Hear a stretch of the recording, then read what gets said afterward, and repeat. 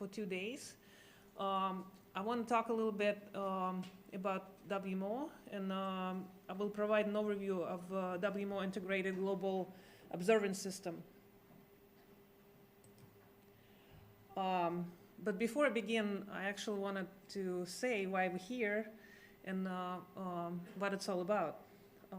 The reason why we're here is because we need to straighten our understanding why spectrum matters for weather, water, and climate and other applications. And of course, the Deputy Director General just said about our road to the WRC 27. So we wanted to share WMO priorities heading to the conference. I also want to highlight the intersection between national meteorological centers and regulators and other scientists and scientific community because of spectrum issues. And of course, support the region in protecting essential frequency bands. We are doing this seminar as part of the series. We already had one in Caribbean, we had another one in Central Asia, and we had in Asia. So this is one of the series of workshops. And again, thank you for coming. I'm really glad so many of you could make it here. Of course, if you know a little bit about WMO, we're United Nations specialized agency and authority voice on weather and climate and water issues. We're headquartered in Geneva, Switzerland, where we have several regional representative offices. And of course, here in Abu Dhabi, we have regional training center here. So we have 193 members of states or countries, 2 technical commissions, 1 research board, and of course, it covers all 6 regions. They're slightly different than ITU regions, but still we have obviously 193 countries represented. And our vision is by 2030, we'll see a world where all nations, especially the most vulnerable, are most resilient to social, economical consequences of extreme weather, climate, water, and other environmental events. Of course, being here in Asia, you probably felt it for the past few years. The world is getting warmer, and this is just the average mean surface temperature for the period from 2017 to 2021. It was one of the warmest on records, and of course, for the past 3 years, actually, it was even warmer than that. So, in every year from 2017 to 2021, it shows actually some Arctic ice extent that it's melting there too. Of course, you probably know about social economical impacts of extreme weather, climate, and water by WMO region. And if you see here, the region 2 or Asia region experience the high level of extreme temperatures and the number of natural disasters, and of course associated deaths with that has been the highest. Basically, between 1970 and 21, the 31% of global disasters occurred here in region 2 in Asia. And of course, the extreme events, this is a report based on emergency events database. In 23, a total of 79 disasters associated with hydromet hazard event were here in Asia. And of course, the reported hazard events resulted in over 2,000 or more fatalities, which 60% were associated with flooding, 15% with storm overall, and 9 million people were directly affected. Of course, you can see some other climate reports, more recent ones for the last year. We have links on that on the WMO site, but some of them are actually pretty alarming, especially some regional state of climate and state of the global climate in 24 and 25. Of course, you probably heard about the initiative from United Nations. This is the early warning for all initiative that has been announced by the UN Secretary General back in 22. So we're actually on the finish line for that, but it supports many sustainable development goals, but it's not a standalone program. Basically, the goal is by 27 to have the early warning systems for a lot of hazards. And of course, when really short timeline for that, because it's already 26. But I wanted to say that it's based on 4 pillars, and WMO is responsible for pillar 2, for detection, observation, monitoring, analysis, and forecasting of hazards. We basically ensuring that all countries have a robust forecast and monitoring system. And of course, as we can imagine, you probably heard this phrase that weather doesn't have borders. And one of the essential things for WMO, we're diplomats. We don't fly any satellites. We don't produce any meteorological data, but we're responsible for data exchange because, as you know, some countries don't speak to each other, for example, and so our goal is to share data. And WMO had a resolution approved several years ago that now we're trying to implement. But another thing, if you don't have infrastructure, you can't receive the data, for example. It's meaningless in a way. But the reason why I wanted to talk to you is because, again, just to recap why spectrum matters here. Again, as I said, mentioned that Asia remains the most disaster-hit region globally, and with heat waves, typhoons, rising extremes, and of course the rising dependency on Earth's observation, and that includes the satellite, radars, profilers, and there's a greater need for resilient telecommunication pathway for warnings. As I said, if you don't have infrastructure to receive the data, it's meaningless. If data doesn't go to models on a timely manner, again, it doesn't mean anything. So a little bit about the space program. I only have 3 people in the space program, and majority of work is done by experts who are volunteering their time from our members. And we're responsible for 5 areas. One of them is integrated space-based observation system. I'm going to talk about that in a little bit. The other thing is important is availability of and use of satellite data and products. Again, we want to make sure that our members know what data is available and how to use it. Capacity building and user engagement. That's one of the reasons some of you were invited here, I think. We really want you to share your experiences, but we also want to share our expertise. Space weather coordination falls into the program, and of course the coordination and use of radio frequency spectrum. It's the core topic for today, and that's why I'm here. As I mentioned, without infrastructure, things doesn't mean anything. So WMO has a global infrastructure, and it has 3 components. One of them is WMO Integrated Global Observance System. It provides high-quality, standardized observations, and basically, this is what. The how is the WMO information system. You probably heard about GTS, but now we transition into WIS 2.0. This is how we're going to exchange data, and it's again quintessential of what WMO does. And a third component is WMO Integrated Processing and Prediction System, or WIPS. It's a worldwide network that coordinates member capacities to prepare and forecast products that's available to all members. So this is basically our numerical weather prediction centers that share their model outputs and things like that. Of course, I want to talk about what the WMO Integrated Observance System is, and of course it's our foundational activities that addressing all observing needs of weather, climate, water, and environmental services. If you see on the schematics here, it includes both surface and space-based observations, from radars to ship observations to meteorological stations to, the Earth-observing satellites.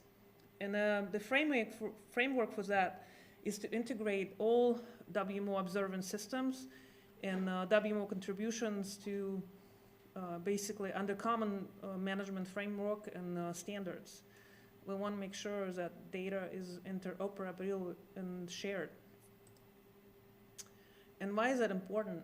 As I mentioned earlier, the global numerical weather prediction is foundational capability for weather forecasting and climate reanalysis.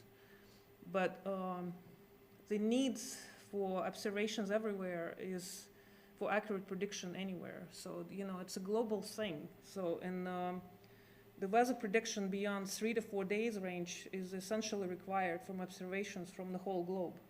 And none of the countries have all the data. So it's why we have to have data from other countries. And WMO is the only organization with a mechanism to provide this observation. So because like I said, we're diplomats and we can talk to anybody and we can coordinate the exchange of data and inclusion. You'll hear more from our colleagues from ECMWF Center about weather prediction. I'm not an expert here, but I know without data, the models, even with AI and machine learning, are hungry for data. It doesn't matter, you know, so you will hear more a little bit on that. But I wanted to say is that, why is that important? We facilitate worldwide cooperation because you can see here the meteorological value chain. Observation is just the first part. Then it goes to processing, prediction, services, and then goes to decision making. And that's important because of disasters and because of weather phenomena. So if spectrum is degraded at observation or data transmission stage, the entire chain is compromised. So this links to the region needs, the monsoon and flood forecasting, haze monitoring, aviation, and marine forecasting. So as you can see here, it starts with observations, but it goes to the whole chain. And again, I want to emphasize the exchange of data and information and products, because this is only first link to the whole, before it goes to the service delivery, dissemination, communications, and decision making. Again, just to summarize why radio frequency spectrum is so critical, because of all the remote sensing that's going on from satellite to radars, data transmission, again, and I want to remind everybody the spectrum is increasingly congested and in high commercial demand. It's like a resource that is limited. And of course, if we have degraded observations, degraded forecasts will be there, and there is increased risk for bad forecasts. So, and of course, satellites and radars need specific frequencies, and so it all links to possibility of degraded forecast in the end. Since I'm talking about VIGAS and infrastructure, we're not sitting still. We're actually researching what's going to happen and beyond 2040. So we have a publication on WMO. This is our vision. It's basically a snapshot what would potentially happen in 2040, but we're already updating the document because you can see in here the technology is not stopping. There are so many things happening, especially in space arena, new sensors, new technologies. So we're looking into updating this document for 2040. But if you're curious, just search for 2040 and see what's there. Because a lot of nations using this is, you know, the sort of document that shows them where we're heading. And I've been told that it's actually is used as advisory sort of for approving new satellite programs in certain countries. But it was adopted by Congress in 2019, but we're now working on an updated version that will be what would happen in 2050. And of course, we cannot predict the future, but we can anticipate a few things. So what would happen with surface and space observations in that time frame? And of course, why, again, just to quickly summarize why we're doing this, because there are significant changes, and I mentioned because of technology evolution and the new platforms, and AI, of course, you know, we want to include that, what would happen.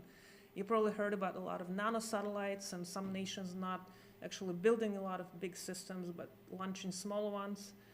And again, role of commercial sector will be playing there too. There are a lot of commercial companies that are launching satellites and they're actually being bought by several space agencies. And of course, we want to talk about evolution of observation values. The social economical value, what would be the link between the life and property and damages associated with some of the things that are happening around the world. And of course, by 2050, I'm projecting that the diversity, the number of users of Earth observing satellite observations and surface observations will increase significantly, again, thanks to governments, industries, and research institutions and individuals. So again, my many thanks for our hosts for their great hospitality and organization of this workshop. It wouldn't happen without them. I want to thank you all again for coming here and joining us.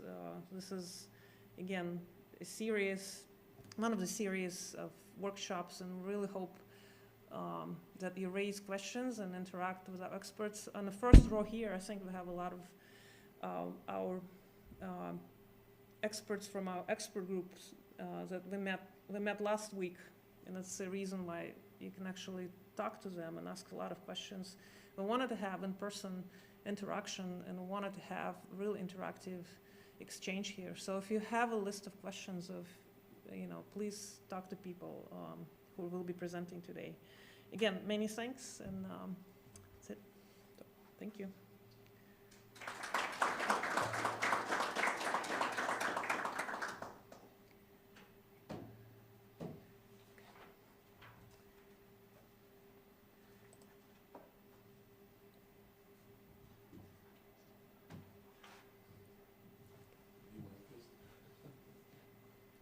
Just a minute.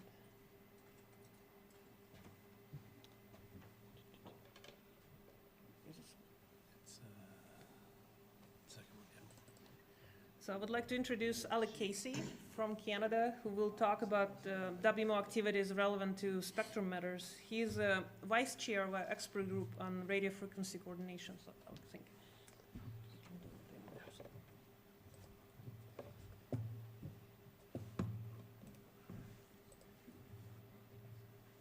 Thanks, Natalia, and thanks to Mr. Ali Zidi for the wonderful introductions and great setup for the discussion today.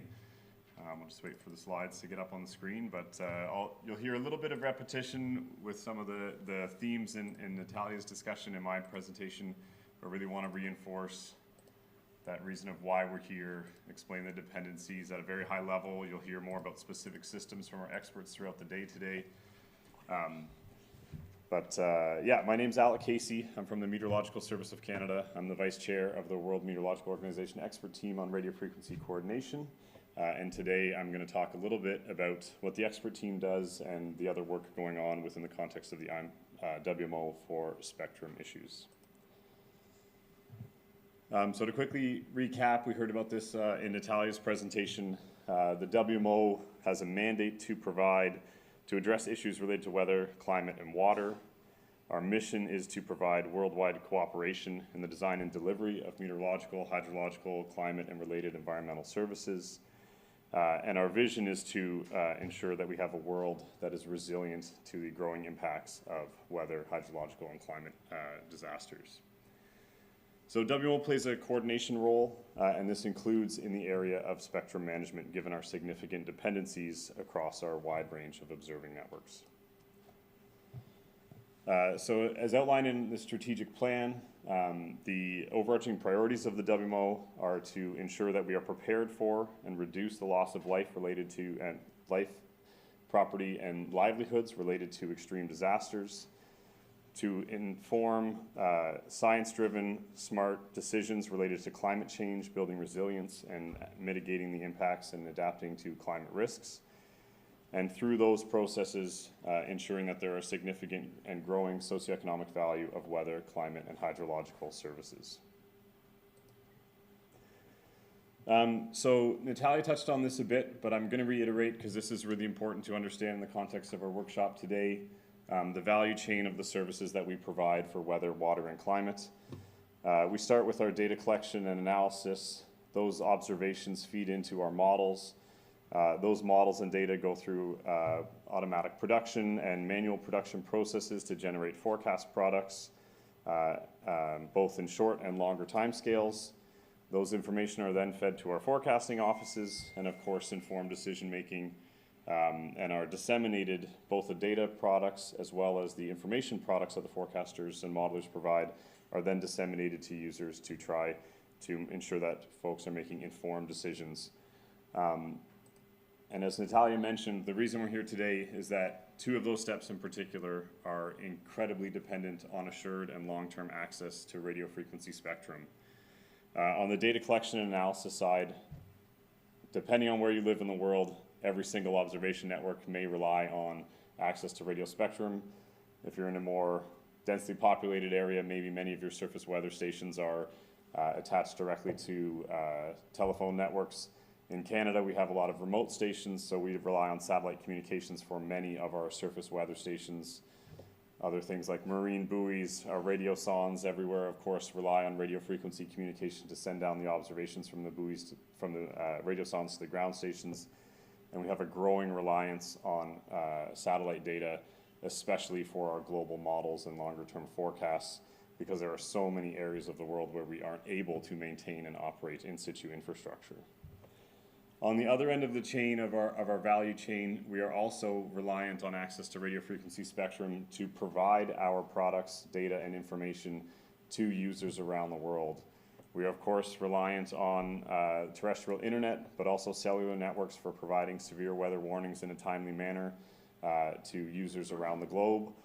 And often there are satellite-based redistribution services as well, especially in countries with more fragile infrastructure.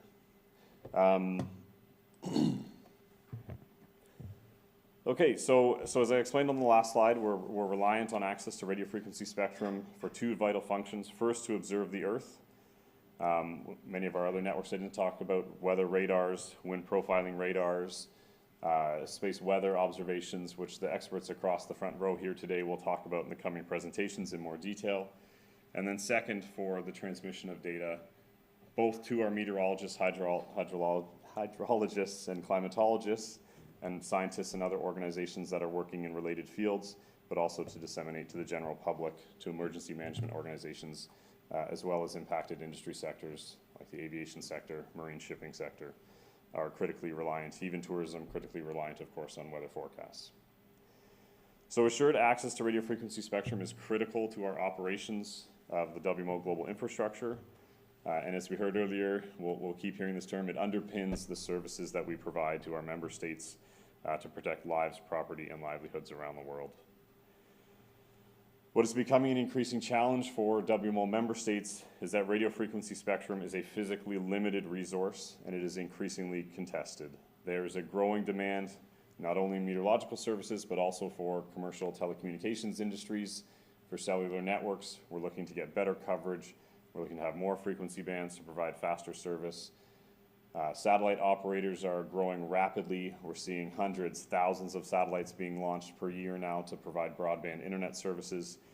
And all of those services rely on radio frequency spectrum. So trying to find a balance that provides not only economic growth, but also protecting the public good and the safety of people's lives and property is essential.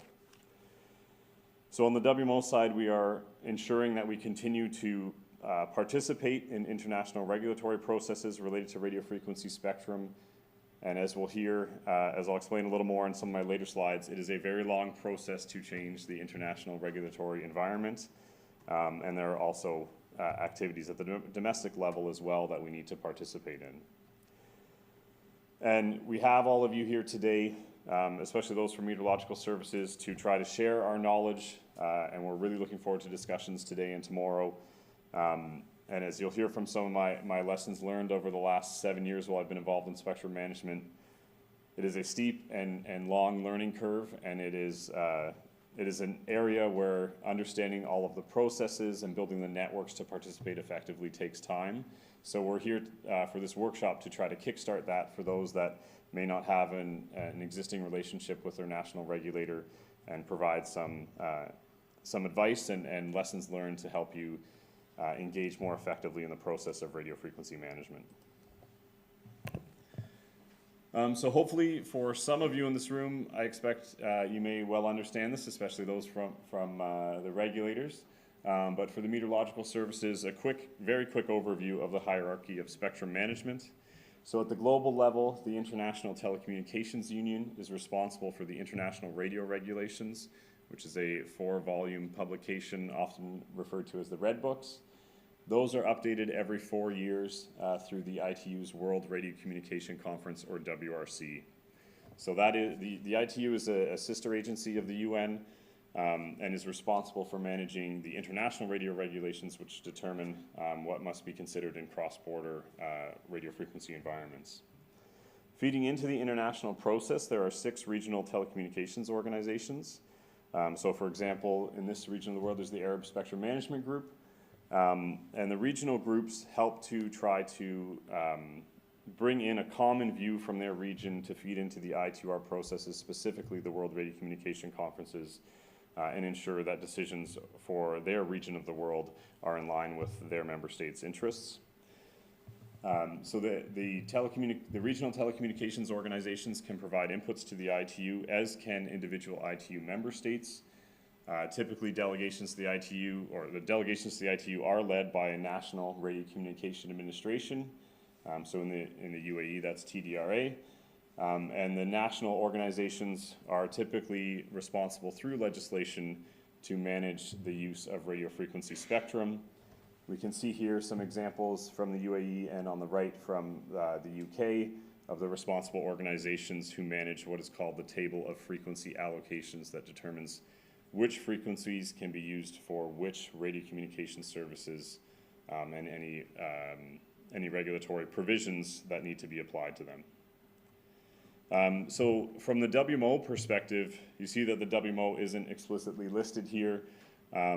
The WMO engages in this process both through members of National Meteorological and Hydrological Services feeding into the national processes. It is really the individual countries that have power and influence within the regional groups and at the ITUR.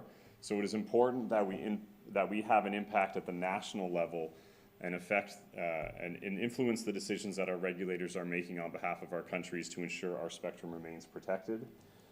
The WMO is also, I'm blanking on the word right now, but we have a kind of guest status with the ITU, and we can provide contributions to the ITU through the ITU's Secretary General. And we'll talk more, I'll be talking in detail tomorrow, but I'll talk a little bit today about the position paper that the WMO prepares through our expert team on radio frequency coordination, which is submitted as an input to a WRC, so that there's broad awareness around the globe of the importance of spectrum for meteorology. So in terms of the WMO response and activities, in order to safeguard radio frequency spectrum, it is important that WMO member states engage their national regulatory authorities for radio communications and actively participate in their domestic, regional, and international processes. So for example, myself as a member of the Meteorological Service of Canada, our national regulator is Innovation, Science and Economic Development Canada. So I participate in our domestic proceedings that provide comments on consultations where proposed changes are made to the Canadian regulations. And I participate in our preparatory processes both for ITUR study groups, which we'll talk about, I'm sure we'll hear more about from Vadim, as well as our preparations for the WRC and for our regional telecommunications organization known as CTEL. So while I am not at those meetings speaking on behalf of Canada, I'm part of the delegations and informing our regulator where there are issues that are of importance to the Meteorological Service of Canada. So our expert team on radio frequency coordination, the primary purpose of this expert team is to develop the WMO position paper on the forthcoming World Radio Communication Conference's agenda. That position paper is updated annually at ETRFC meetings, so we spent the majority of our time last week here in Abu Dhabi working on our revisions to that paper, and we distribute that position paper both to the ITUR working parties as well as WMO permanent representatives and the national focal points on radio frequency coordination and others as appropriate to enhance awareness of the WMO position. We also, a few years ago, established the national focal points for radio frequency matters, and so I'm very pleased to see we have quite a few of you here today. And the purpose of this was really, we have found that there are only a select few countries that are heavily involved in spectrum management, especially at the international ITU level, in terms of participants from meteorological services. And so we're looking to enhance the capabilities of national meteorological and hydrological services in addressing radio frequency issues. We want to encourage you to participate both in your domestic processes, ensure your regulator is informed of the WMO position, so that when countries arrive at the WRC and are working towards making decisions for the long-term changes in the regulations around radio frequency spectrum, that they are aware of our needs and uses of radio spectrum. And we are also looking to foster development of new experts in the field of spectrum management.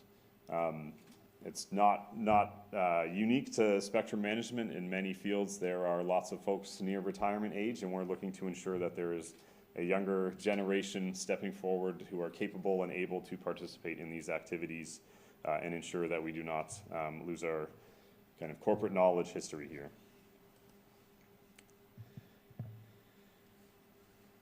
So the next couple slides are really directed towards the national focal points here. So providing a few very high-level pieces of advice here in terms of how to engage in spectrum management. The first step for the national focal points is to ensure that you understand throughout your national meteorological and hydrological services what are the radio frequency dependencies that you have. How many of your networks are reliant on radio frequencies? Again, we'll hear about the different types of observing networks through the week this week. And one thing that's important to understand there is that often, even within our own meteorological services, I will sometimes go to a user or an operator of a specific network and ask them if they have RF dependencies. And they may say, no, we don't. We use this satellite communication service, and they don't even realize that that is a radio frequency dependency, that does rely on radio waves to transmit the data from our marine buoys to a satellite and back down to the ground for their use in near real time.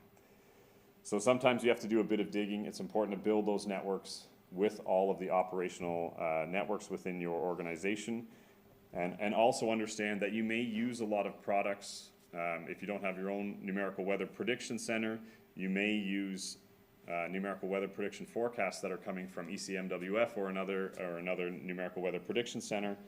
And those models are heavily dependent on data that relies on radio frequency spectrum, especially Earth observation satellites.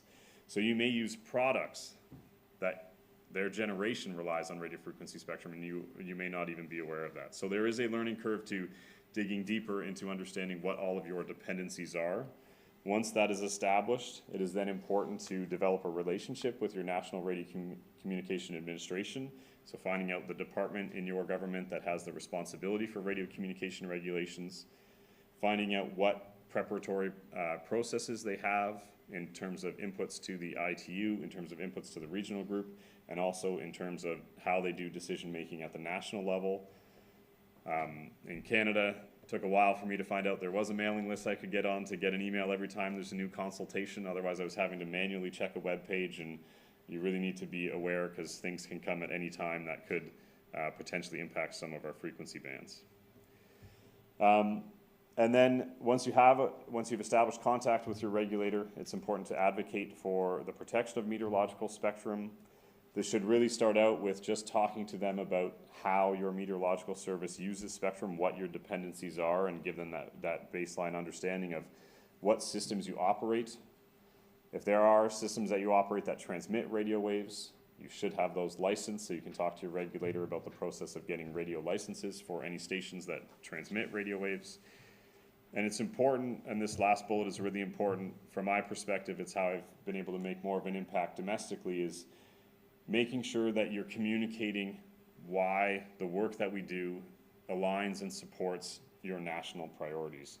Whether that has to do with sustainable development, whether that has to do with disaster risk reduction, whether that has to do with climate change mitigation and adaptation. Find those policy triggers that will get the regulator to listen and make sure that they understand how the spectrum we need access to, why we need to keep access to that spectrum in order to provide those public good benefits.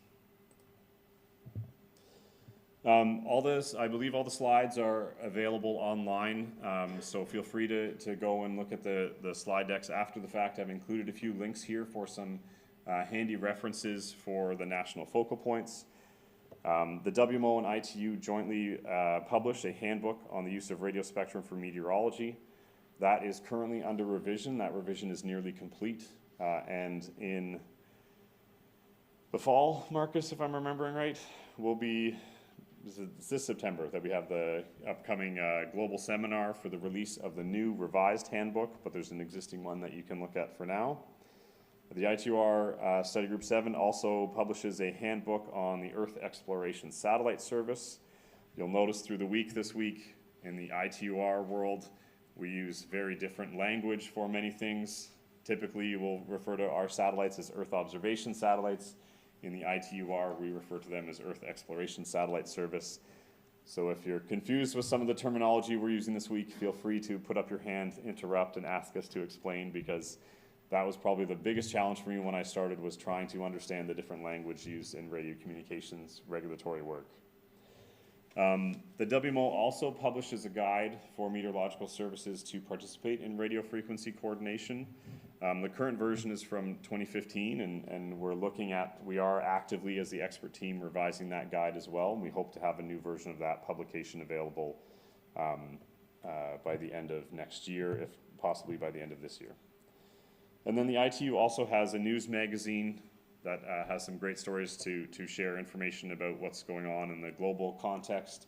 And there are a few recent editions, one just in advance of the WRC 19 conference, one just in advance of the WRC 23 conference, that in particular have a lot of great articles, many written by experts here in the front row, on these same topics of why spectrum matters and specific past agenda items that were of importance to the WMO.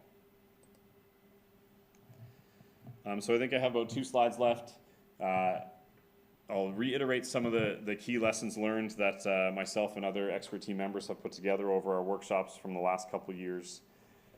It's important to understand spectrum management has a steep and long learning curve. It is something that will take time and persistence in order to make an impact.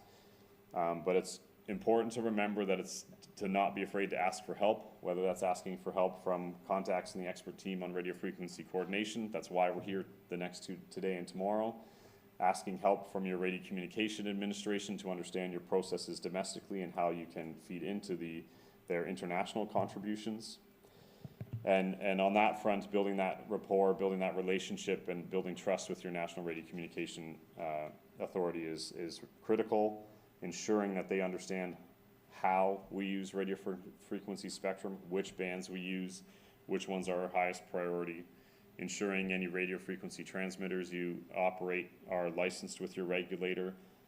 Once they're licensed, your regulator will have them in their database and will know that you operate in those bands. So if they're ever considering a potential change in a band, they will know that you're a stakeholder, they should engage in that process. And again, finding ways to communicate in clear language what we do and why it's important for the citizens of your country, so that your regulator can take that information in, along with the inputs they get from other stakeholders, to make decisions in the best public interest of your country. I'll also share that radio frequency matters can be complex, both in terms of the regulatory process, but also in terms of situations where if you're observing interference. On the Canadian side, we had a satellite receiving station that was receiving interference, and it took many, many months to resolve. Sometimes they can be the most unexpected sources of interference. We thought it might have been a change related to which bands were used for cell phone networks. Turned out to be the new cell phone networks were causing energy into a nearby antenna that we had shut down years and years ago, but apparently was still receiving power. That new energy going into the front end filter of that antenna was then going into the mixer and being rebroadcast unintentionally at very low power levels out of the antenna, causing interference on our other antenna that we use to operationally receive data from a geostationary satellite. As soon as we unplugged the old antenna, the interference went away immediately. But it took us months of work with engineers trying to find out where that source came from. So engaging early, asking for help. We got help from our engineering department. We got help from our regulator. We hired an outside contractor to help resolve that issue. They are challenging, but they are also issues can be challenging, but they're also incredibly, you feel incredibly great when you resolve those issues. The last thing I'll highlight is implementing redundancy and succession planning. Often meteorological services will, I'll say at best, have one person, usually only part of someone's time in terms of someone dedicated to spectrum management. But it's important, as I've explained, that it's a long learning curve to understand this process. It's important to have succession planning in mind, so that when someone retires, that corporate knowledge isn't lost. So my last slide, the demand for spectrum continues to grow, and that means the risk of radio frequency interference to the bands that we use as national meteorological and hydrological services also continuing to grow. World Radio Communication Conference's many agenda items present risks for our services, but others present opportunities.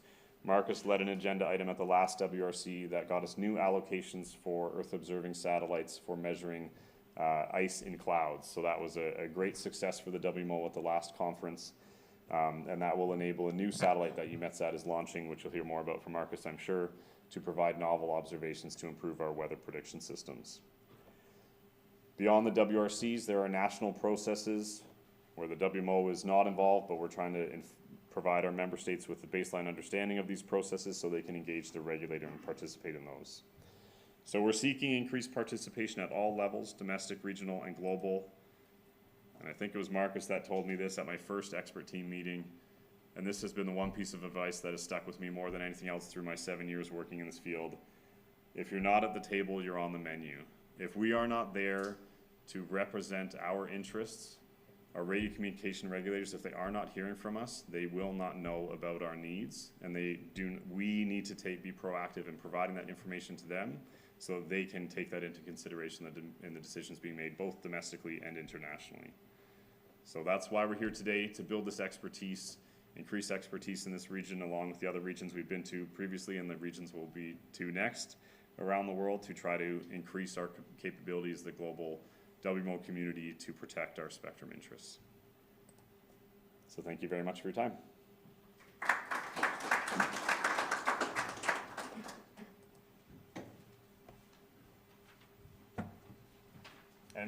And please don't hesitate to come up and ask any of us in the break if you have any questions and would like to discuss further. Thank you.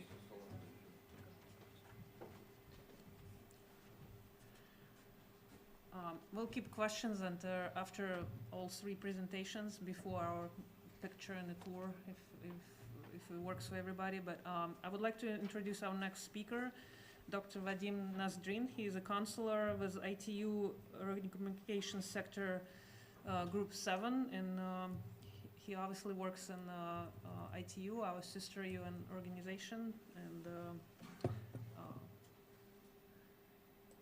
he's going to talk about ITU activities related to meteorology.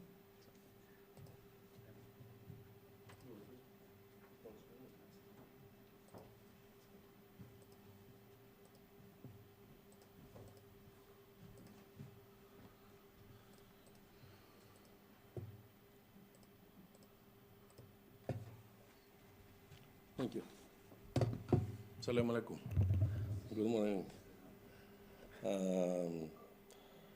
Unfortunately, Natalia skipped my political speech because she said that we have no time. So I will dive immediately to the business. Yes, my name is Vadim Nazdrin, and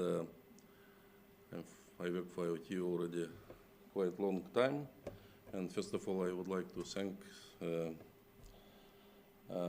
National Center of Meteorology and President of WMO for hosting this meeting, of course, and of course I want to join thanks of Natalia to all delegates. And this is actually our joint training program which we started 2 years ago, and it's a 5th meeting. So we had already meeting for Caribbean, for APT, for Russian-speaking countries. And what is the main idea, I believe? That we aim to challenge two prevailing opinions. So for meteorologists, usually when you speak about spectrum, they said nobody will take our spectrum. It's completely wrong. And second opinion for spectrum manager, quite often people said, we don't have meteorological satellites, so we don't care. So this is why we have this two days training, just to inform you that both these opinions, they are not actually true. And about questions, it's very important to say that, as usual, we have competition between you participants. So if you want to get a very interesting souvenir from ITU, you have to ask questions. And the best participant will be prized.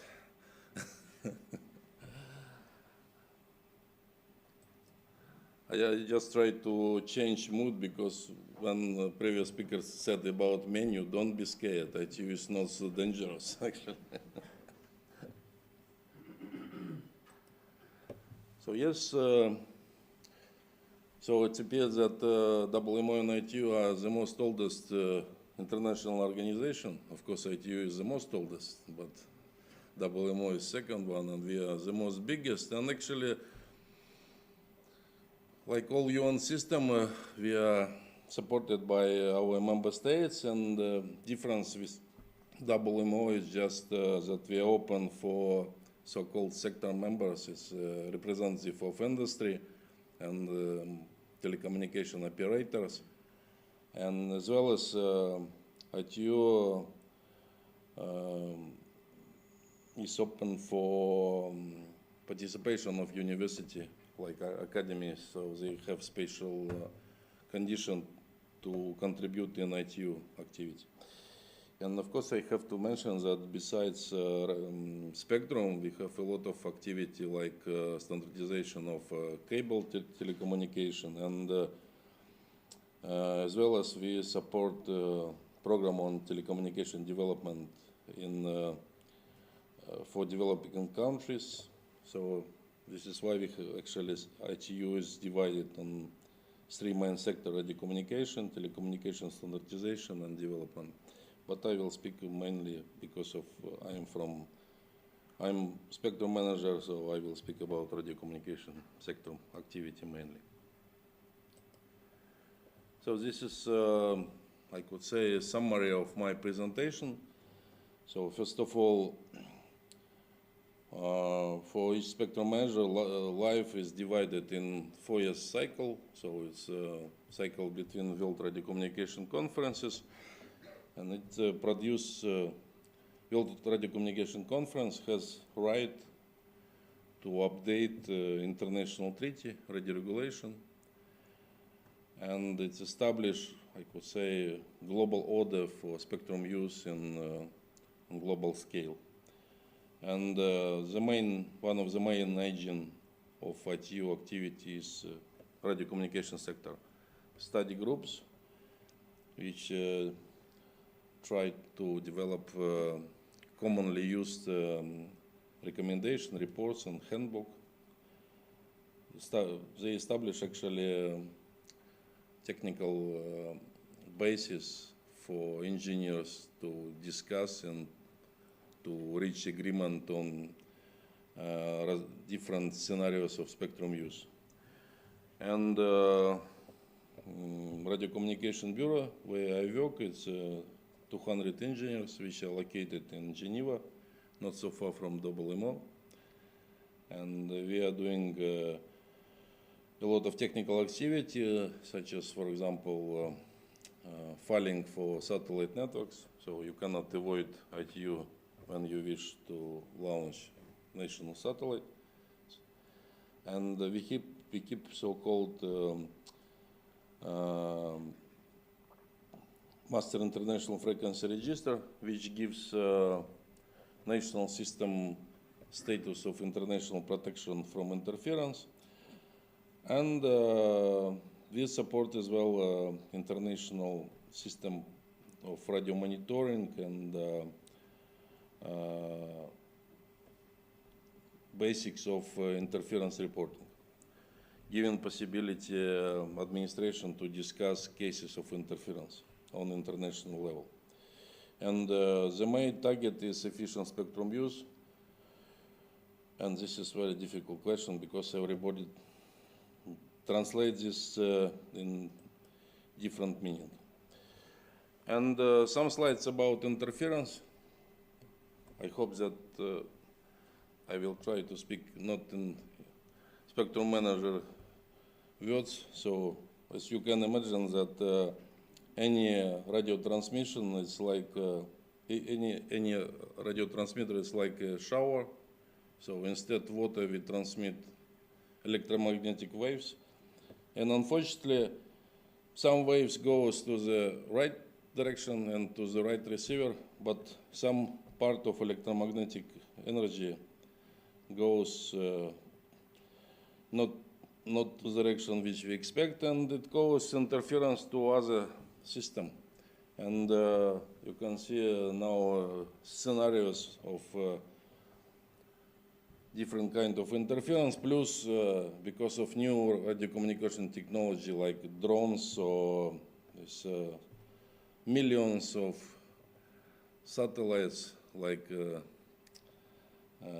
for broadband. So we have more and more scenarios of interference or conditions for spectrum sharing getting more and more complicated. And so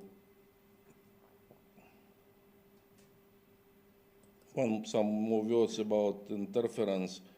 I don't want to impress you by these formulas, but I want to more focus on the picture. So I was really enchanted so that I found some basics of radio communication in Quran, actually, because what we call protection ratio, you can call it like al-mizan. So if you pass al-mizan, in such case, al-fasad appears, and this is exactly basics of radio communication.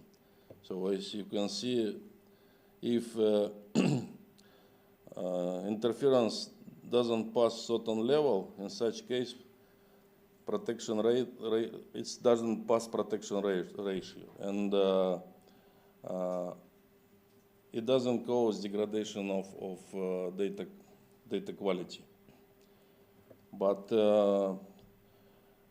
as you can see in certain scenarios, when protection ratio, like here is indicated, is in red, when the level of interference is so high, too high, in such case, data which you receive will be damaged, and actually potential use of this data can be quite questionable.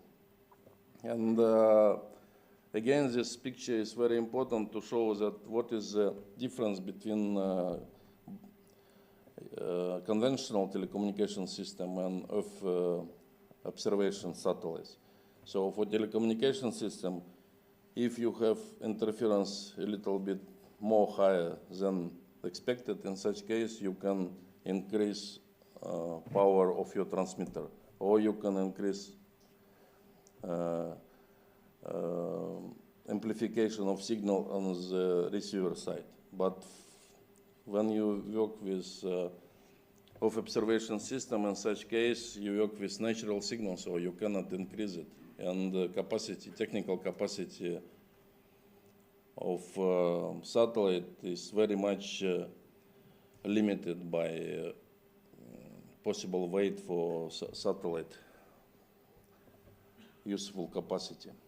So this is why it's a question to protect Earth observation satellite and meteorological service from satellite from interference is so important.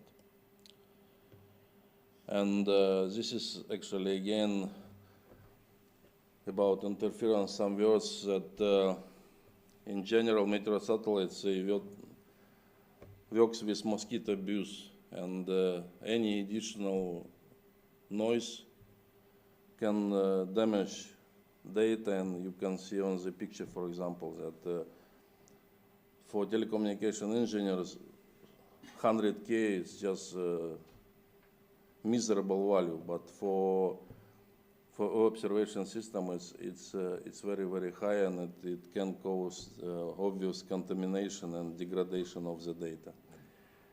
But it's general trends. It's not only for meteorological satellite service or for meteorological services, but for all radio communication system. The problem is that the spectrum is already overloaded, and more and more technologies that they try to find access to the spectrum use, but in many cases, many ranges are already occupied, and we have such trends like for new technologies, they have to pay latecomer costs, so it means that it's increasing of capex, of opex, and so it's raise uncertainty of investment. And in such situation, we have more and more cases about ignoring of radio regulation requirements and resulting in interference.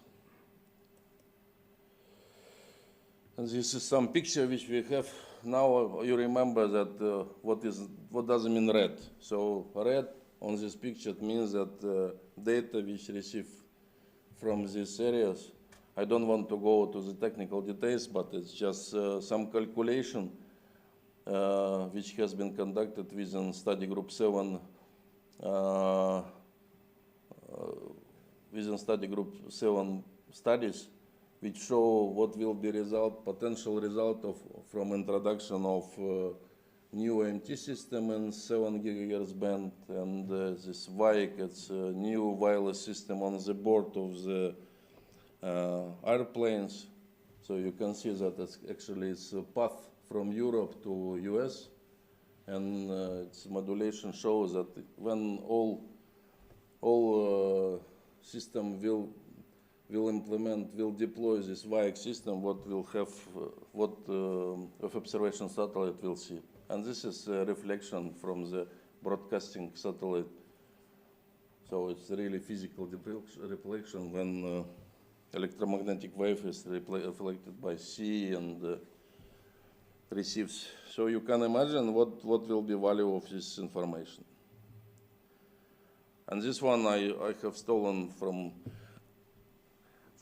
previous next speaker, so I don't want to go into detail because they will speak about this. But this is a difference actually. It shows this is picture without satellite data, and this is with satellite data. And you can see, I don't need to explain what can be consensus of this prediction without satellite. But as I have said, Dave, I don't want to steal from him his business. And this is our radio communication Bible for volumes of radio regulation. And this is, first of all, is I believe one of the mandatory international treaty, which is really mandatory for all member states. And the main idea is to develop procedure, technical procedure and regulatory procedure to avoid interference worldwide. And the main part of radio regulation is allocation table, which shows which frequency is allocated to which service, and it includes some technical limitation and operational measures which allow to avoid interference, and principles of international coordination procedures, especially for satellites. And from one perspective, it's technical book because it provides a basis for international spectrum sharing, for roaming. But from another point of view, it's I could say it's like a roadmap for investor. So based on radio regulations, they know where to invest and to develop appropriate equipment, new technology. What is important for us, for you, for Meteorological Society, is radio regulation. It has special provision which provide protection of passive bands. So passive bands which are used for passive sensing, so for controlling of natural emissions.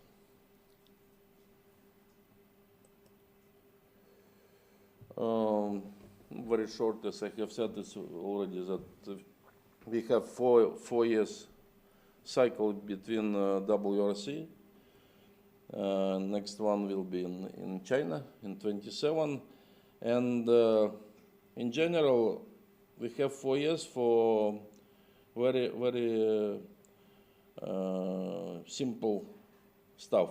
So we have our picture of the use of the spectrum worldwide based on the recommendation, reports, and radio regulation. And then we have technical parameters of new system. And based on the study, our study groups try to find what is a possible way for possible frequency range where new system can be introduced. And so we are now at the end of study period. So in October we have to finish everything, and it gives administration possible scenarios to address agenda item of the next WRC.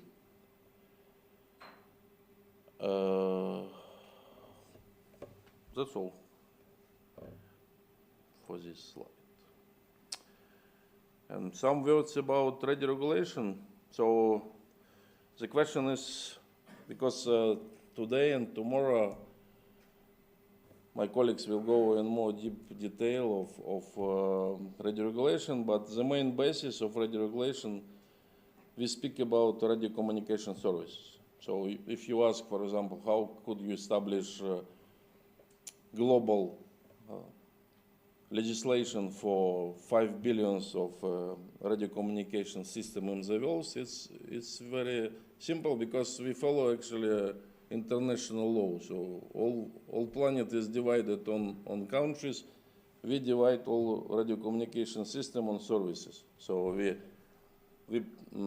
establish like umbrella with certain technical parameters, and if system is under umbrella of these technical parameters, so we apply in such case appropriate radio communication service. So all radio communication systems are divided on 41 radio communication services, and actually when we calculate possible sharing or coexistence of different new and old system, we base not only technical parameters of particular system, but we have reference parameters for radio communication service. And the results you see, it's like small extract from radio regulation. It's a table which gives you some common general understanding what is allocation table. So it's for the band 402, 403. I made this example just to show that this band is allocated for meteorological aids and meteorological satellite service, which can be what is concerned of your concern. And what is important, again, my colleague will repeat many times, that what is important is we have provision 534 340, actually which defined specific frequency band which are protected from any artificial emissions worldwide. And all this, as you can imagine, all these emissions are heavily used by meteorological satellites and of exploration satellites.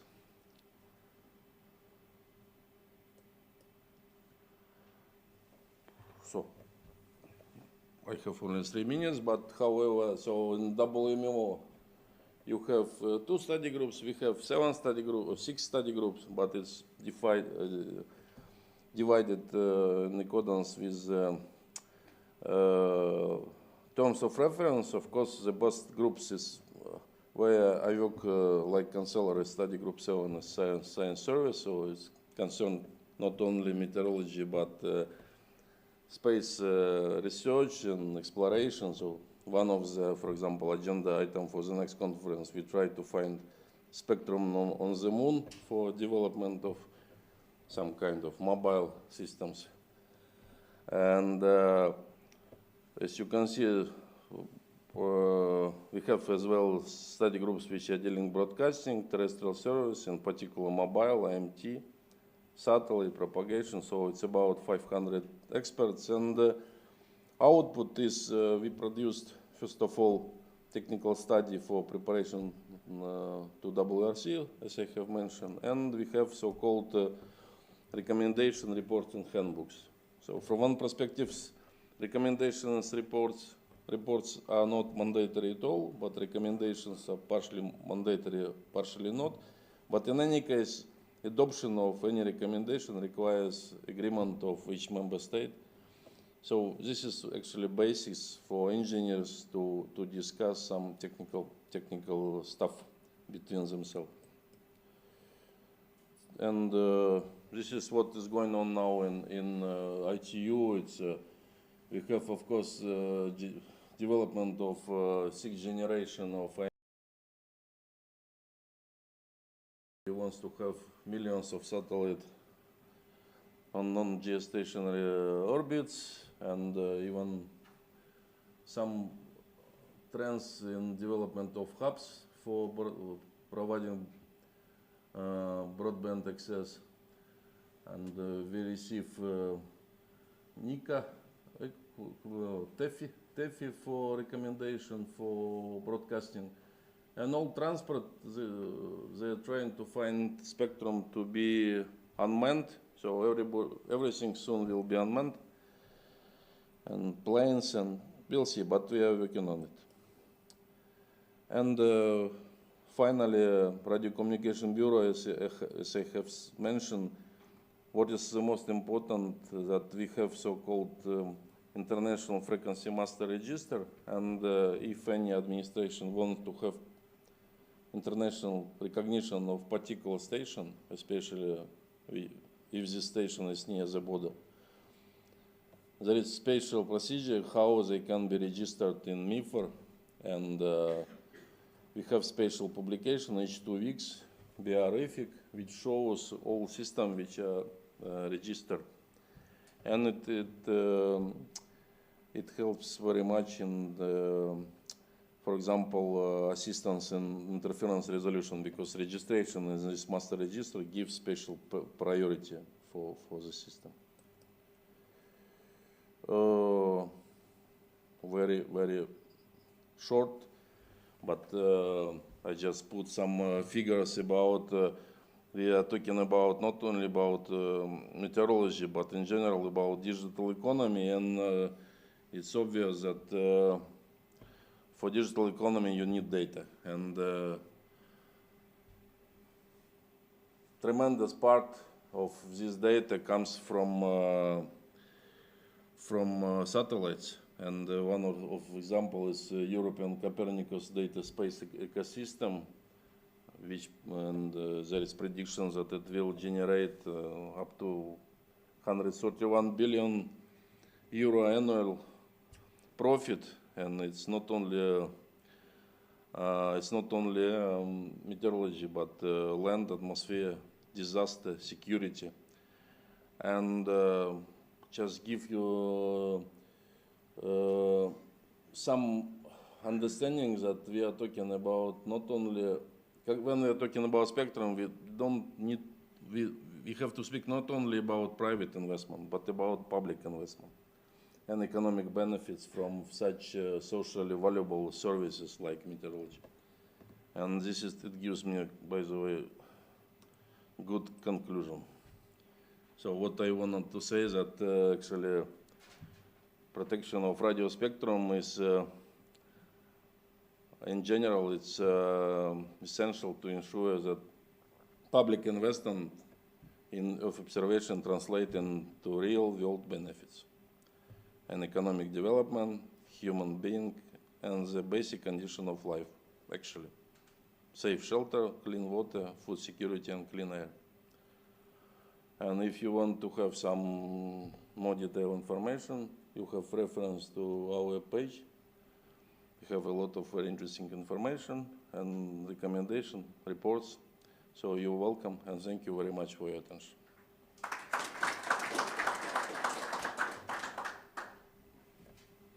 Thank you, Vadim. We don't have time for questions right now, but I'm hoping we'll have more time on the next session. But we'll now break for group picture and a tour of the facilities. So I think we can go outside this room, and we'll be guided to the place or take a picture. So again, thank you. Thank you for all the speakers. Thank you. Thank you.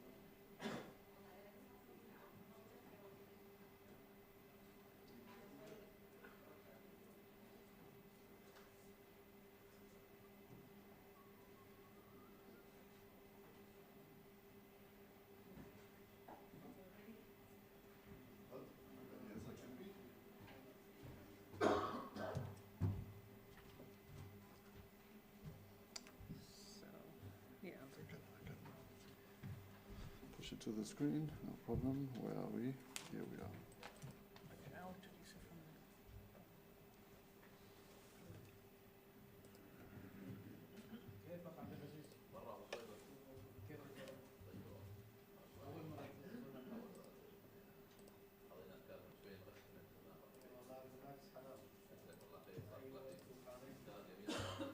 You can put it full screen for me.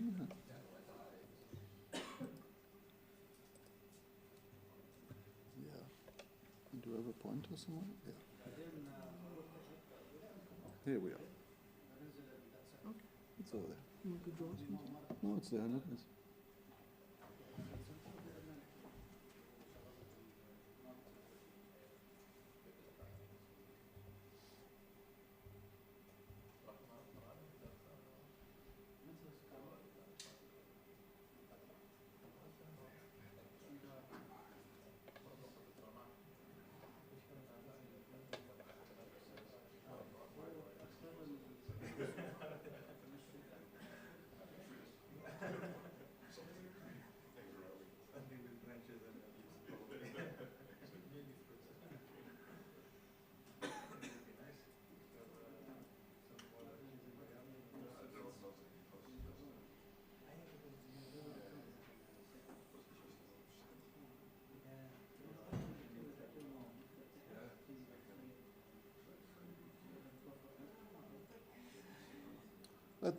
Let's wait until the people are back.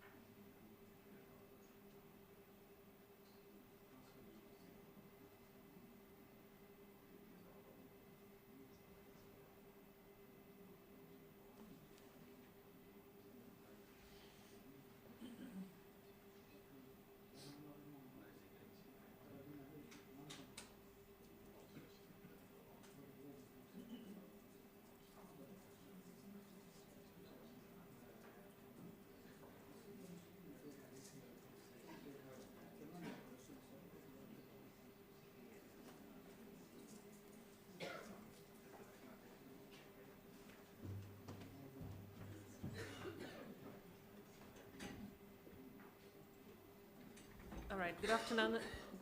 It's still morning. Good morning. So we're going to continue our next session regarding the radio technologies of Earth's observations, and I hope you enjoy the show. But without further ado, I want to introduce Markus Dries from European Organization for the Exploitation of Meteorological Satellites, so EUMETSAT. He's also chair of ITUR Study Group 7. Please. Thank you very much, Natalia. Yeah, I have a problem. How can I compete with what we just saw? How can I attract your interest at all after what we have just been experiencing? This 3D weather cloud seeding that took away my breath. I need to get back to my organization, tell my director general that we need one of these devices. That's extremely impressive. And of course, the dome was quite impressive as well, of course. And I'm very grateful for the presentation that was given to us on what kind of services that you are developing and offering to your population here. And me as a member of EUMETSAT, I'm very grateful that we can contribute to your services by providing you with the satellite data. And that brings me to my presentation. What you see here on the screen is what you can download directly from our EUMETSAT webpage. You can go there and extract whatever kind of satellite data you want on a daily basis on whatever channel of the instruments on board you want to acquire. And here I took the example, which is an unfortunately negative one, where it did not need any cloud seeding. It is the 18th of December last year, and it's an image of the Meteosat third generation from the evening 2100 hours on the 18th of December, when there was the reported biggest rainfall rate in the UAE, from what I got from the internet, unfortunately. And that's a bit what you saw, and I took Abu Dhabi in the middle of the spot as we are here, just to relate to the country where we currently are. Thank you.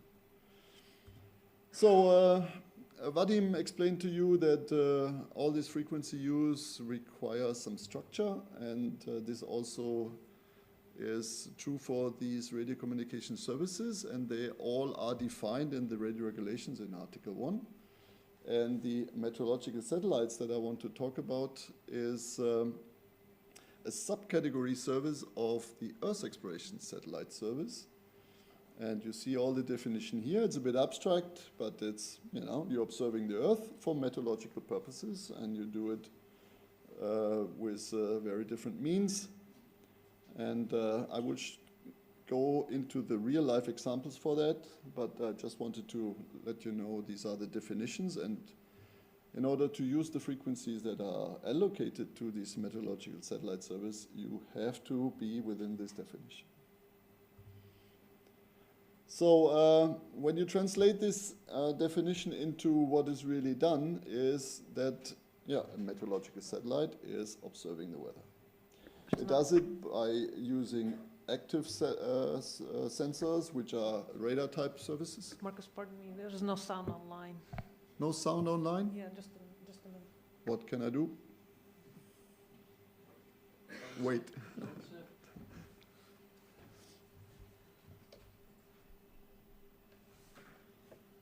The mic is working. Should be working. Hello, hello, hello. Can you hear me online? Yes? Shall I get closer to the microphone a bit? So you do it by means of all sorts of instruments, whether it's on GSO or non-geostationary satellites. You do it either by active sensors, doing kind of radar type emissions, or passive sensors, which just take the natural emissions out of the atmosphere and the ground in different frequency ranges. And here, particularly when it's related to the radio regulations and the potential interference from other radio communication sources, we're talking about the microwave passive sensing activities. And in addition to that, we have something like, it's called data collection platform systems. There are little instruments on the ground connected to a transmitter, which can do basic meteorological service parameters like temperature, humidity, wind, and these kind of characteristics. They can be terrestrial, on aircrafts, on buoys, maritime-based. And those transmit up their signals, and they will be collected on the satellite, retransmitted to the ground, and then be provided to the users. These are the basic services. And then, of course, you have to distribute the data to the users. This can be done directly via the satellite or by other means, but I will get to that in a minute. Talking about the passive sensors, the next presentation of Jan will go with you deeply into this issue. These are very, very sensitive instruments which basically measure the noise in the atmosphere, which is much more sensitive than any telecommunications transmissions and receivers, and thus they are very, very sensitive to interference. And as you see on these two graphs on the left side, those emissions, they appear on certain frequencies which cannot be altered. So you find absorption peaks and valleys in the atmosphere, which you have to then observe in order to get some sensible measurements out of it. And there's no chance of going somewhere else. And to account for that, As Vadim described, we have this one particular footnote in the radio regulations. It's the footnote 5.340, where all emissions are prohibited. Although you might not have anything to do with this because you are only the user of the data, but please be ensured that those resources are most valuable, and whenever you want to support helping protecting those, make sure that your NRA is taking care of those frequency bands. So 5.340, please remember that. And when you want to have a reward of Vadim's gift at the end, you better remember this footnote. That's important. So here also the ITU is not only defining what the service category is, but they are also developing recommendation in order to guide the users of the spectrum on how to best do it. And there's a very ancient recommendation from '94, which described the basic way architecture of a METSAT system. It looks pretty basic, and I do not want to go over this very busy slide. I will show you the real-life example for this on the next slide on how we do it. On the left-hand side is the architecture of all the most common METSAT systems, GSO on the top right side, the non-GSO on the bottom right side, and then on the left side is the alternative way of transmitting the data, which you are all using, which is the UMIDcast or GeoNetcast in the framework of WMO. So what is key to the METSAT system? First of all, the METSAT operator like us, we need to telemetry and command the satellite. We are doing this in S-band. This is a frequency resource which is very key in order to ensure that the satellite is operational and healthy. And then the transmission of the data, they go down in particular frequency bands. I will show you a list later on. Then they can be processed on ground, retransmitted to the satellite, and distributed to the users. But this on a GSO is not done anymore in most cases. We are using alternative means like UMIDcast. But for the non-geostationary satellites, which I will explain to you in a bit what is specific to them, they have a service which is called direct readout. It's a broadcast directly to the users in L and X band, which will be interesting tomorrow when we discuss the WRC issues, so that you can extract the data directly from the satellites for your purposes. For the geostationary satellite and all the many products of any meteorological and Earth observation satellite, all these products are on UMIDcast, which you in this region use C-band for, where you have your C-band reception station and you get all these data via there. Then I explained to you these data collection platforms. This is a service that some countries are using extremely because it's valuable for them because of the topology of their country to have platforms scattered around the country to use them for these basic measurements like humidity, temperature, and so on. You can roll them out over the country and have a kind of network for these basic measurements. Active and passive sensors, as I explained. On top of that, we have some additional services like search and rescue function via the COSPA-SARSAT. That's in L-band. There are particular frequencies which are protected for these COSPA-SARSAT for saving life on ships when there are some rescue issues. And then we are also using some GPS signals for radio occultation purposes on non-geostationary meteorological satellites. So this is the basic concept. For you as a user, it is the orange part where you have your GeoNetcast stations. For you here, it's via the UMIDcast service. You're pointing to 8 degrees west for the Eutelsat service and get your data from there. So and here is an overview on the frequencies that the METSAT system can use. It's the space operation service. It's all for the health of the satellite and the operation of the satellite. In the middle, it's the Earth exploration satellite service, which is the overarching category. And below that, we have the METSAT, which has some additional bands to use for. I will not go into much detail on the frequencies.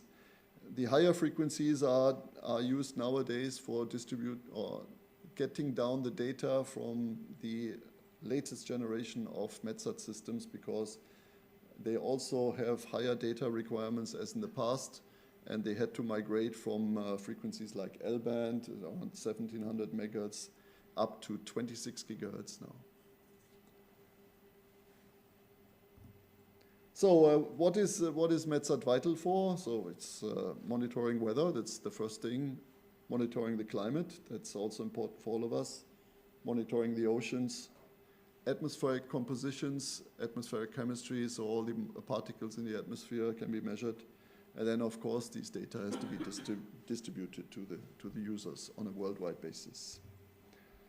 So what is particular of a METSAT vis-a-vis an Earth exploration satellite system, this is a 24/7 service.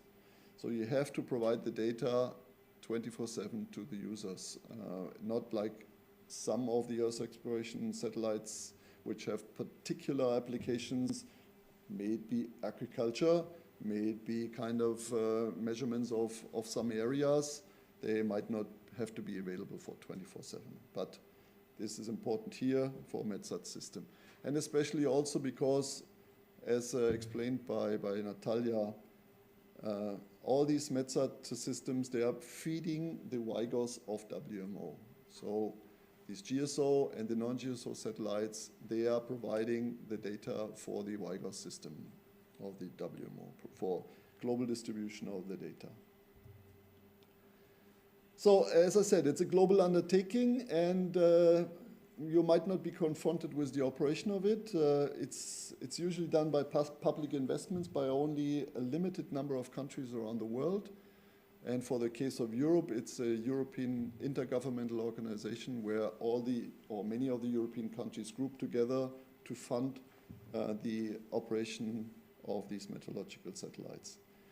And as it's public funding, the satellites are operated and the data go back without any profit to the users. But not only to the users of those countries that operate the satellite system, but they go globally via the WIGOS system to everybody. For you, it's basically the UMIDcast way of receiving the data in most cases, but there are also other means of receiving the data. What can also be said is that what I explained with regard to the passive sensing, which is one component of receiving data from the atmosphere, is that the weather services are the heaviest user of this information. And I'll show you some impressive examples afterwards. And with this huge amount of data, you need some computer weather models where ECMWF, we have Steve English with us, who can explain us later a bit more about that. They developed the numerical weather prediction model data and products for us to use. Otherwise, we would be incapable of extracting the relevant information out of the huge amount of data that we are receiving. So, and how important is weather data from satellites? When you look at this, the red curve, imagine that is the real weather. So, and the blue curve is what you can estimate the weather for when you just have terrestrial sources of weather forecasting.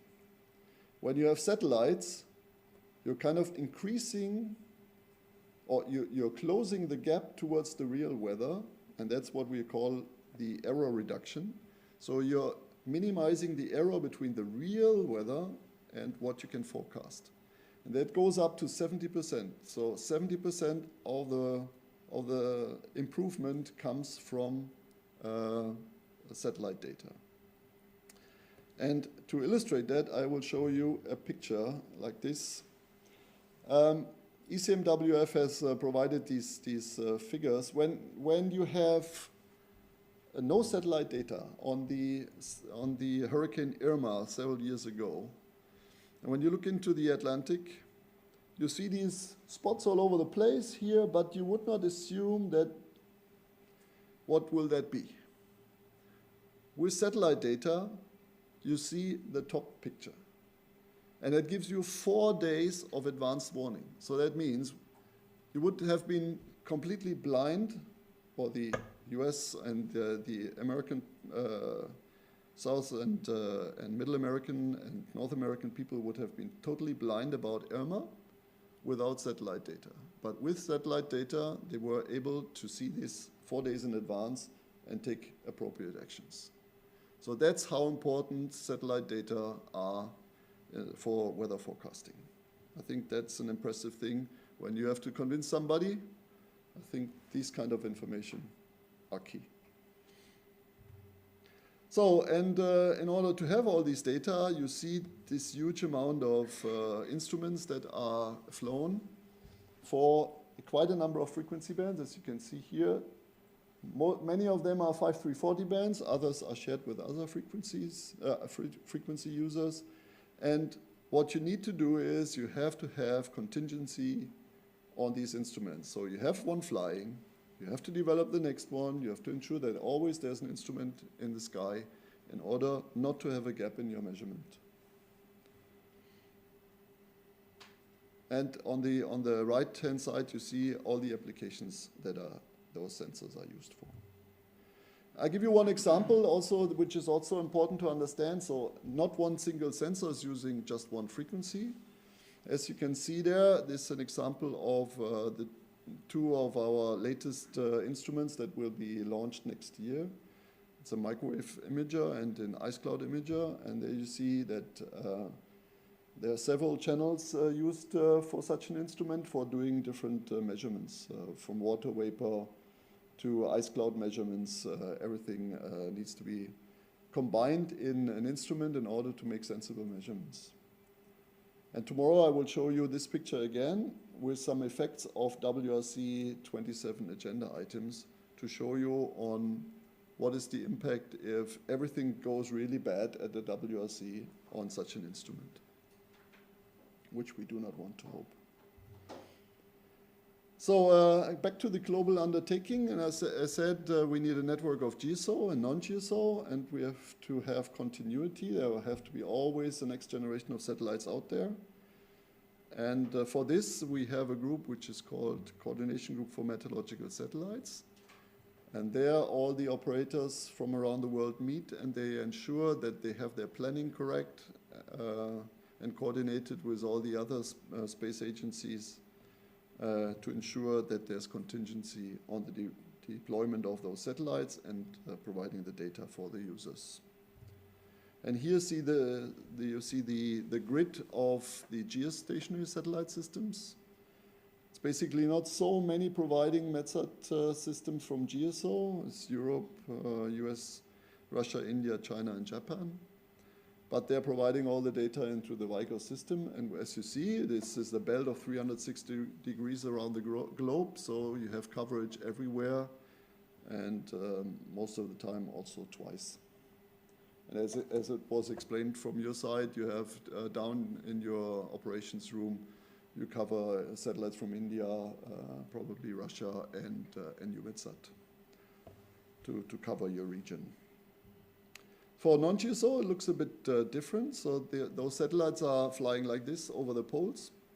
The Earth is rotating, and a satellite reaches the pole something like 14 times a day, but only twice a day over a particular region. That means you cannot have forecast data on a quarterly hour basis. That's what you have to provide with the GSO, which is stationary all the time over an area. But for the non-geostationary, you have some kind of climate monitoring because you're covering with one satellite the globe all the time, but in a less frequent manner. So that translates into this kind of picture where you have the geostationary belt covered by the players that I've just listed to you, and a number of non-geostationary satellites which are providing these climate monitoring applications as well. And we have to ensure that there's always enough satellites up there to cover everything. And here the same applies on the instruments. On the left-hand side is what is flown until today, and contingency is provided up to 2050 and beyond on the right-hand side. That's also important to know, that everything is under control. One other component quickly is all the components of the sea needs to be observed in order to ensure that we have all the parameters measured there. We also need contingency, and as you see, it has started only in 1992. But with this graph, you can see that we have a mean sea level rise of 3.3 millimeters per year, which does not sound much, but it accumulates and is not all at every coast the same height. It's the mean over the entire globe. But all the parameters you can measure over sea are very important because they are very important elements for our climate. And that is something which, especially for countries like yours, which are close to seas, is very important to observe. A bit of history. This was the first meteorological satellites on TIROS-1, a NASA satellite which flew 1960 already. They had 2 TV cameras on board, and that's the picture they produced. Not much of weather forecasting possible with this, but that was the start of everything. And EUMETSAT and Europe joined in 1977 with the first Meteosat satellite. Now you're observing Meteosat number 12 down there, and the first satellite of the 3rd generation of Meteosat satellites. So now a bit closer to your countries, and here I have taken from our image library an example of dust that is moving across the Red Sea towards Saudi Arabia, which is a quite common situation for you all the time, and that has some effects on your on the air pollution and the air quality, and that's very important for you to note. And also, as I learned today, it has some impact on the on clouds and on how you can perform cloud seeding and what does it do with the possibilities for raining. So that is when the wind blows towards the east, and this is an example when the dust is traveling over the Atlantic towards even as far as South America.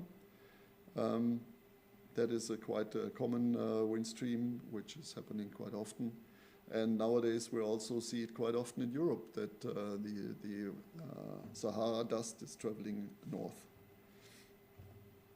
Some application for that. And then back to the, unfortunately, the heavy rain situation that is happening more and more often in this area.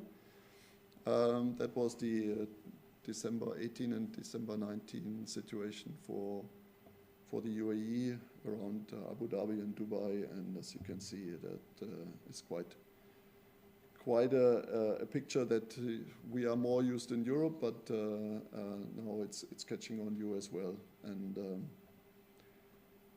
we have experienced it ourselves when we were at WRC 23 in Dubai, where everything was flooded because of heavy rain. That was quite surprising for us to see. And you have to cope with these situations now more and more often in your country, unfortunately. So thank you very much for your attention. I hope I could provide you with some useful information. Thank you. I have a time for question, and I have a gift for somebody who will be active too, like Vadim said.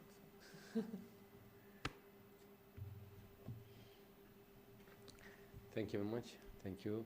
It was very informative presentation. Thank you. And I have only just 2 questions, just only for clarity about the frequency that is being listed in the one of the slide.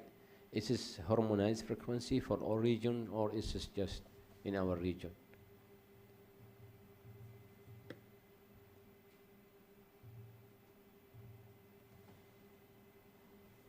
So this, oh, wait a second, can I show it to you? This, you mean? Yes.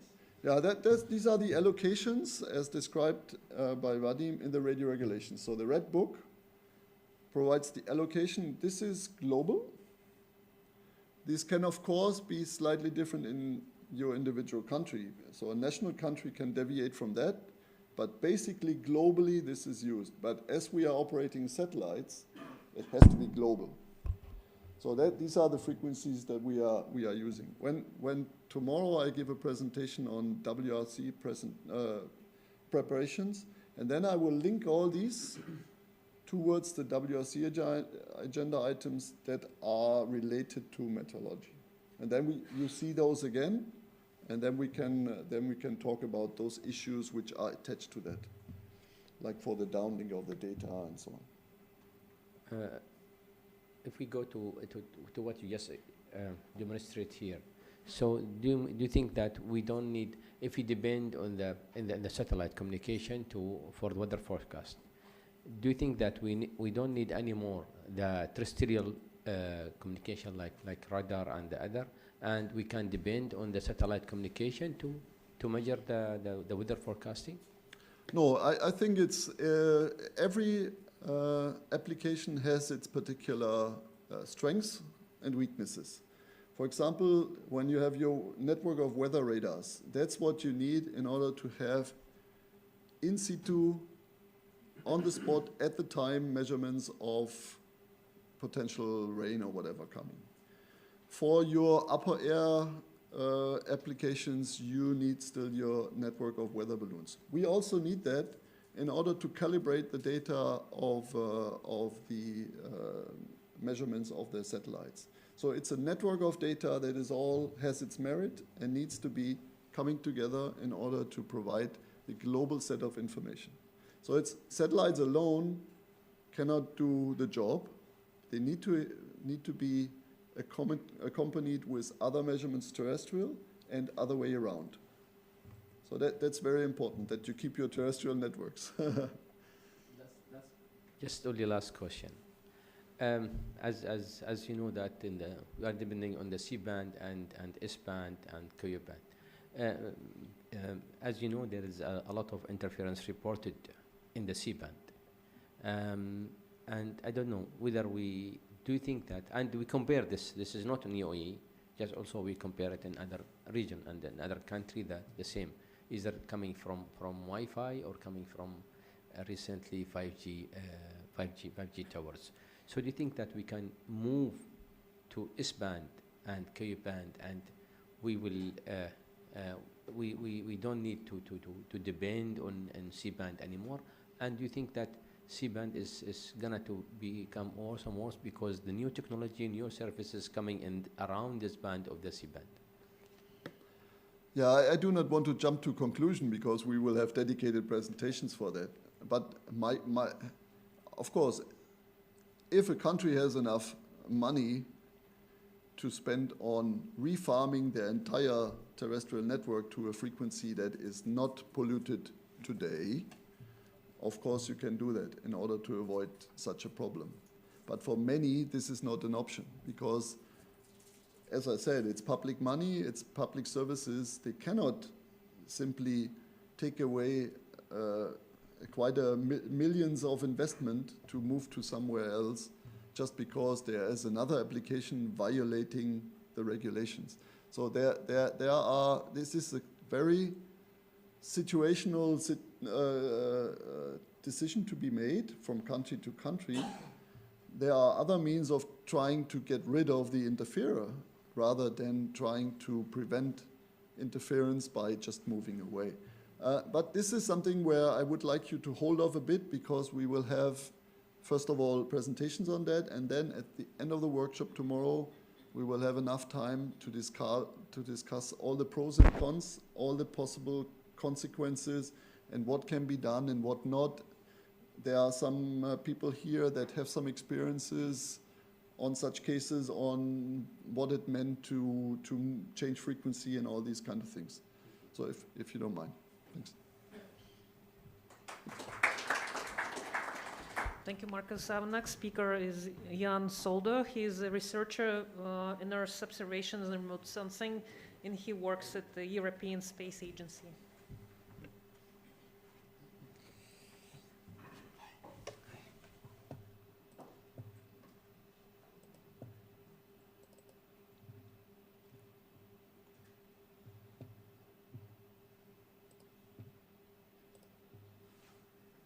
While we're getting ready for the presentation, I just want to encourage our online participants, if you have any questions, you can add them in the chat as well. So, thank you.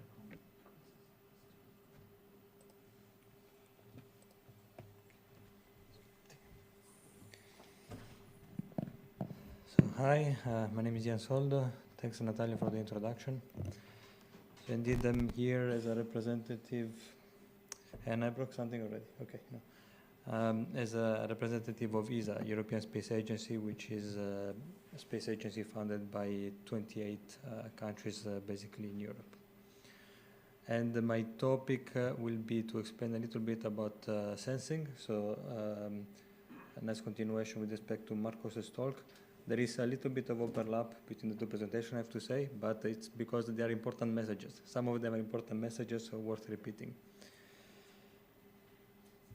Yeah, this is the outline of my talk. I will cover the Earth Exploration Satellite Service and explain a bit about the importance and the applications of this service, with particular focus on disasters. We talked about disaster earlier in the room, particularly about earthquakes and tsunamis, so I was also going to focus a little bit on that. And then on the types of sensors, the frequency they need, and what happens related to RFI.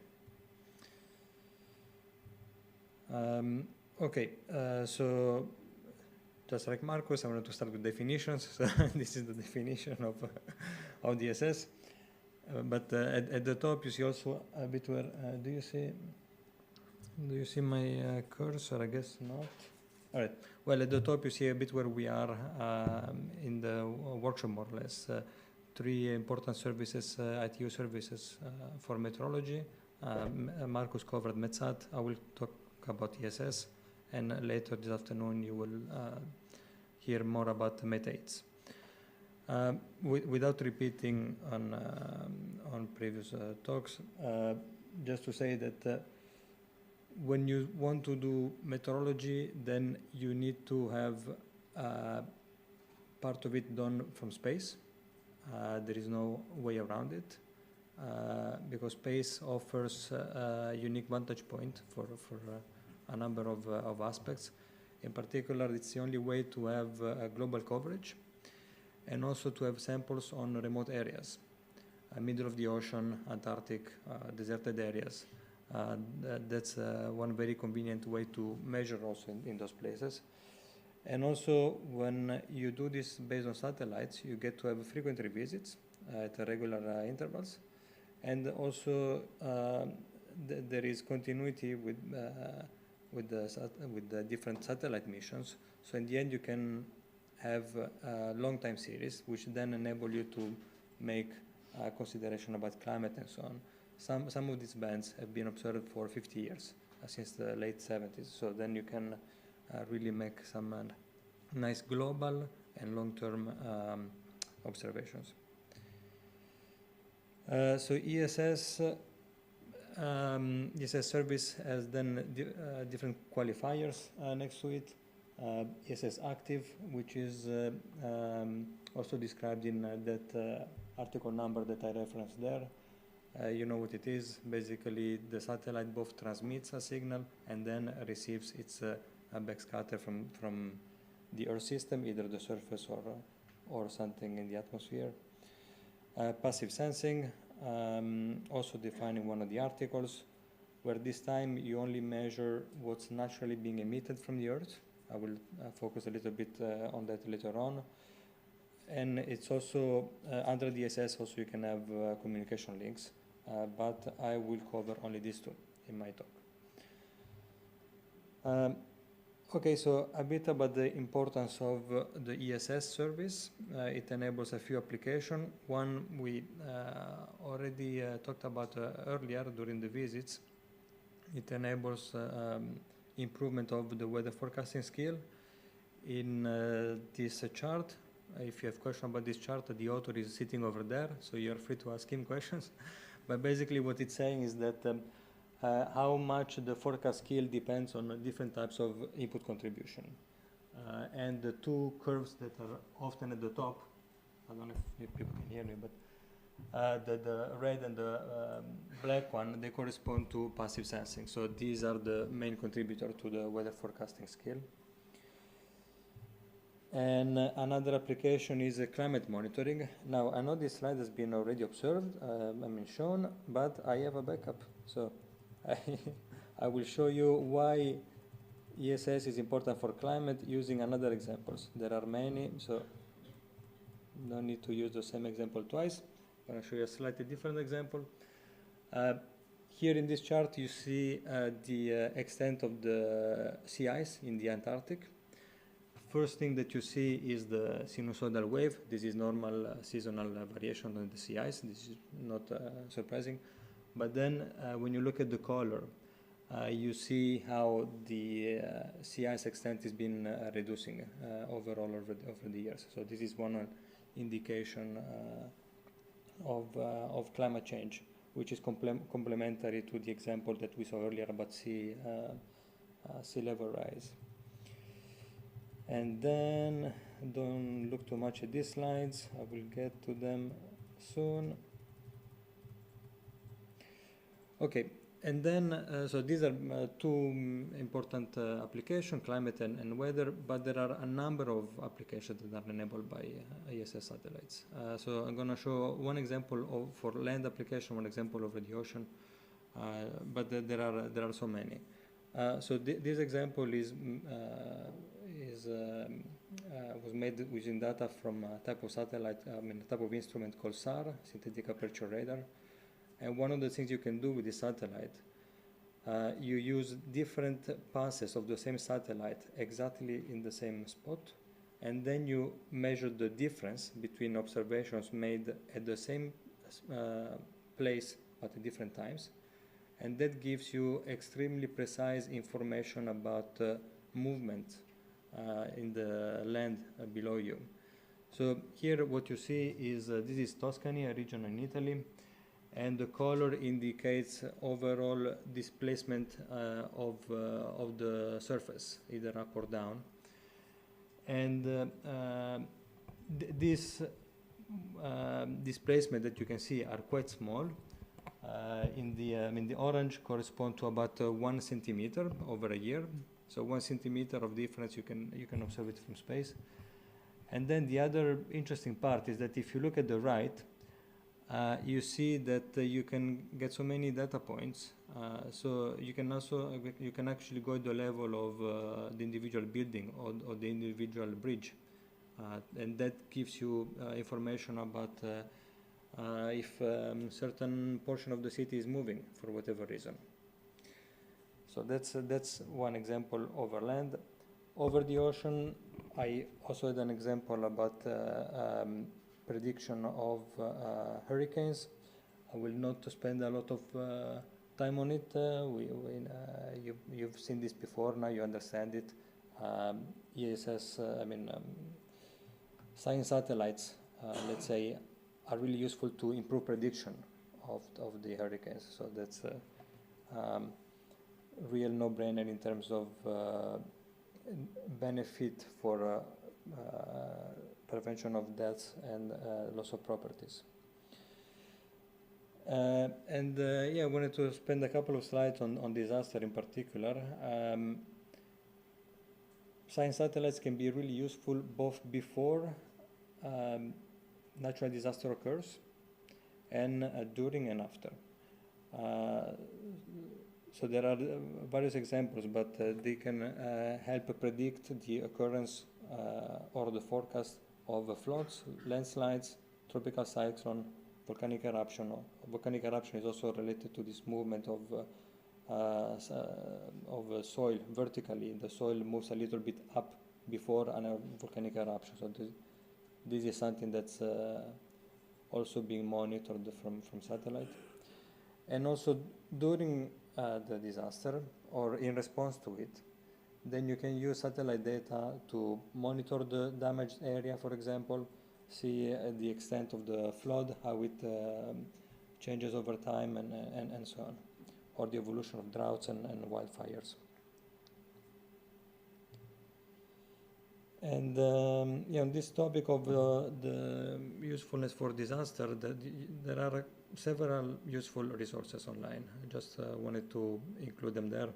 One is a document from ITU, a recommendation, but then you have a few resources that you can use to actually prepare, increase the resilience of your systems to natural disaster, and also get images. So I think I haven't used them so much extensively myself, but this is a good one to get images. I understand this one is very good to prepare, to build the resilience for it. And UNOSAT is also good to then have maps of the damaged area and things like that. And these two are developed in the framework of the UN, so they are also very important resources.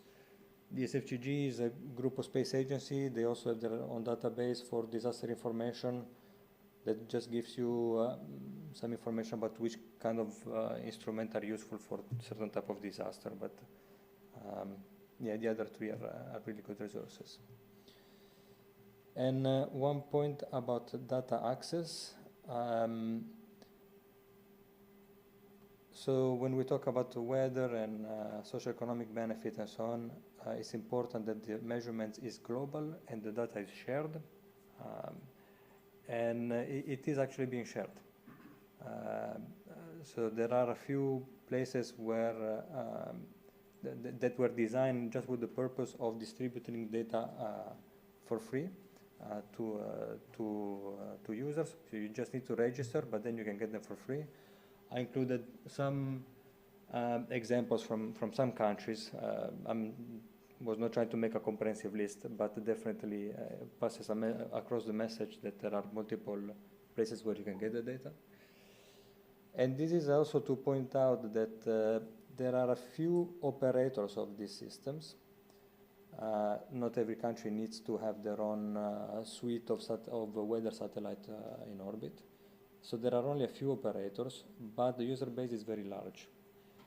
So my agency and other agencies, they put a lot of effort in regulatory discussions to protect the interest of these services, because we are operators and we have somehow a bigger stake into the protection of these services. But when you think of it from a user's point of view, then basically everyone is a user. So data is free, everyone is a user, and hopefully then this message is taken into account into their internal national preparatory processes for a regulatory discussion. Okay, now a little bit more technical information. There are different types of active sensors, depending on what the purpose is, what we want to observe. So more or less going from higher frequency to lower frequency, from left to right. Well, not strictly, that was not the point, but cloud profile radar operate at higher frequency and they so measure clouds, as the name says. Profile precipitation radar, then they try to measure characteristics of precipitation. SAR, I mentioned it before, it's a very versatile instrument. It enables a lot of application, mostly over land, but not only. Also, it allows to observe oil spills in the water when there is an accident with an oil transport in the water. That's a good instrument to get images of the oil spill. Scatterometer are mostly used for looking at the state of the water, so the mostly oceanic observation. Altimeters are very good at determining the height of the surface. So the main applications are ocean level, and also the height of ice sheets. And then we have radar sounders, which have very low frequencies and with a longer wavelength, you can penetrate deeper in the surface. So a typical application of that is to look below the ice sheet, because then you get a reflection of the bedrock below the ice sheet, so you can determine how much ice actually is there.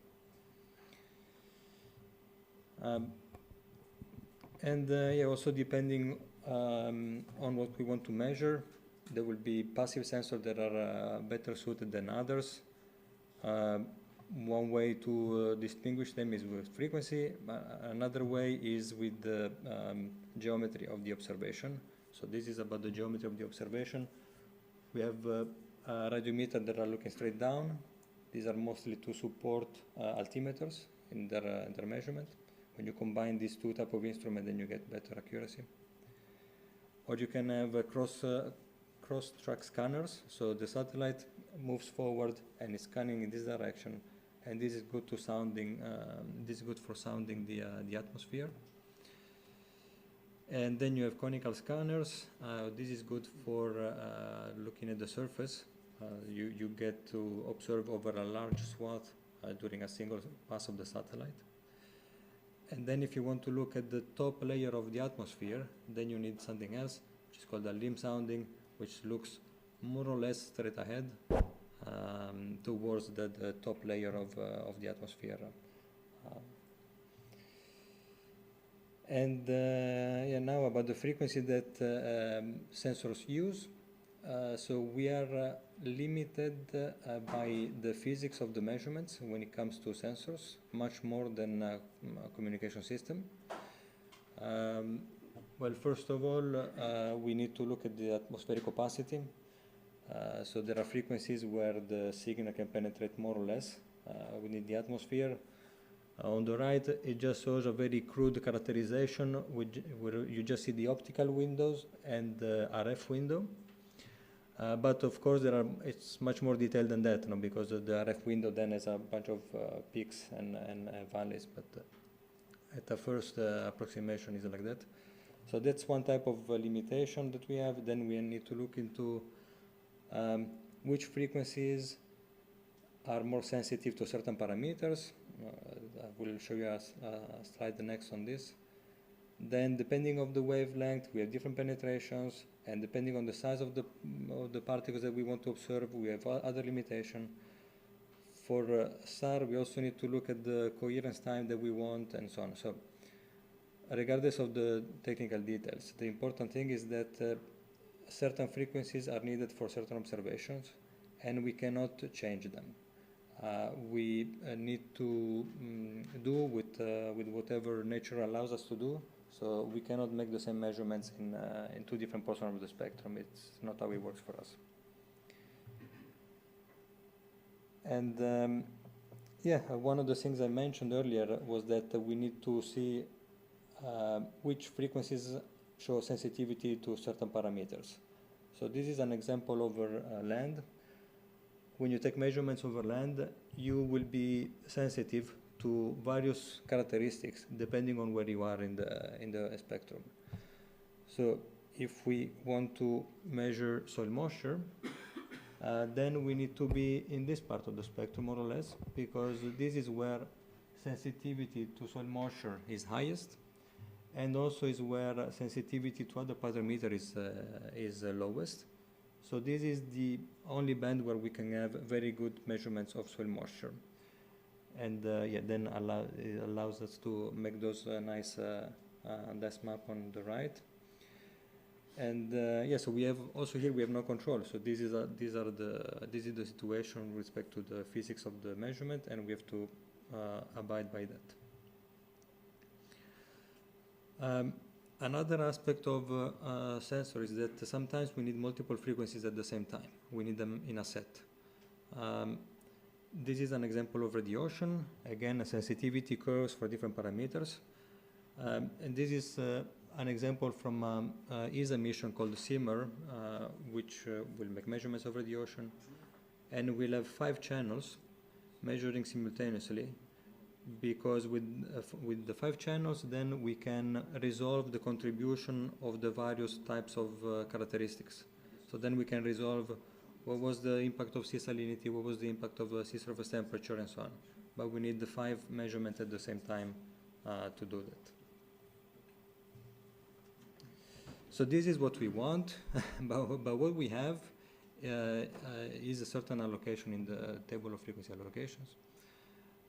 So for active sensing, we have 15 allocations from 40 megahertz to 238 gigahertz.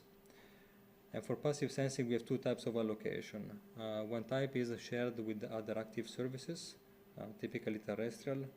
And then there are other frequency allocation which are shared, but only with other passive users of the spectrum. So this is what was mentioned already a couple of times, but because it's important. So the footnote 5.340, which has all emissions are prohibited here. And then some of these bands in 5.340 are then associated with resolution 750, which it adds another layer of protection, this time from adjacent bands. Because these bands are particularly important either for observation of the Earth from space or for astronomy. So there is a reason why these bands are very protected, and so we try to protect them in adding layers of regulatory protection like this. Okay, so because they are sensitive receivers, then we are also sensitive to RFI. So you may see sometimes things in the news related actually to potential RFI to sensors. Here are a couple of examples which they were about big topics, but there are many others. First one was just before WRC 19. There was this big discussion between weather observations and 5G, and lots of disagreements on what was an adequate level of protection for weather measurements. In the end, in WRC, the outcome was quite bad, I think. But in practice, apparently there was not so much interest from the mobile community, so we haven't seen yet large deployments in those bands. So that's the good news. The bad news was WRC, but the good news is that there was not so much interest. And the other example is about these mega constellations that now are coming up. They may cause issues for sensors as well as for communication links. So why are we so sensitive to RFI? Because well, normally you have a system like at the top where you have a transmitter where you control everything, the frequency, the transmit power, and so on. And then the signal goes from the transmitter to your receiver. So that's a simple case. In the case of passive sensors, you don't have a transmitter. Instead of the transmitter, what you have is this. A collection of natural objects on the Earth's surface and atmosphere. So these objects, like any other object, emit some natural thermal noise, and this is actually the signal that will go to the receiver. Whereas in the first case, noise is a nuisance to your system. In the bottom case, noise is actually the target signal. It's what we want to measure.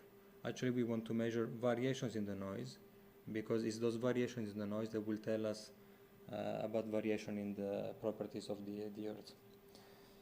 So I hope that that shows why we are so sensitive to RFI. And another example, well, this is a video actually, I don't know how to, yeah, okay.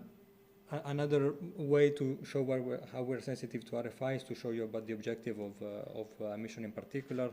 So this is a mission called the SIMR. I mentioned it earlier from ESA. To make the measurement, it needs a reflector in space which is 7.5 meters across. So it's a mesh, a metallic mesh, spread over 7.5 meters. So you can imagine it's quite a challenging engineering solution, but this was needed for the type of measurement that we want. and it's rotating 8 times per minute. It has peak antenna gains between 40 and 60 dBi, depending on the channel, more or less. And okay, its focus is polar regions, so then it goes a lot over the polar regions. So, and you need a satellite like this to achieve the objectives, which are here. Well, there are many objectives. This is just 2 of them. So from a system like this, orbiting at 800 kilometers above the surface, so from 800 kilometers high, you need to be able to measure the temperature of the ocean everywhere with an uncertainty of less than 0.3 Celsius. So that gives you an idea of how sensitive this instrument is. Another example of objective is the one on the right. Snow water equivalent is the height of water that you would have if the snow melted. So you have snow over a certain region. If it melted, then you would have a certain height of water. But from space, you need to be able to measure that with an uncertainty of less than 4 centimeters. So you need to have the volume of the snow, some information about the characteristics, and you need to do that quite precisely. And then we have some examples on the type of system that can cause RFI. Again, to show a little bit the sensitivity that we have to deal with. This is a measurement taken over Spain, and you can clearly see an RFI there near Madrid. RFI was detected, was located, then intervention was asked from the ground team in Spain with the national authority in Spain. And after investigation, it came out that what was causing the interference was one of the cell phones there on the right, which maybe you remember. They're not so common now. But so a system like that, indoor, and it was malfunctioning, so it was emitting in a frequency where it was not supposed to emit. And it was causing such an RFI that was a few times as bright as the measurement that we wanted to have at that time over Spain. So that's one example. Another example, it's a nice story that I can tell. We had this RFI case in the US. Same team in the US was asked to look into it and hopefully turn it off. So they went, they checked it out. It turned out that the culprit, what was happening is that there was a farm. In the farm there was a stable, and in the stable one of the horses was pregnant. So the owner of the farm wanted to monitor that, so he had installed a camera in the stable. Signal from the camera was not strong enough to get it all the way to the house, so he had installed a signal amplifier in between. So team on the ground identified stronger signal from the signal amplifier, so turned that off. Came back to us. I said, okay, we turned the signal amplifier off. Can you check? Should be good now. So we got the second image. Second image was, well, now we have less RFI, but RFI is still there. So can you go back and check again, because it seems to come from the same location. So they came back, and actually the signal from the camera itself was causing the interference to the satellite. So it was not powerful enough to be read properly with the video feed in the house, but the energy that it was emitting was powerful enough to cause this sort of interference to the satellite. Again, this one is another satellite, but it's 750 kilometer high. This is a video of the RFI experience by another ESA mission called SMOS over its lifetime from 2010 until last year, more or less. You can see that it's quite dynamic. There's a RFI a little bit everywhere. So it's quite hard to deal with that and look into every RFI case and so on. There's just too many. And also, well, at the end, you see something about the geopolitical situation, right? There were Starting 2022, then you can see lots of RFI near Ukraine, Russia border, and also in Myanmar, where there is a social unrest situation. But yeah, this is clear. RFI is clearly a big issue for this mission. And so that example that I showed was for SMOS at 1.4 gigahertz, but RFI is affecting a number of frequencies. Here, well, I'm not going through the details, but just some examples of various missions operating at various frequencies, and all of them with some RFI. And if you look even further, if you look even broadly at the spectrum, you see even more RFI issues. So this table shows the current or planned ESA and EUMETSAT missions with the frequency that they use on the right. Color code is just to say active or passive sensing, so that's not so important. But at the bottom, you see that pretty much all bands have some sort of either concern today or threat that we expect in the future. And this is part of it, and this is same graph but for higher frequencies. But yeah, you can see that many bands are affected by RFI. And when we look at WRC27, I know a lot will be said later on, so I will not spend a lot of time. But then we also have several agenda items who are potentially have the potential to cause additional interference to sensors. So this is what I call a threat here. There are also some positive agenda items for sensors. This time we have two, which is, I think it's overall a good situation for us. But yeah, we have a large number that are threats. Yeah, I don't know how much time I have, but this is just to say that RFI have a real impact on the science that can be done with science services. But they can have different types of impact. So the most obvious one is the top left, which is data loss. So you have interference, then you cannot perform your measurement, data is lost. You can also have the measurement itself, but with increased uncertainty. This is the top right. So you can still get something, but it just less accurate.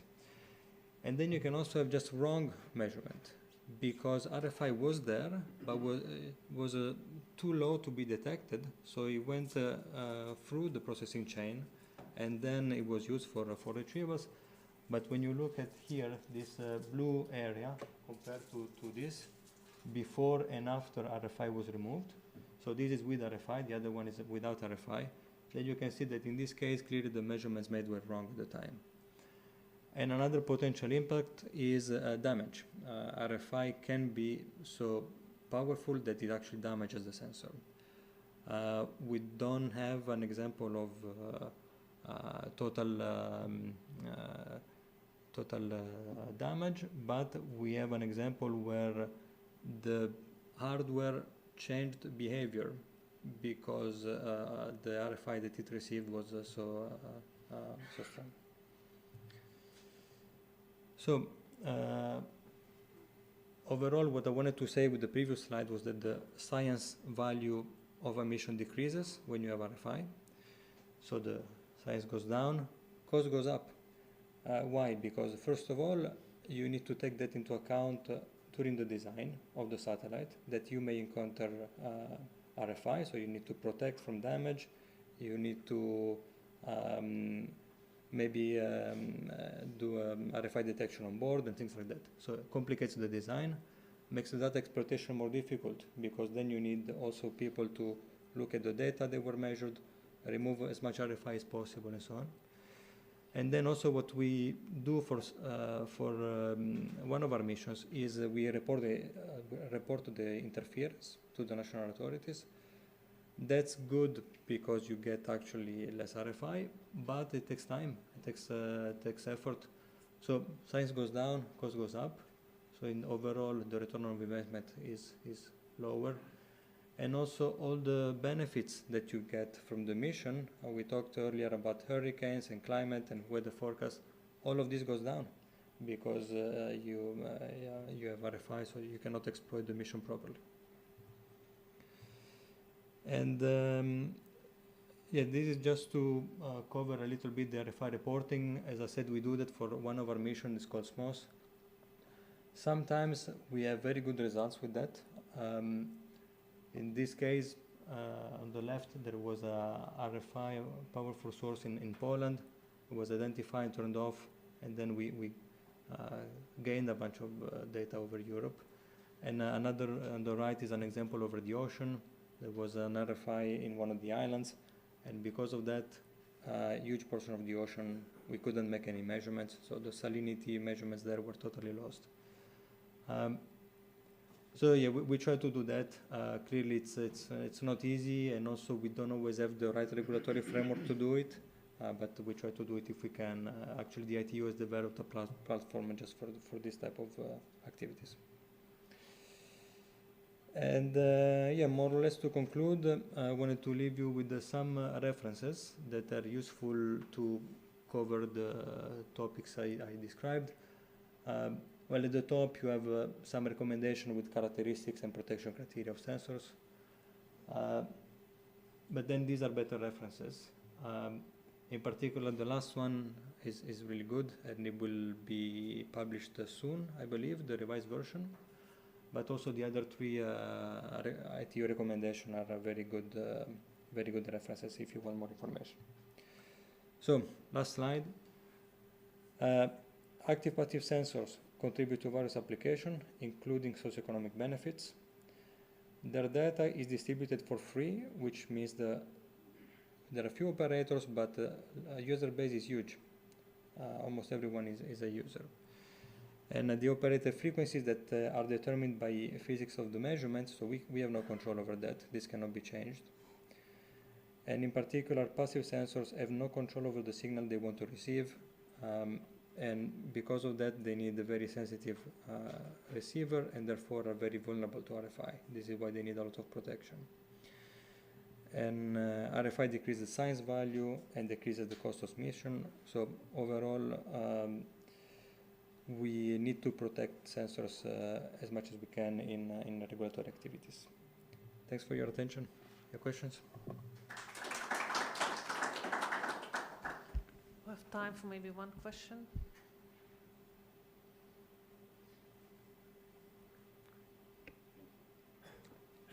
Thank you.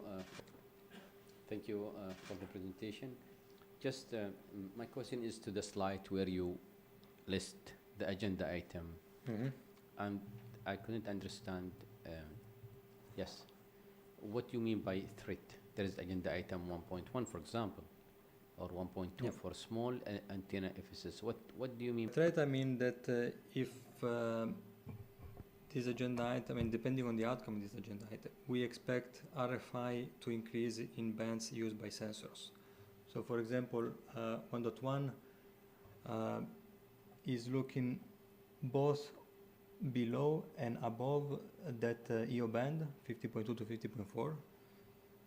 So if there are no appropriate unwanted emission levels into the ESS band, then we will have more RFI in that band coming from the new systems. So that doesn't mean we are against the agenda item. It means that the agenda item, we would like it to have appropriate protection for the ESS sensors in the adjacent band. So you mean threat mean there is a chance of... I think your mic is off. You mean threat that you mean that there is a chance of getting interference from the adjacent frequencies band of our radio frequencies that is adjacent to this band? Yes. Okay, but I mean, as per my experience, that there is a study group and working group in the ITU that before they decide to put this in the CPM report, they do a lot of studying, discussion, in order to determine what is the references or technical references that this can be allowed for the surface to be allocated either before or after this band. So Yeah, that's correct. I think this is in Working Party 4A, and we as ESA and UMETSAT, we contribute to the studies also. So what we wish is that these studies are taken into account when defining the CPM report. So in a way that the methods include then this value that we deem will protect sufficiently our sensors. So we contribute to the preparation process via studies, and then we discuss the studies and we compare them with the other studies from others and so on, to hopefully reach an agreement on the value of the protection. Thank you.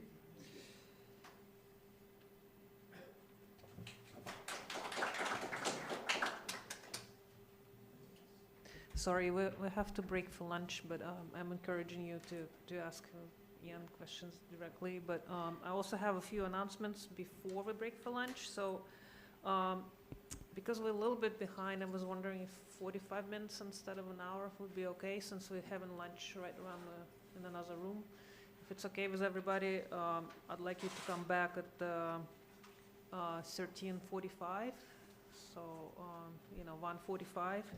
And also, if you're planning to visit the amazing mosque, the Grand Mosque today, please confirm with the reception that you're coming, because I need a head count for the transportation. I can tell you that place is unbelievable, and it's going to be designated tour for all of you. So it's amazing if you're planning. If not, it's fine too. Just let organizer know that you're coming, so that way they can.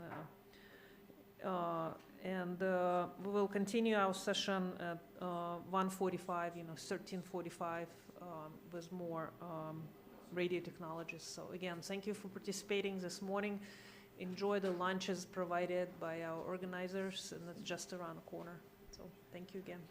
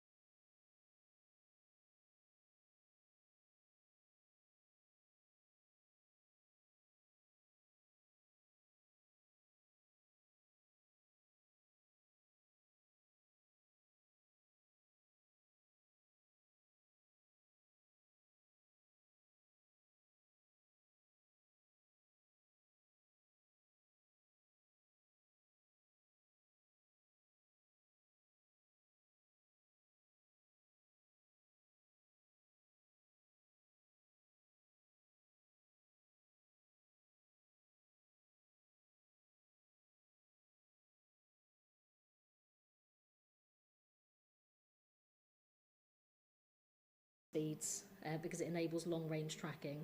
So this is the band that's used in the UK as well, because it typically gets quite windy, and so our radiosondes can travel really long distances, and we would lose line of sight quite quickly. So using this band enables us to continue tracking them. The higher band uses a tracking pedestal to track the radiosonde as it moves, and that requires a higher antenna gain and more line of sight. So it isn't ideal when radiosondes are likely to travel longer distances, but it offers independence from GNSS, which can reduce the cost of expendable devices, and it also helps to mitigate the impact of GNSS interference. So in addition to requiring spectrum use for data transmission, radiosondes also rely on spectrum for tracking location. Location information is required to determine wind speed and pressure as the sonde descends, and sometimes it's also used as it descends as well to get data from that. So most radiosondes are using that 400 megahertz band, and they use passive tracking by including a GNSS or NavAid receiver within the radiosonde, and that's to determine its location. And then this information on location is shared alongside the sensor data.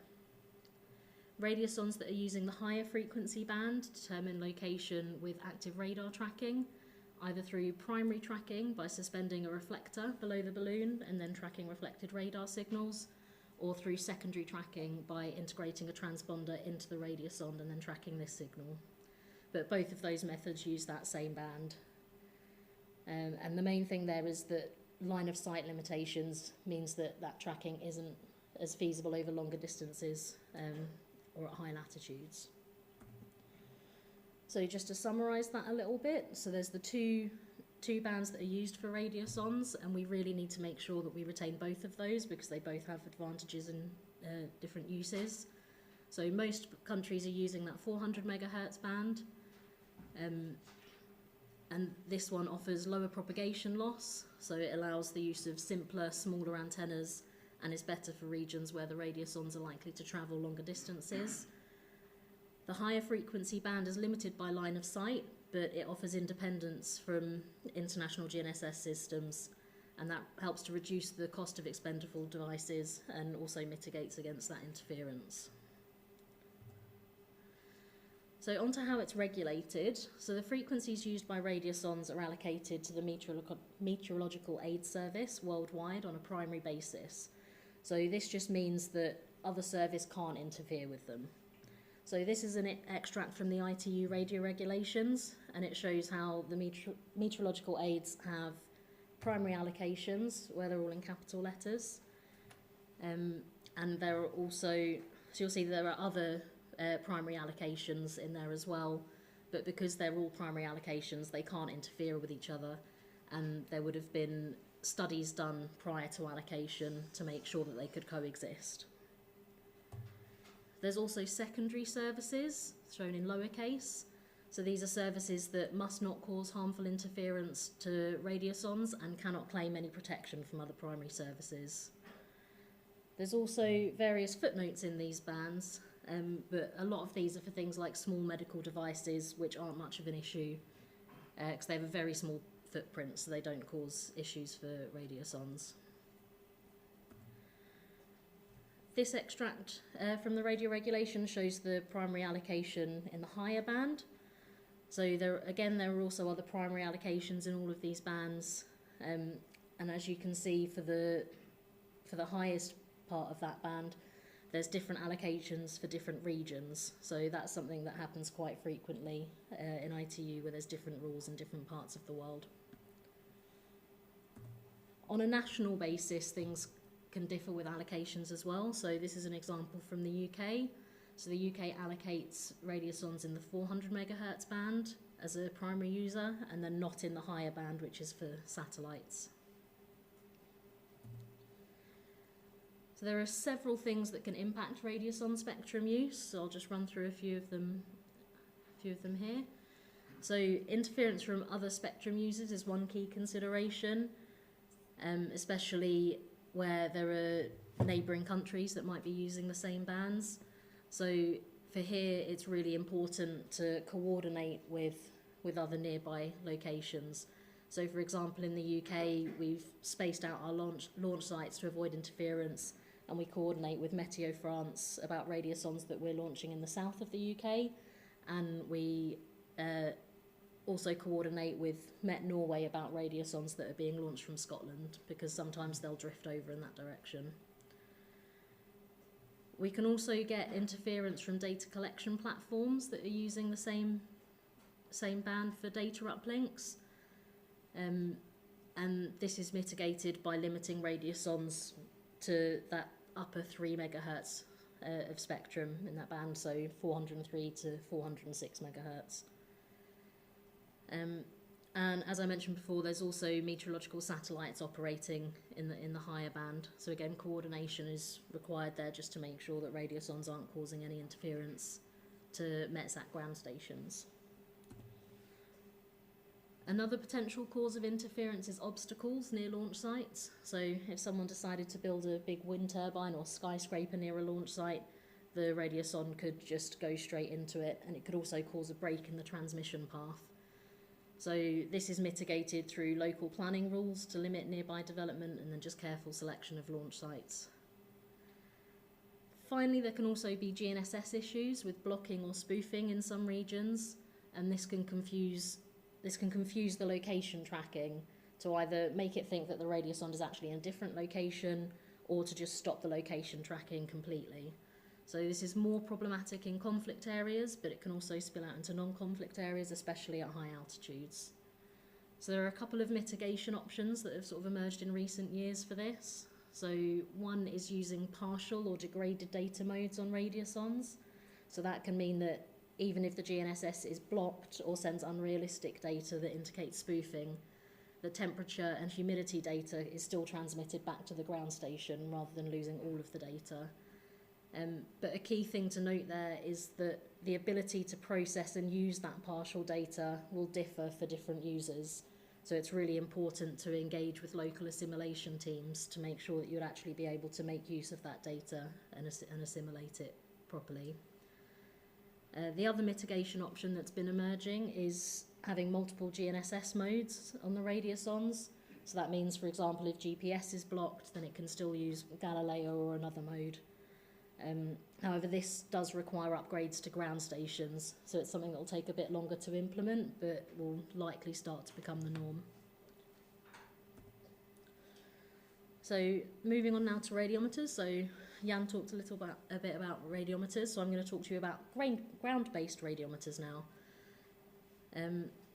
So unlike active instruments like radiosondes, ground-based radiometers do not have active tracking instruments, and they do not transmit signals. So it's just listening to those natural microwave radiation signals emitted by atmospheric gases and clouds.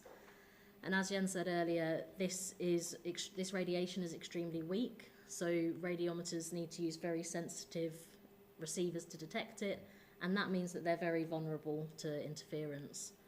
So they're similar to space-based passive sensors, but located on the ground looking upward.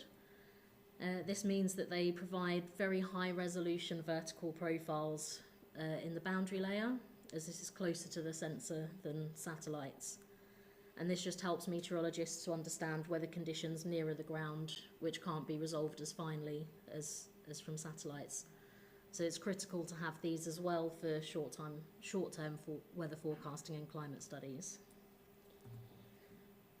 So as the different gases absorb and emit radiation at specific frequencies, ground-based radiometers need to operate in several different frequency bands that are specifically selected to observe those different variables.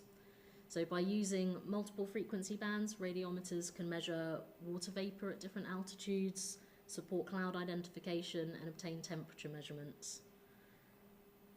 So this is largely used for high-resolution weather forecasts and climate monitoring, but in some cases local observations can also be used to support emergency management during severe weather events. And some of these ground-based radiometers are operated in frequencies that overlap with satellite remote sensing bands, because then you can make the same measurement in two different directions. So as we discussed briefly earlier, terrestrial and satellite measurements each have their benefits. And using them both together like this can be really useful for cross-collaboration, bias correction, and improved accuracy of measurements. So some of these bands are protected by the ITU footnote that got mentioned earlier, which is 5.340, and states that all emissions are prohibited in the bands listed under this footnote. So that just means that no active transmissions of any kind are allowed in those bands, as they're reserved exclusively for passive services. But some users will also choose to use the less protected bands and just choose really remote locations as a way of mitigating interference as well. So there is an ITU report on ground-based passive radiometers, and this describes the characteristics of ground-based radiometers operating in the 22 to 32 gigahertz and 51 to 58 gigahertz frequency bands. So this was updated last year to now formally document radiometers operating in that lower band, which is really important because having that formal documentation of technical characteristics of radiometers in the 22 to 32 gigahertz band then provides the technical foundation for future sharing studies and supports possible future protective measures. So finally, I'm going to talk briefly about lightning detection. So there are different ways to detect lightning, and I'll just talk to you about the systems that we use in the UK. So firstly, there are ground-based passive sensors. So these systems measure the arrival time of atmospheric waves generated by lightning, which are called spherics, and they can measure the direction of arrival, time of arrival, or both, and are then stamped at the sensor site, and that's sent back to a central station for processing. And they use data from multiple sites to triangulate the location of lightning strikes. It's also possible to determine some more detailed information from these, for example, if it's cloud to cloud or cloud to ground strikes, and also their intensity.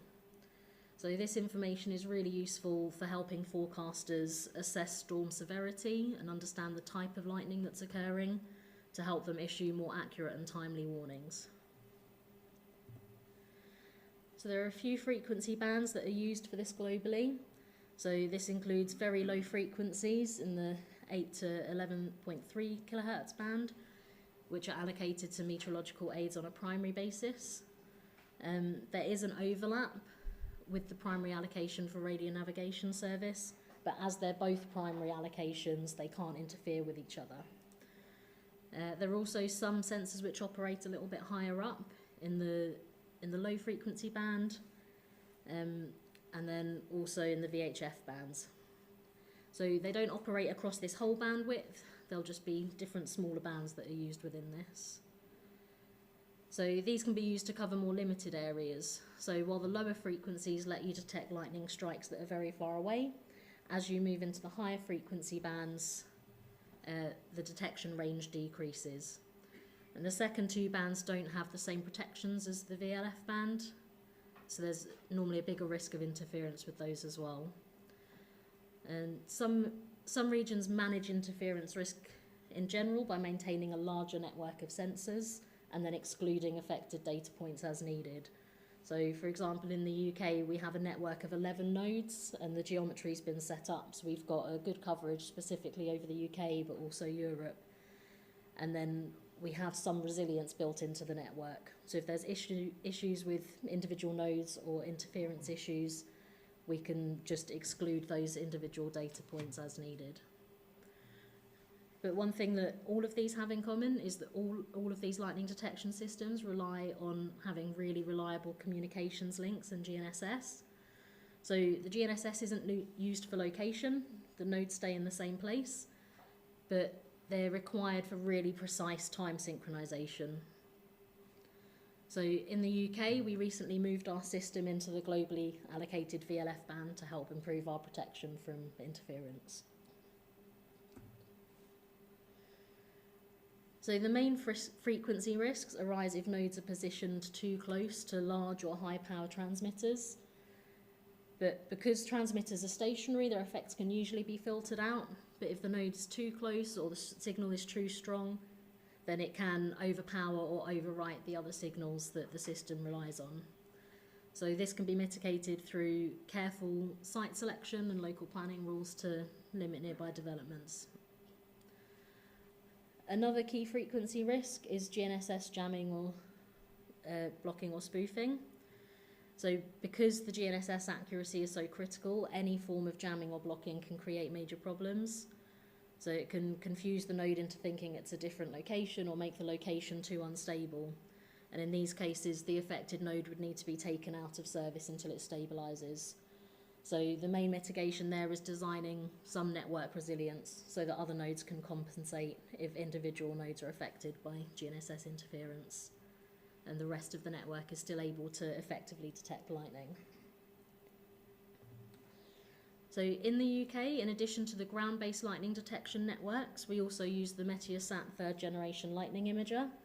So this is used to detect lightning flashes, not strikes, from geostationary orbit, and it provides large area continuous coverage. So while it doesn't provide the same level of detail as ground-based networks, it, like distinguishing if it's cloud to cloud or cloud to ground, it does provide really reliable data over a much wider area.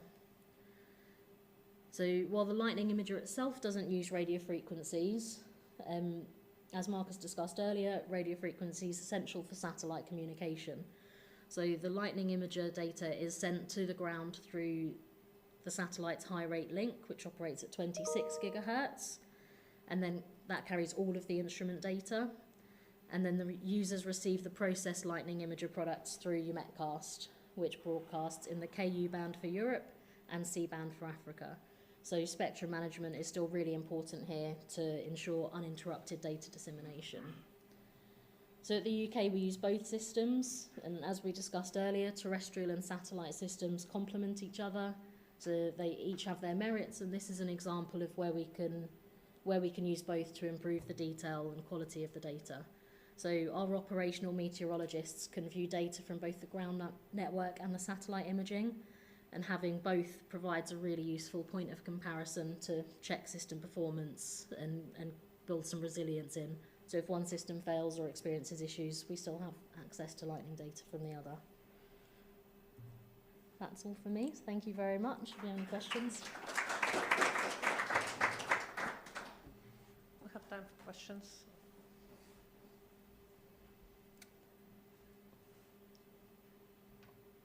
No questions is good. Okay. Okay. Thank you so much again. All right. Our next talk is about space weather sensors from Mr. LA from Media France. So,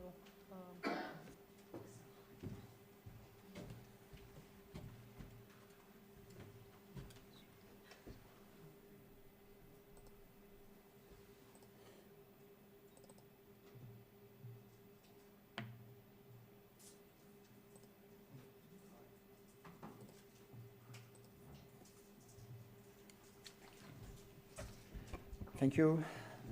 Good afternoon, everyone. Thank you, Natalia, for the introduction. So we talk about a newcomer, I could say, in this meteorological area, which are space weather observations. So a summary, what is it? Space weather, maybe it's not familiar for everyone. Some background, and all the work was done in ITU since 2015 now. More than 10 years, and all the process and progress making since this date until now, and what work to do against. For the space weather, what it is? So space weather refers to a physical process in the space environment that can affect, I put this term in red, affects human activity on Earth and in space, and I will come back later on these particular wordings. So the space weather are mainly influenced by wind, solar, and also interplanetary magnetic field. So all these things, the major actor of all that is the sun. So there are a variety of physical phenomena which are associated with space weather, as shown in this figure. So for each kind of this figure, we'll see later, we have a dedicated sensors which allow to detect each kind of this phenomenon. So when I talk about affects human activity on Earth and in space, what is behind this wording? First of all, it can have an impact on the power grid outages. It was already the case 30, 40 years ago, in particular in Canada, because higher latitude you are, the risk is higher to be affected by this kind of phenomena. Disruption to GNSS, so that's always today's happened. That's happened last year above the Indian Ocean, where the aircraft have no more GNSS signal some hours. So you can imagine, hopefully, the reaction of the pilot and the, but hopefully there are some back system which allows to find his way.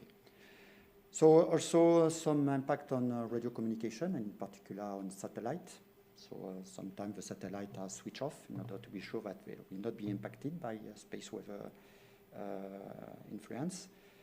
And also the increase of radiations level at high altitude. So all these things show that space weather is not a meteorological issue. That's covered many aspects. And you will see it's why I could say it was well received. All the discussion we had in ITU since 10 years was quite well received by all kind of community, which is not always the case. Some background. As I said, the work began, in fact, in 2014, so 12 years ago, in order to, first of all, to determine what is the spectrum requirement for space weather sensors, and also what will be how to protect this system. So even if discussion began in 2014, that don't mean that the space weather are not observed since a longer time, for decades. But it was unknown in ITU. So at WRC 2015, so we were able to place a preliminary agenda item. So maybe it was not mentioned, but at each WRC, for example, WRC number X, we determine the agenda item for the next WRC and then a preliminary agenda for the following one.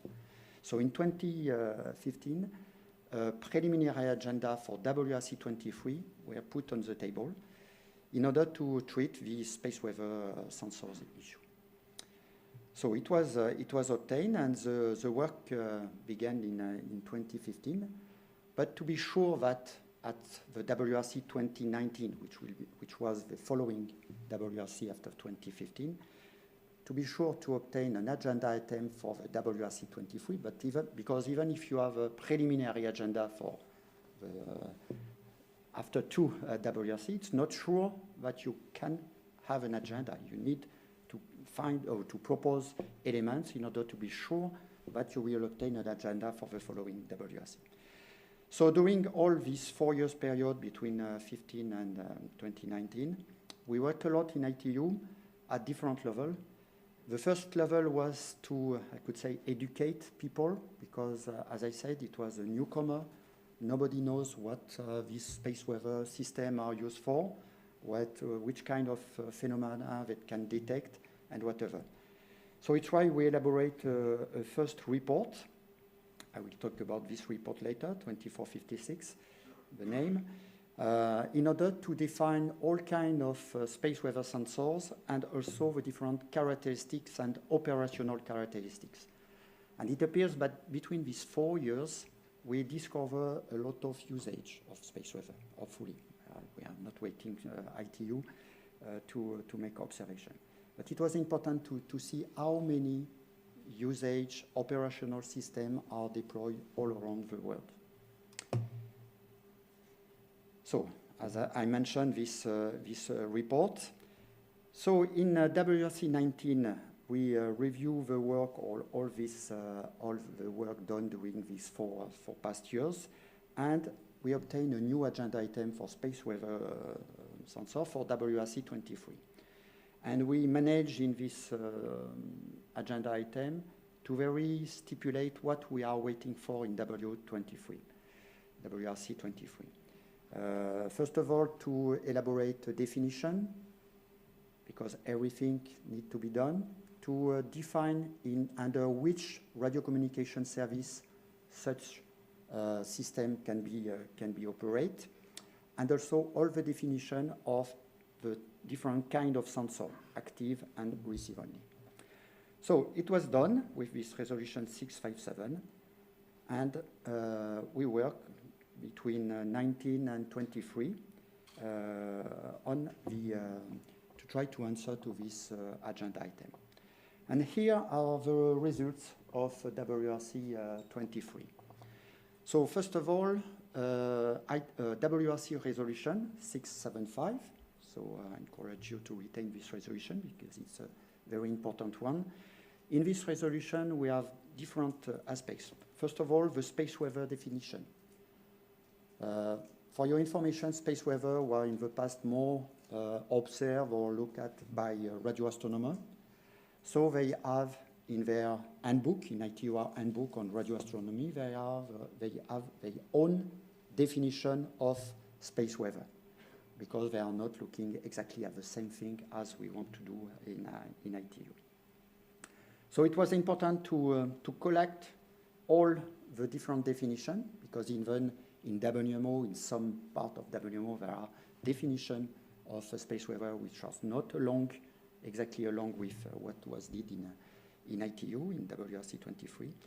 So the idea to try to define space weather in a shorter manner in order to cover all kind of usage of space weather, radio astronomy, WMO specific usage, and also different observation, not only limited on a meteorological aspect. It was the first things obtained under this resolution. The second one was to define a radio communication service. So where different options were put on the table, but the one what was retained is the METAIDS, with a dedicated subset of the METAIDS service, which is the METAIDS space weather, in order to be sure that we will not be able to make space weather observation under an only, I could say, METAIDS allocation, just to be sure that the space weather will be put in a specific subset of METAIDS. And also the definition, as I mentioned, of a different type of sensor, active sensor and receive only. So for space weather, we're not talking about passive sensor, even if it is passive sensor, but we call it receive only. And then this resolution urged administration to take into account the usage of space weather and whatever. I mentioned here also the approval during WRC 23 of this new article 29B. It's just an article which was used to make the link between the space weather and the METAIDS space weather service. So it's only, I could say, an our kitchen. So, what's happened? Okay, here. Regarding the decision in WRC, there was also a second one, which was to obtain a new agenda item for the next WRC, 27, in order, as now we have the radio communication service, which was defined, METAIDS space weather. We have a definition of the receive-only sensor, active sensor. Now the idea is to obtain the new allocation. And we have a lot of work, and in particular with the expert team on space weather in WMO, to try to elaborate a list of frequency band that will be under study in order to obtain a new allocation in this particular frequency band. So you have here these different frequency band.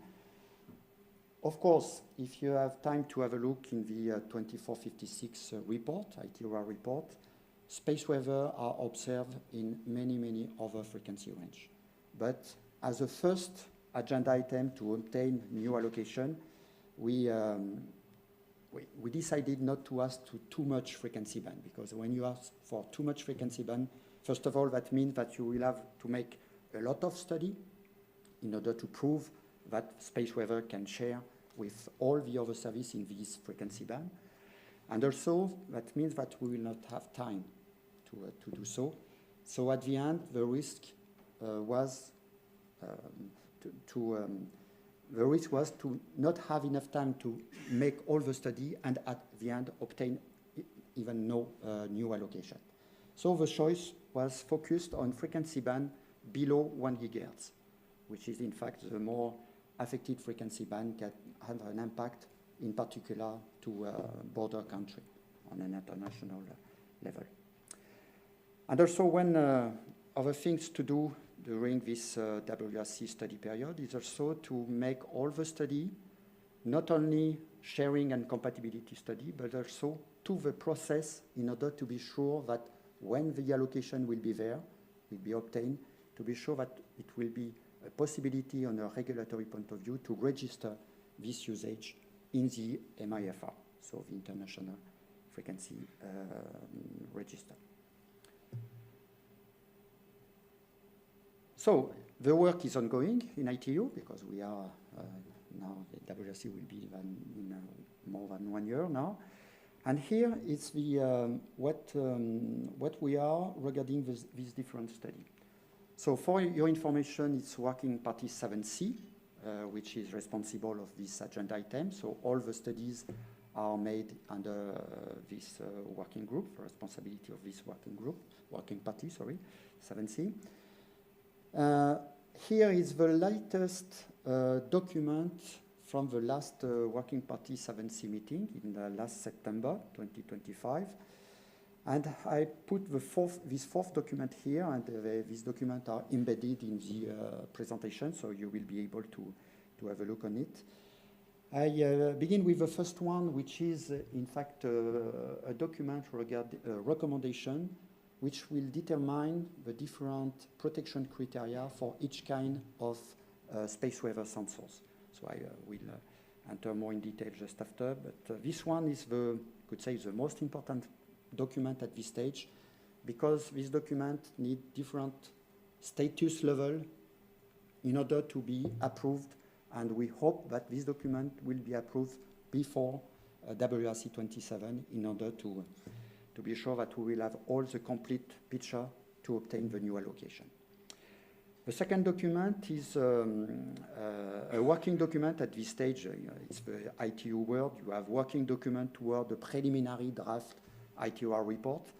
When I mentioned the different status of a document, working document blah blah blah is one status. After that, you have the preliminary draft ITUR report, then the draft report, and finally the report. So you see you have 4 levels of status, and that means that during all the life of the development of such document, you have to go step by step in order at the end to obtain a final approval, which is report or a recommendation. So in this document, you will find all the studies between the space weather in the different frequency band and all the other service operated in this different frequency band. So this work is ongoing, and I will also come back on this document, which is also an important document.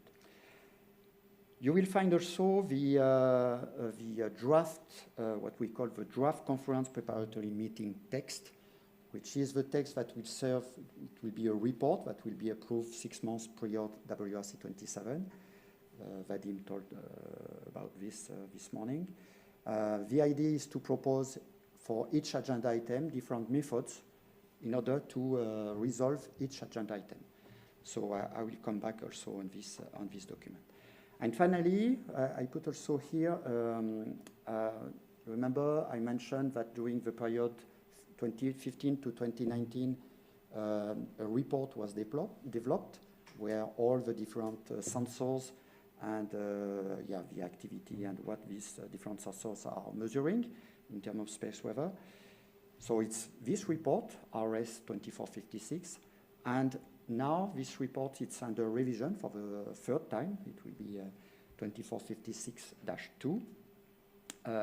And in this report, it's an update because there is new system we are coming date after date, and the idea is to be sure that this document will be as the right level for WRC 27. So coming back, as I mentioned, regarding the recommendation of space weather protection criteria. So I provide you here some example. So the idea of this document, it's a recommendation to provide for each kind of sensor the level of protection criteria. Like this, it will be easier to make study and to be sure, and I will mention it later, to be sure that when an administration wishing to deploy a space weather sensor in its territory, to be sure that all the conditions will be respected, to be sure that this space weather sensor will not be interfered by other users. So you will have like this for air emitter, for solar field monitor, but it will be the same for all kind of space weather sensor. I mentioned here in red, as already pointed out this, the need that this document be approved prior to WRC 27. So like this, as I said, we will have the entire picture of the situation. We have always to keep in mind that space weather sensor is a newcomer in ITU. For a lot of people that are not knowing this system, or a little bit. So it's important that everything will be available for WRC 27. So for that, to be sure that, as I mentioned, the different level of status of this kind of recommendation. Today we are on a working document toward the preliminary draft new recommendation. The idea is at the next meeting, next month, in 15 days now, nearly, to upgrade this working document, blah, blah, blah, to a preliminary new recommendation, draft new recommendation, in order that at the September meeting to upgrade it to a draft new recommendation and to have a final approval at the beginning of 2027. Some words regarding now the space weather study. So it's a very important also document which is under study. First of all, it's in 4 domains. First one is to prove the spectrum needs for space weather. So the work is quite mature because we worked since 2015 on this issue, but we have to clearly mention that all the frequency band, the 6 frequency range I mentioned, which appear in the agenda item for 117, to be sure that we really need all these frequency band.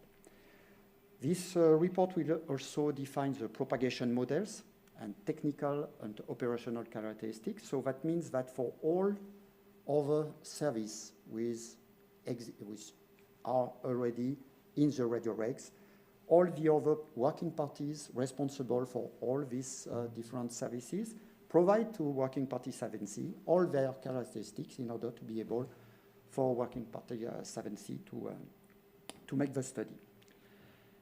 Now, we are talking about sharing and compatibility study. So, as maybe I didn't mention that, but the agenda item is for 6 frequency range, but it will be for only space weather sensor receive only. That means that there is no active allocation or active new allocation for active space weather sensor. In that sense, it's better under this agenda item. So that means that when we are talking about sharing and compatibility studies, that means that it will not be receive-only sensor that can create any interference to other existing service.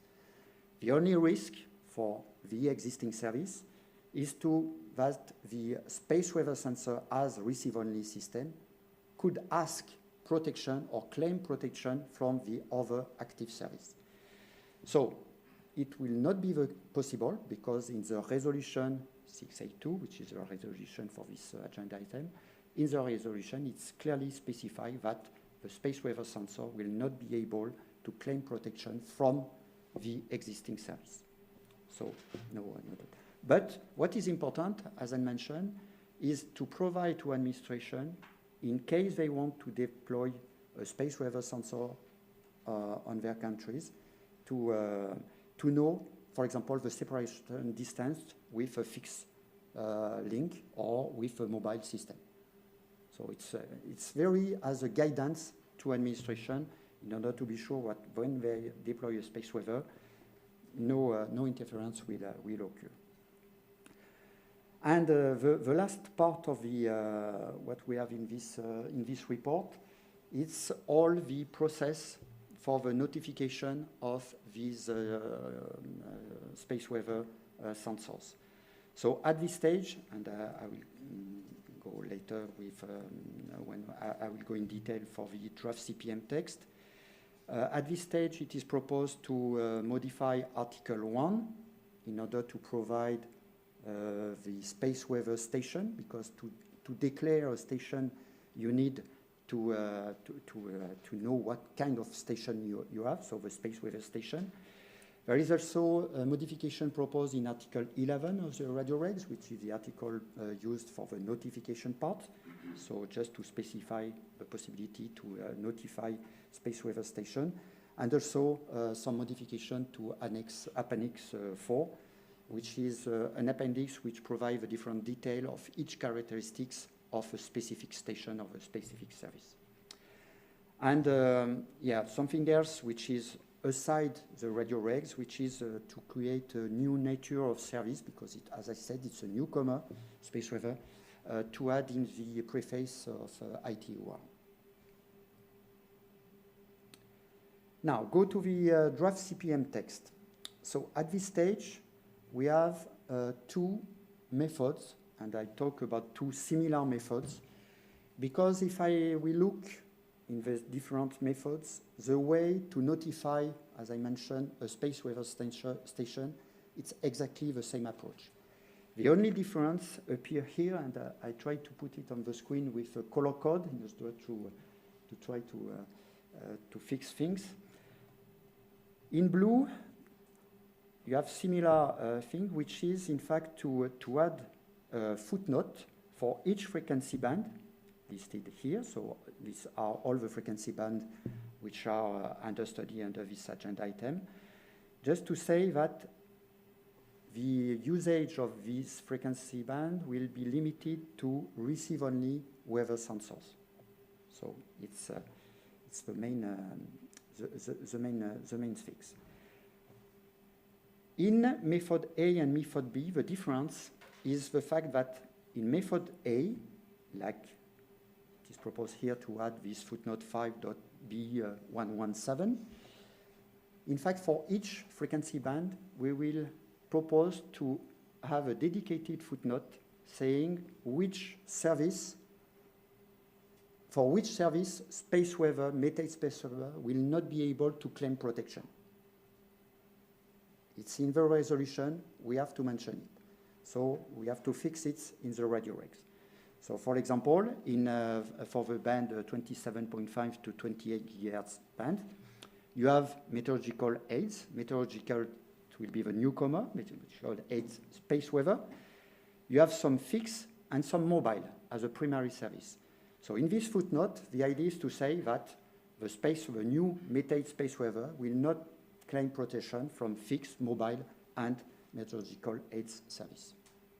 Just to fix things. It's one way. The second way is what is proposed under method B. It's to say that we will have only one generic footnote saying that the Meta space weather shall not claim protection from existing service at the date, for example, it could be the date of the end of WRC 27. Why these things are put like this? In fact, as I said, the Meta space weather, the newcomer, will not be able to claim protection from the existing service. But imagine in the future, for example, in WRC 31 first, you can have somebody who wants to go a newcomer in the same frequency band. In that case, this newcomer will have to be compatible with all the existing service at this stage, plus the Meta space weather. And if we not specify this, that means that a newcomer will the Mete space weather will also have to not claim protection for the newcomer, which is not the rules, and we don't want that. We, as a space weather operator, we accept to not claim protection for the existing system, is the rules, and it's in the resolution, so we have to respect that. But if a newcomer arrives in the same frequency band, of course, this newcomer will have to ensure the protection of space weather. You see the point? So there is two approaches here. One, I repeat, one is to repeat for each frequency band what are the existing service.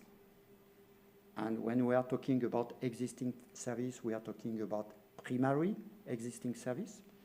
And the second option is to have a generic note saying that the Meteorology shall not claim protection from existing primary service at the date of, for example, the end of WRC 27.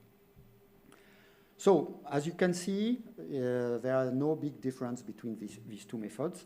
And the aim of the next working party 7C, and if it is not possible, not at the next, but later, it's to try to merge these two methods in order to arrive at WRC 27 with only one method.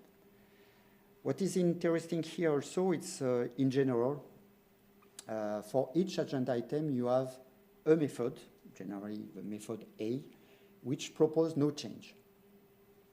You always have this. For this agenda item, at this stage, there is no such method.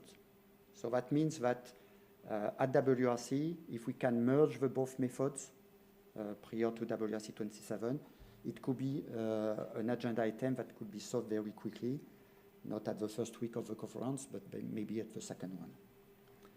It's important, this, to be sure that what we are waiting for will be done. Here I put the publication. It was already mentioned, I think it was by Alec, who already mentioned this different publication. So this handbook is under revision.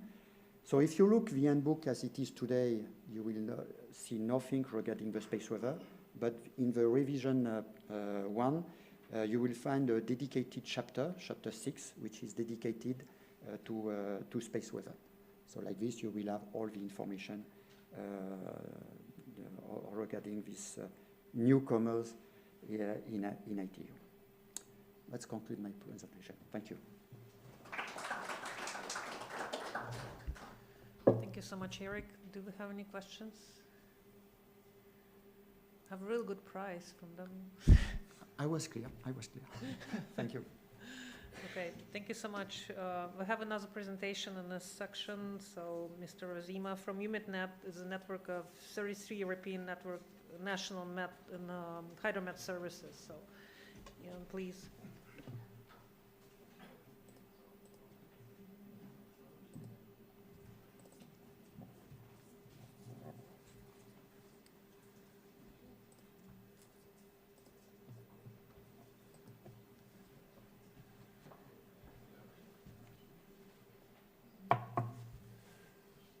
Good afternoon, everyone. Thanks for the opportunity to tell you something about weather radars, oceanographic radars and wind profilers. I would like to start with a question. Who of you is operating weather radars? Can you raise your hand? Okay. Not on the first row, okay. Who of you is operating oceanographic radars? That's what I expected a little bit, to be honest. And who of you is operating wind profilers? None. Okay, I see some hands. Okay, very good. So I know where to focus on because I think I have too many slides to end in time. So that is the reason why I'm asking. Something on weather radars, how they work, what the problems are with RFI. Something about oceanographic radars, but I will be very short on this. And something about wind profilers. So that is the content of this presentation. So let's start with meteorological radars then.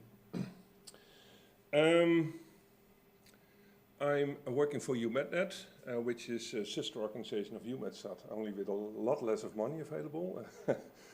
You have a lot more, but satellites are expensive. And I'm responsible for frequency management within UMETNet. But I'm also head of forecasting at the Dutch Meteorological Service for 50% of my time. And when I ask my meteorologists what observation system is the first one you want to use, which is the most important one, he or she will probably say weather radars, satellite. It will be or satellites or weather radars. And why is that? Because they give you a very good insight in what's happening in your neighborhood, in the area of interest for now and for the upcoming 2 hours. It gives you very good information on rain, maybe wind, depending on the number of radars you have. And in case of a disaster, for example, a polluted plume in the air, you know where it's going. So meteorological radars are used for example, public safety, so for issuing weather alerts, for example. But they also are input for numerical weather prediction, so for models, but probably our colleague from ECMWF will say something on that later on. And it will help, as I said, for short-term weather forecasts. So what does it stand for, radar? It stands for radio, detection, and ranging.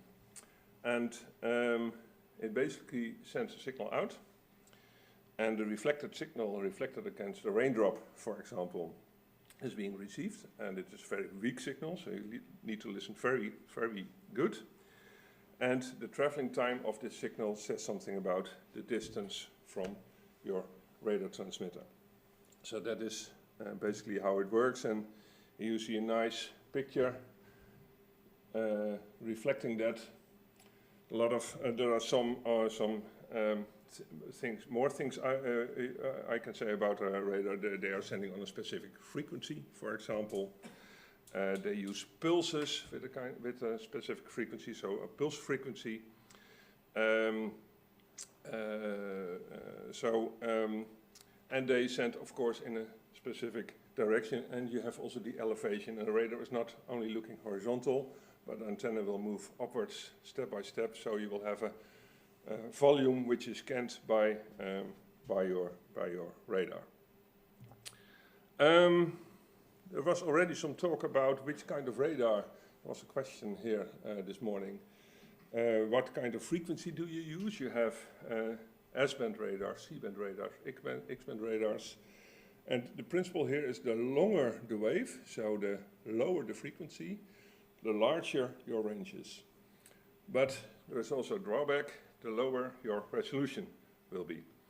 So if you have a situation in which you have to cover large distances, like Canada, for example, who is operating S-band radars, you might choose the S-band radar. But if you're interested in very detailed information, for example, because of you have a radar installed near an airport or a city, you can choose the X-band radar. In Europe, we have chosen the C-band radar, which is a kind of a middle C-band radar, and I think here in Dubai we saw the radar pictures on the screen. Eric and I took a look when we were visiting the weather room, the forecasting area. These are also C-band radars, and why we knew that because there was a lot of interference caused by Wi-Fi, and Wi-Fi is also in the C-band, but I will come back to that later on. Okay, so as I said, most meteorological radars operate in one of the three bands listed here, the S-band, between 2,700 2,900 megahertz, the C-band. Most of the C-band radars are operating between 5,600 and 5,650 megahertz. I'm not sure here, but at least in Europe they are.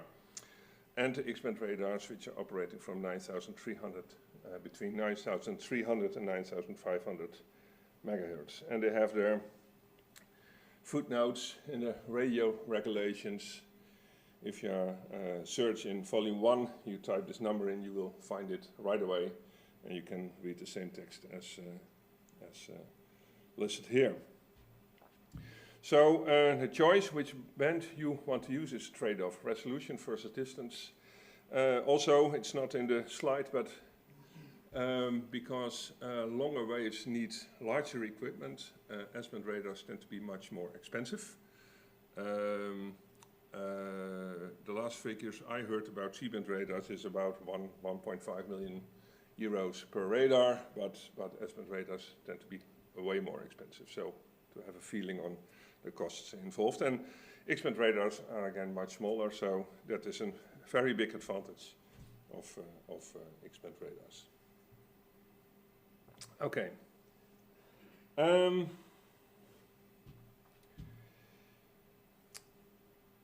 I'm not going to talk to you about radar equations, but the thing here to remember is that precipitation radars, weather radars, are very, very sensitive and very, very vulnerable for RFI.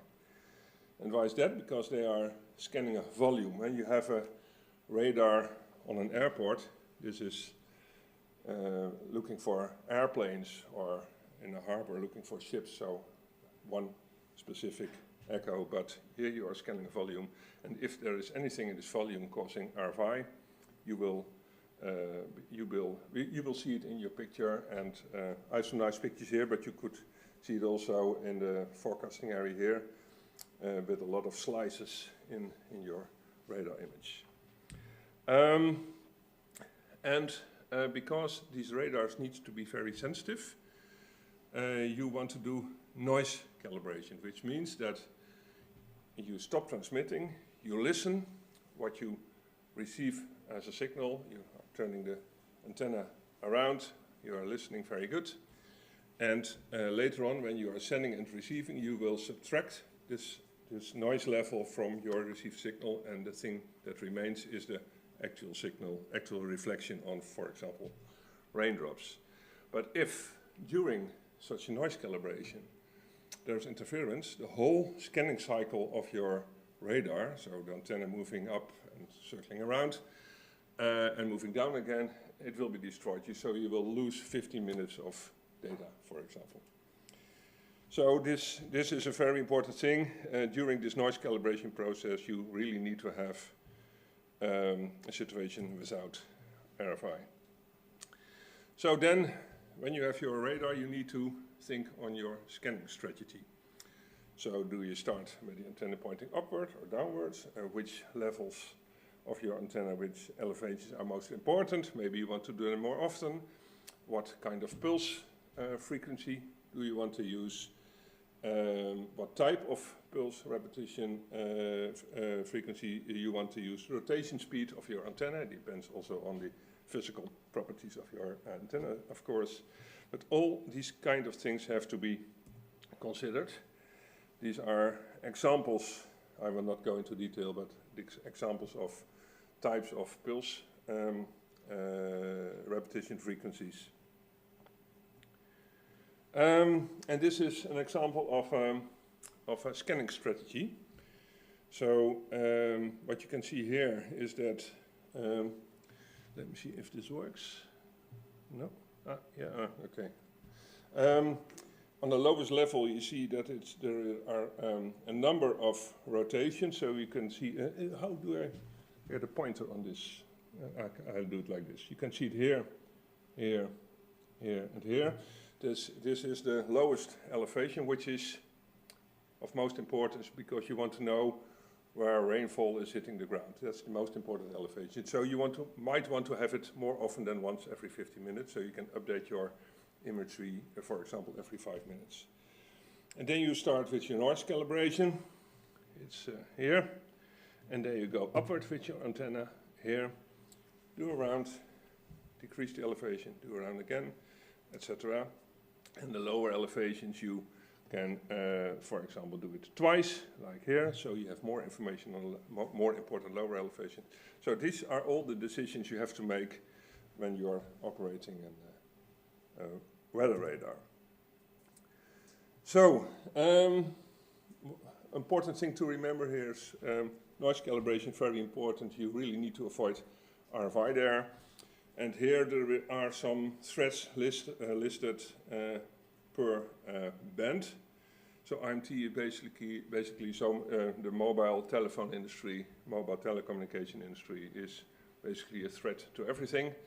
So it's listed here. Ultra-wideband applications, that means applications using a very large part of the radio frequency spectrum, but only on a very low energy level. But if you have a lot of them, they can cause interference, of course. So there are some applications there envisioned for the upcoming period, like security scanners on airports. So this is a threat mainly for X-band radars. But the biggest threat, at least from my point of view, because I'm coming from Europe and we are using C-band radars, but it's also outside of Europe, so also here in Dubai, is the wireless LAN issue, which I will say something more about later on. Okay. So techniques are developing also within the weather radar, within weather radars, and one of the things is that until now the radar transmitter is based on a magnetron. It's invented around 1940, so it's already there some time, but it's now going to be replaced very likely by solid-state amplifiers. And in principle, that's a good thing because they are more stable. The pulse agility and higher resolution are good things. But there is also a drawback, that is that the maximum power that can be generated is a lot lower than magnetron-based radars, which means something for RFI, because when wireless LAN was, so Wi-Fi was introduced in the C-band, there was a condition that an algorithm should be implemented called dynamic frequency selection, which basically means first you listen if there is a radar on your frequency you want to use for Wi-Fi. If you don't hear anything, you can use this frequency for wireless LAN communication. But I showed you this scanning strategy, and the scanning strategy typically has a period of 10 minutes, 15 minutes. And if in this dynamic frequency algorithm you only have to listen for 1 minute, you can totally miss the signal, and that is what happened. So this DFS mechanism was not working in combination with weather radar. So that is the reason why why this is a problem. And when stepping over to solid state power amplifier based radars, the signal level is even lower. So the chances that your Wi-Fi equipment will detect this new type of radar is also lower, and by that the chances that it will generate RFI will very likely be a lot bigger. So that is the problem with this. We are onto this. We're trying to work on this, but this is one of the problems we foresee in the future regarding the weather radars.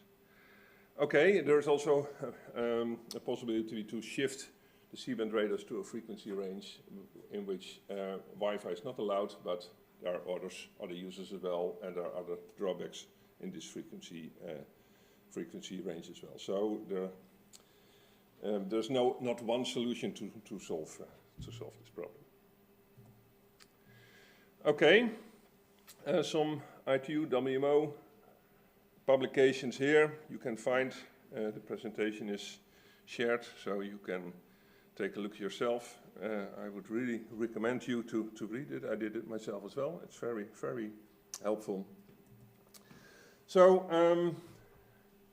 I told you a little bit already about this RFI problems, mainly in the C-band. And to illustrate how important it is to defend our frequencies we use within ITU, I'm going to tell you a little bit more about this. In 2003, World Radio Conference 3, it was authorized that Wi-Fi was going to use the same frequency band as our C-band radars. And at that time, except for Canada and Australia, we missed the importance of this. So in Europe, we started to see interference when this equipment came on the market, 2006, and it was really a big problem. It started small, of course, but over the years, we had a lot of trouble, increasing amount of trouble with this RFI. So this is how it looks like. A lot of slices taking out of your image, and in worst case, you will blind the radar as a whole, so you cannot use it anymore. So that's the most extreme situation, of course, but it is really giving a lot of trouble. So when first introduced, there was this DFS, dynamic frequency selection mechanism, but as I already told you, it was not tailored to the specificities of weather radars. So it was not it wasn't able to detect short pulses, for example. The repetition period of the scanning strategy was too long, so it did not even receive a signal at all. The noise calibration issue is there, as I already told you. So all these kind of problems, they were not, all these kind of specificities of the weather radar signals were not included in the algorithm. So what happened, the specifications of this dynamic frequency selection was adapted, it was changed in 2008. So the situation improved there. And just as an example, I need to have my glasses on, sorry about that.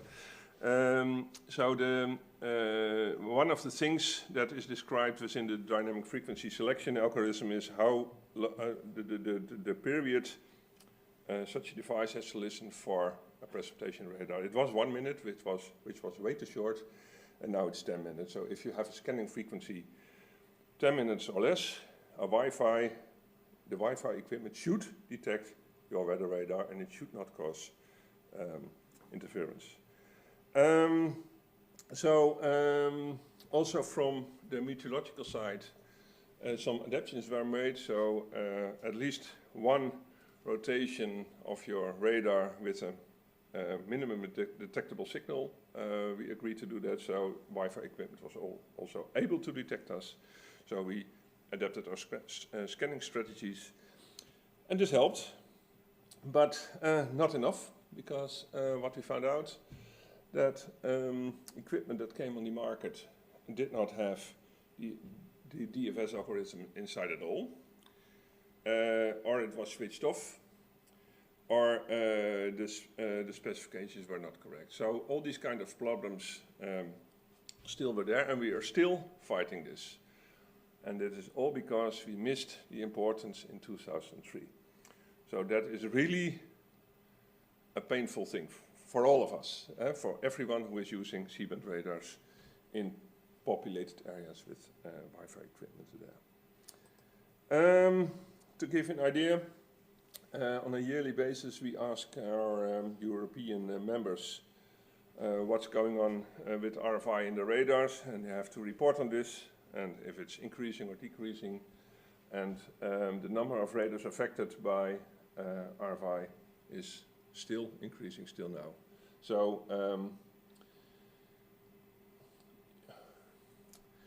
lucky for us, the RFI, you can have RFI on a low level of interference, of course, and RFI on a mid and a high level. So most of them is low level RFI. So we can cope with that, luckily, but it's still a very bad situation. You have to do a lot of work to get good information out of your reflected signals. And 2/3 of the equipment on the European market is still not compliant, which is a very bad figure, of course. Okay, there are a number of solutions. We can move to another frequency. We can try to remove this frequency band out of our Wi-Fi equipment, but there are billions of devices out there, so how you're going to do that? You have to wait let's say 10, 20 years before everything has been thrown away and been replaced by new equipment. So this will not have an effect on the short term.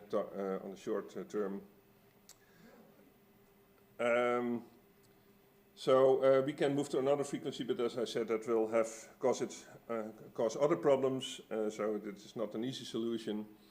And we are working together with ITU to make sure that equipment, and with European organizations like CEPT, to make sure that equipment which is coming on the market complies with the regulations.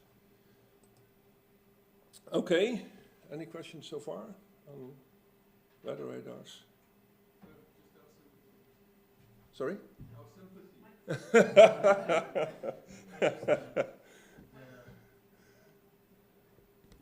The manufacturing of those non-DFS compliant Wi-Fi system, do they happen in countries where also they have meteor radars operating the same band?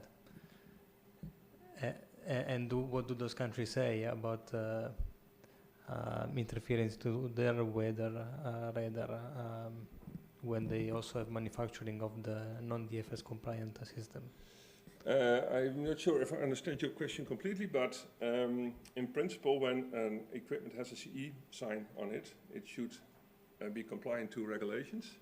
But in practice, it's not always the case because it's not always tested before it enters the market. And of course, when we find that out, that we will go to the manufacturer and say, you should change it. But when they change the name, and they go under another name, what can you do? So, and people can buy equipment via internet from other geographical areas. So it's a difficult thing.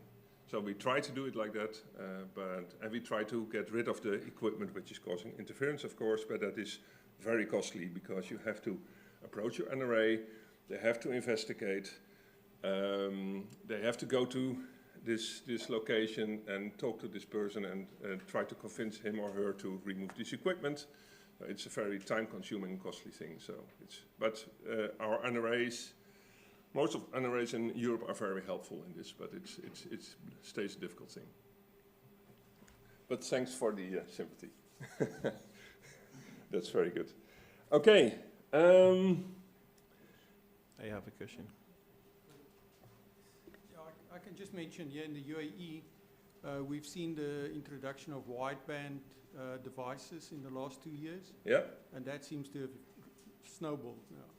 To have? Snowballed. It's okay. Just becoming, especially around the big cities, it's becoming a nightmare. Ultra-wideband applications are disturbing your radars? Yes. Already? Okay. Good to hear that. No, it's not good to hear, but it's good to know. Yeah. Thank you. Maybe we can have a chat on that later on. Okay, thanks. Okay, I have one question. Throughout the ongoing Hydromet project, we will benefit radar meteorological in Comoros. So my question is, which frequency band S, C, or X is most suitable for the installation of the weather radar in the Comoros, taking into account the coverage of the islands, heavy rainfall, and frequency constraint?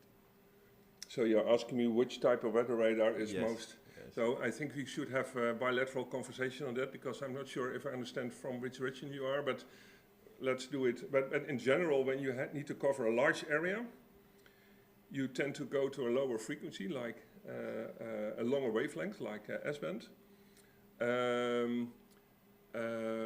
When you need to have a higher resolution for a very specific area, for example, an airport or a city, you tend to go to the X-band, and the C-band is a kind of compromise in between.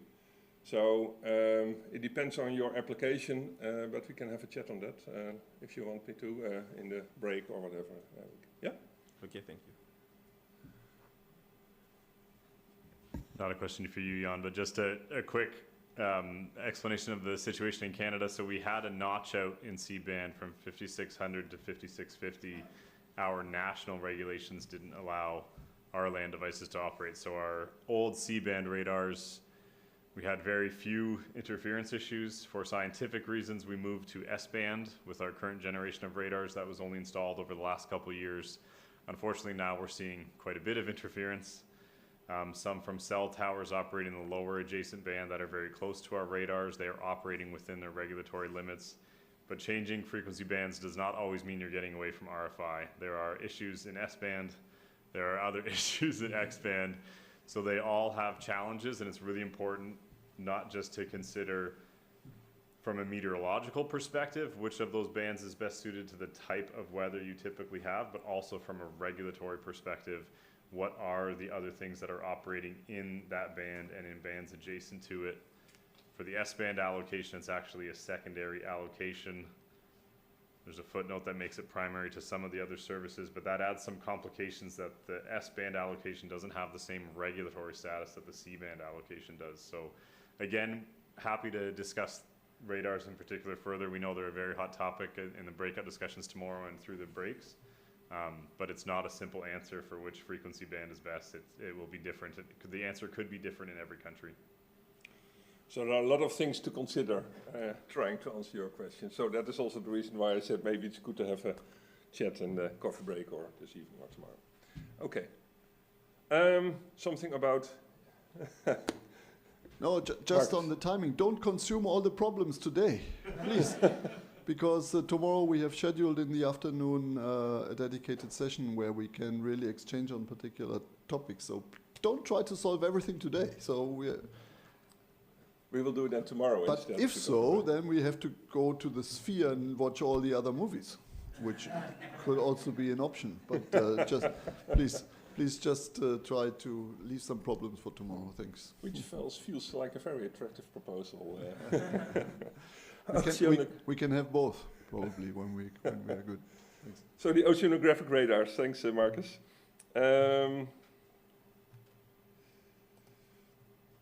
An oceanographic radar is installed along the coastline, and it tries to measure the currents and the sea state in very close to the coastline-like base.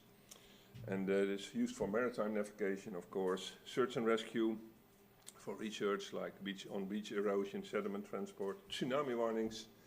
It can be used. And it is using the Bragg scattering mechanism, and I will say something on that, in very low frequencies, so 3 to 50 megahertz, and it's used for waves driven by wind. So that is an important thing. So it looks a little bit like this, and this Bragg scattering. When you send on a frequency which is an integer times the wavelength of the frequency of the waves, then you will have a strong inflection. So in this way, by changing the frequency a little bit, you can have an idea on the wavelength, wave direction, and wave height. So this is about how it works. And apparently this is a Chinese program. I cannot read, but you can have a feeling on the products that can be derived from such a radar. So you'll have a nice impression on the wave direction, wave height in your coastal area.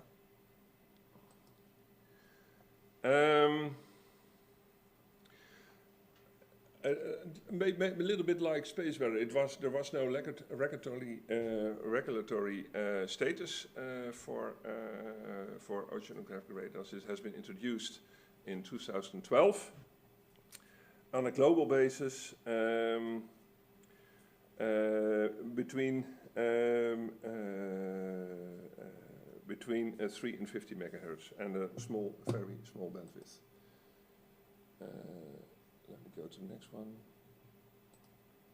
So here an overview. I will not go through them, but you can see here all the frequencies in all the which are allowed for using in all the ITU regions.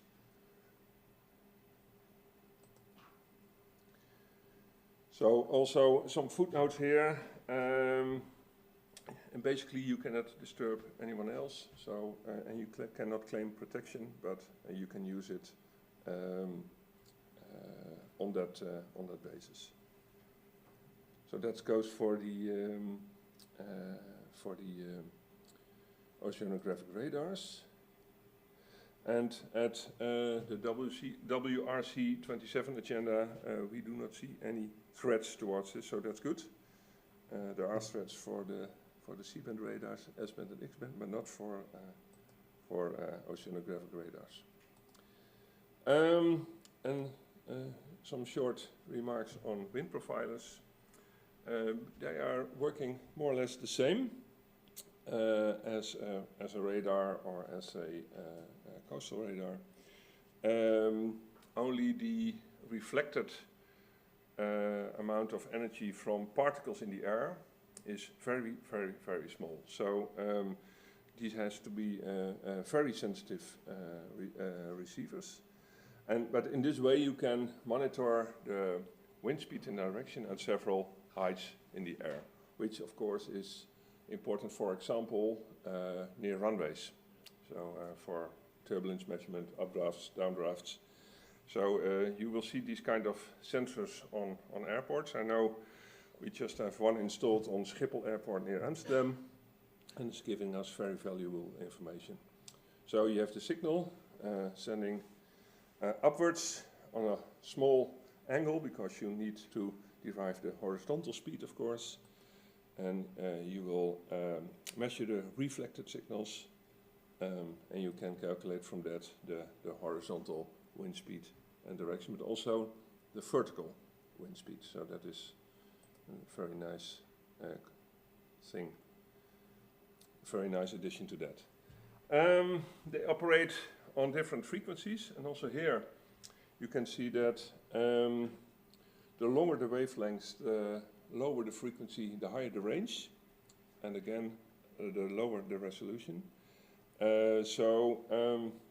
The 46 to 68 megahertz, you can provide measurements up to 30 kilometers height, and on the other end, when you around the 1000 megahertz, up to 3000 meters. So a lot lower, but with a much higher vertical resolution.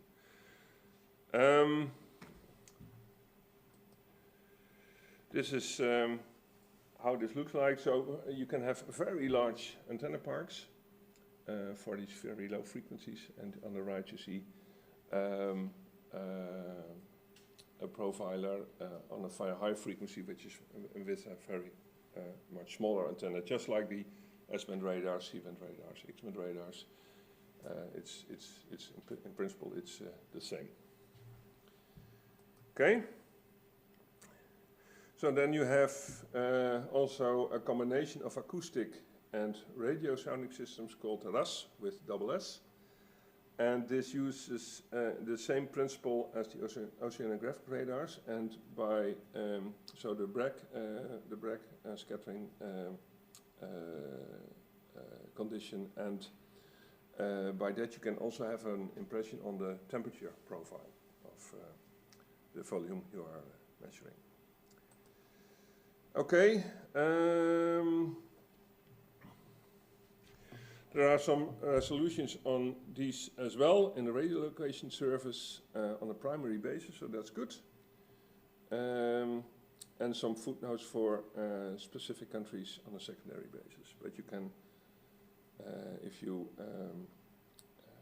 can find the radio regulations on the ITU website, volume 1 to 4, and in volume 1 you can very easily find these. Sorry, volume 3, the resolutions, and all the footnotes in volume 1. So you can search for that and you will find it. Okay. An extract of the results in resolution 217 in which they are listed. I will not go through them, but it's an example. All frequencies are listed, which you can use these wind profilers. Okay. Thanks for your attention. Any questions? I will wait until tomorrow's round sessions. We will have a break, coffee break, and then we'll continue with the last two presentations. So I'm asking you to come back at 40 past the hour, so 15:40 for times here. So enjoy your coffee break, and please be prompt because you don't want to miss the last two presentations of today's session. So thank you.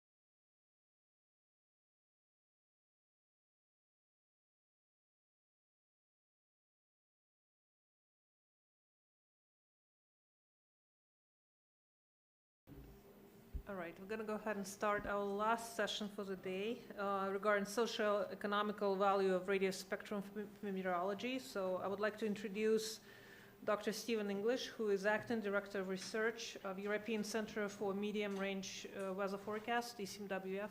Steve, please. Okay, thank you very much, Nav. And it's a pleasure to be here. First time I've been in this part of the world, so it's really, really fun to come here.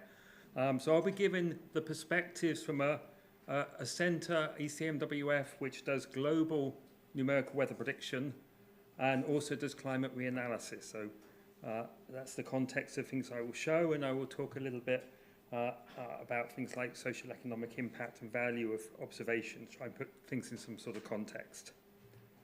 So this is a little bit similar to the sort of the value chain that we saw earlier from Alex, for example, which says that kind of what we care about at the end when we're doing weather forecasts is reducing the potential disaster risk and gaining social economic benefits, of course saving lives and property, livelihoods and all the rest of it. We know high quality weather forecasts, which have improved enormously in recent decades, contribute a lot to this. And one of the reasons it's improved so much is because numerical weather prediction, usually abbreviated to NWP, has become so good. And one of the reasons that it's become so good was the massive increase in very high quality satellite observations. It's not the only reason. Of course, there are good models, there's good ways of using that satellite data, but we've had a huge increase in satellite data. And that satellite data, in turn, as we've been hearing throughout today, relies on allocations of spectrum, which enable us to make clean, trustworthy observations that can be used effectively in these NWP systems. So that's a value chain that links directly allocated spectrum to support weather and climate science through to social economic benefits, and therefore, of course, the whole spectrum management world, which is another world to my world, but one that I know that I'm heavily dependent on, is underpinning all of that. So the need for regulatory protection, the need to monitor what's going on and identify when interference is going on, and then when it is identified, to know what sort of action you should actually have to take. That underpins this whole economic value chain from spectrum to social economic benefit and disaster risk reduction. I should think probably to most people here, I don't need to go through all the areas in which accurate weather prediction brings benefits, but this is a nice slide which just sort of reminds us, if we need reminding, how broad this is. Of course, a lot of it is about public warnings, about protecting people and property, but there's also a huge number of economic sectors where the value of weather prediction services is enormous. Sometimes I hear sort of big infrastructure projects. For example, we've been trying to build new high-speed rail lines in the UK. We don't seem to be very good at it. And I hear sort of return on capital investment numbers like 1.5 or 2 on these big infrastructure developments. When you look at investing in new satellite systems or new NWP systems, we're usually talking numbers like 10, 30, 50 return on capital. So it really is a very, very important and very valuable investment to improve weather prediction services in all these areas.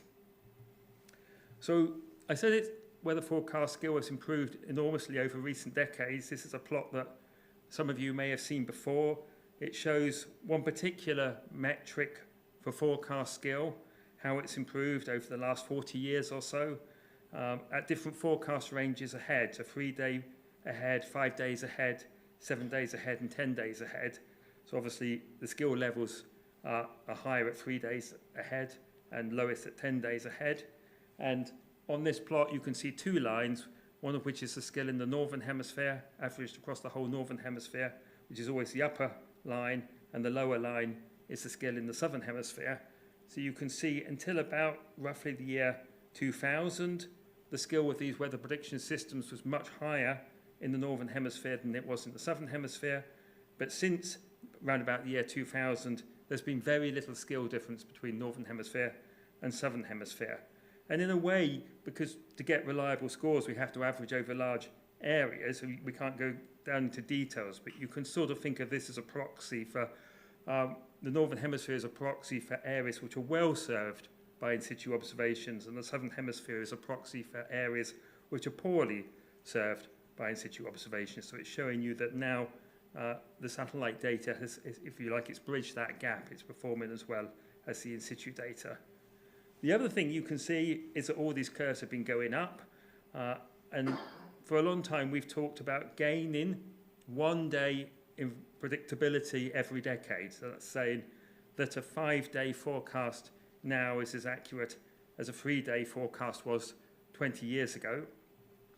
In fact, when I first headed off to university 40 years ago to study meteorology, it makes me think that a 1-day forecast then has the same skill as a 5-day forecast now. That really, when you sort of think in the lifetime of somebody working in this area, that is a phenomenal change.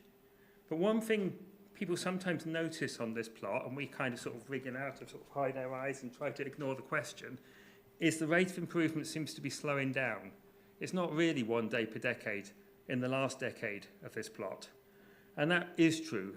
Traditional physics-based NWP was not improving as fast in the last sort of 5, 10, 15 years as it was in the preceding period.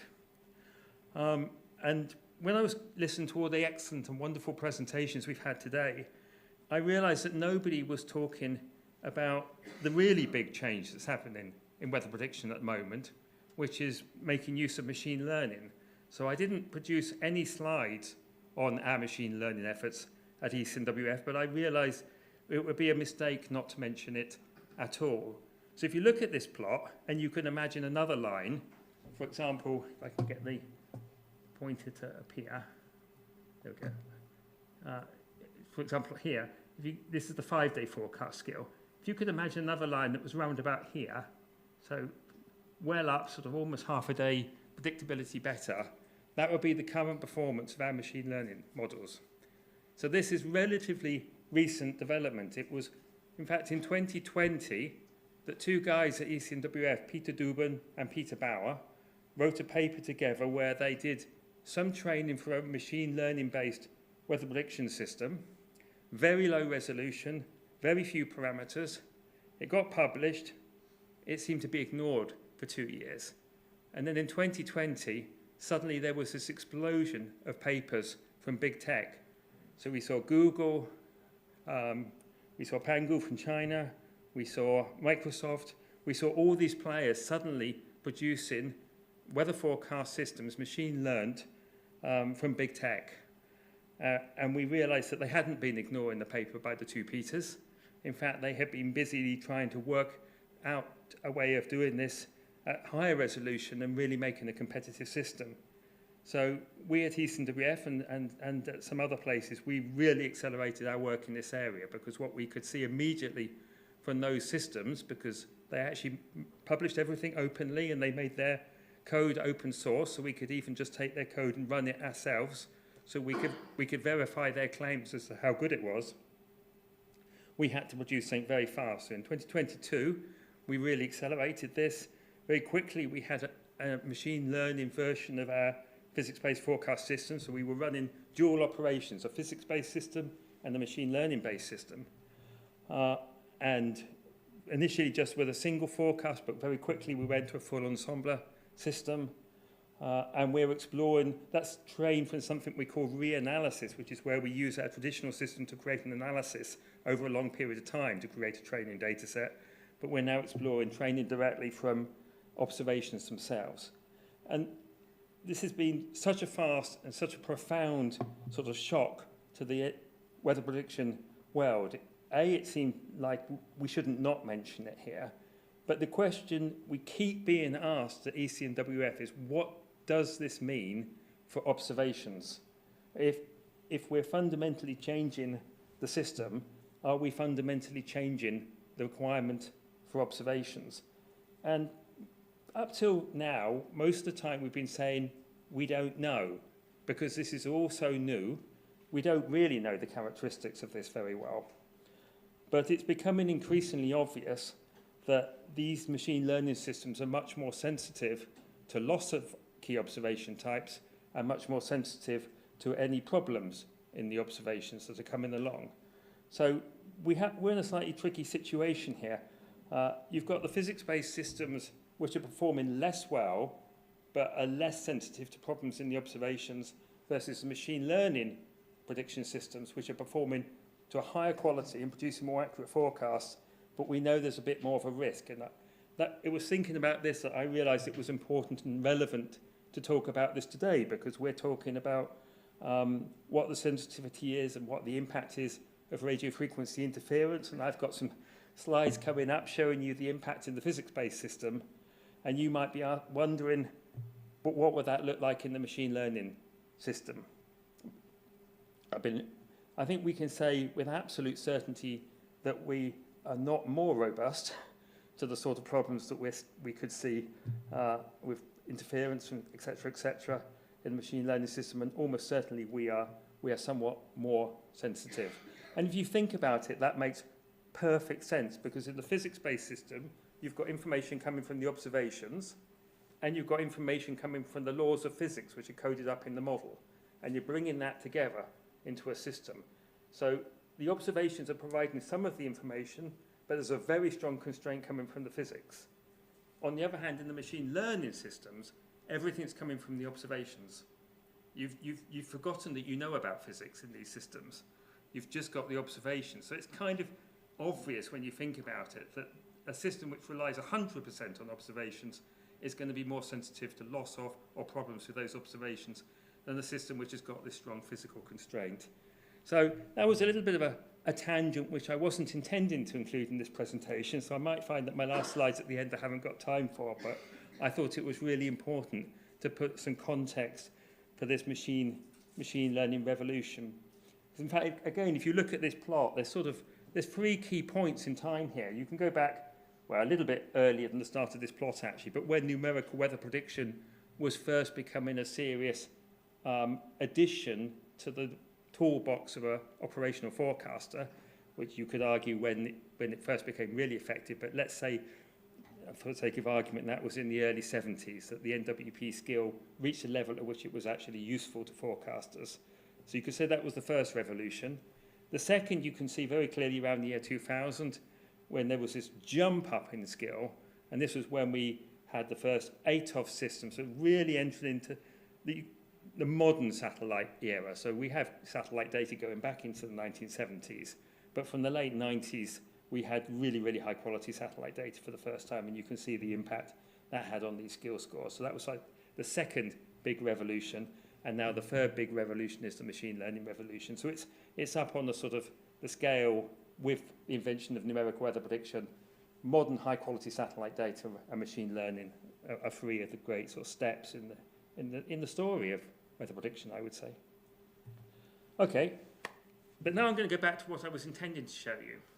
So I'm going to start off with some case studies looking at weather events, and then I'll go on to talking about things from a more statistical perspective. And I wanted to look around and find some nice examples in this region, obviously, to make it as relevant as possible. And the first one I found was a heavy rain event in UAE in April 2024, where there was quite a reasonable forecast. This was a forecast 3 days before, and it seemed to capture reasonably well where most of the heavy rain was, not perfect. Also looked at the forecast from the machine learning, but the machine learning here was running at very coarse resolution, so you wouldn't expect it to capture the highest rainfall totals, but I just put it on there for completeness. But unfortunately, we haven't run any experiments here doing data denial of any of the observation types, so it's a really nice example, but I couldn't show you any plot showing you what the forecast would have looked like if we'd either lost or had degraded observations due to radio frequency interference, which is what we're talking about here. But then I found this example, which is from 27th to 28th of July 2022, where there was another severe rain event in this region. And this one, we actually do have one of our prolonged, we often do these experiments where we take out all the main observing types and rerun the system and see which were important over prolonged periods of time. And we have one running over the period of this storm. So this was a nice one to look at. So you can see here, it's perhaps not very obvious, but this is actually observations, and actually the largest total, which was I think 169, it says on there, and yeah, 169 millimeters, was actually here. I don't want to embarrass myself by pronouncing the name of the place because I'll probably get it wrong and everybody will know I'm wrong, but you can see this place. Thank you. Frigiera. Not too difficult then. And you can see this was the progression of forecast for this location over the preceding 15 days or so. So this is the amount of precipitation at that location. You'll never replicate the 169 millimetres because of the resolution of the model, but you can see that from roughly something like 8 or 9 days before, our ensemble forecast system started to get a significant probability for a heavy rainfall event. But initially the totals were rather low, and you can see as you got closer and closer to the event, the totals were going up. So this was what we would usually classify as a good forecast, as a strong indication that something might be happening in this region up to 8 or 9 days ahead. And as you get closer to the time, you just get an increasingly more precise realization of how severe it will be. You can also look at that as maps. This is a week before, so it's showing heavy precipitation in the area. By 2 days before, it's getting quite an accurate handle of where this precipitation was, and this is 12 hours before. So now let's have a look at what that looks like if we took out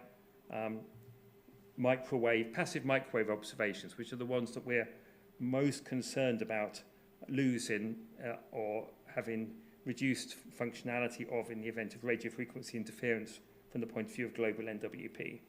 So this is now a 3-day accumulation, so you can see, I've lost my pointer, there it is. 3-day accumulation of precipitation in the area, and there are 3 main bits to sort of point out, one of which is a large area of precipitation over the Persian Gulf, then precipitation stretching down on the coast down towards Oman, and this area of precipitation stretching out into Saudi Arabia. This little plot, sorry, quite difficult with the pointer. This little plot is just one particular metric we have for saying whether something's extreme. It's these values getting up to a value of 4 here say this is a 4 times larger accumulation of precipitation over 3 days than the average maximum 3-day precipitation you'd see in any given year. So that really is very, very extreme. So this is the control, and you can see it's capturing most of the main features here. It's got this precipitation going down the coast, both of Oman and actually Iran as well. It's got this precipitation in the Persian Gulf, and it's got this line of precipitation going out into Saudi Arabia. And this is what happens when we take out all the passive microwave observations. So actually, in this region, the impact wasn't that large, which is always interesting, but we lose most of the precipitation over the Persian Gulf. It just vanishes. This is a 3-day forecast. This isn't really long range. This is quite short range. This is really a very poor forecast at just 3 days advance to have lost this major area of heavy precipitation over the Persian Gulf. And this area of still significant but lighter precipitation stretching into Saudi Arabia is completely gone. So you can see how important, even at a 3-day forecast range, these passive microwave observations are.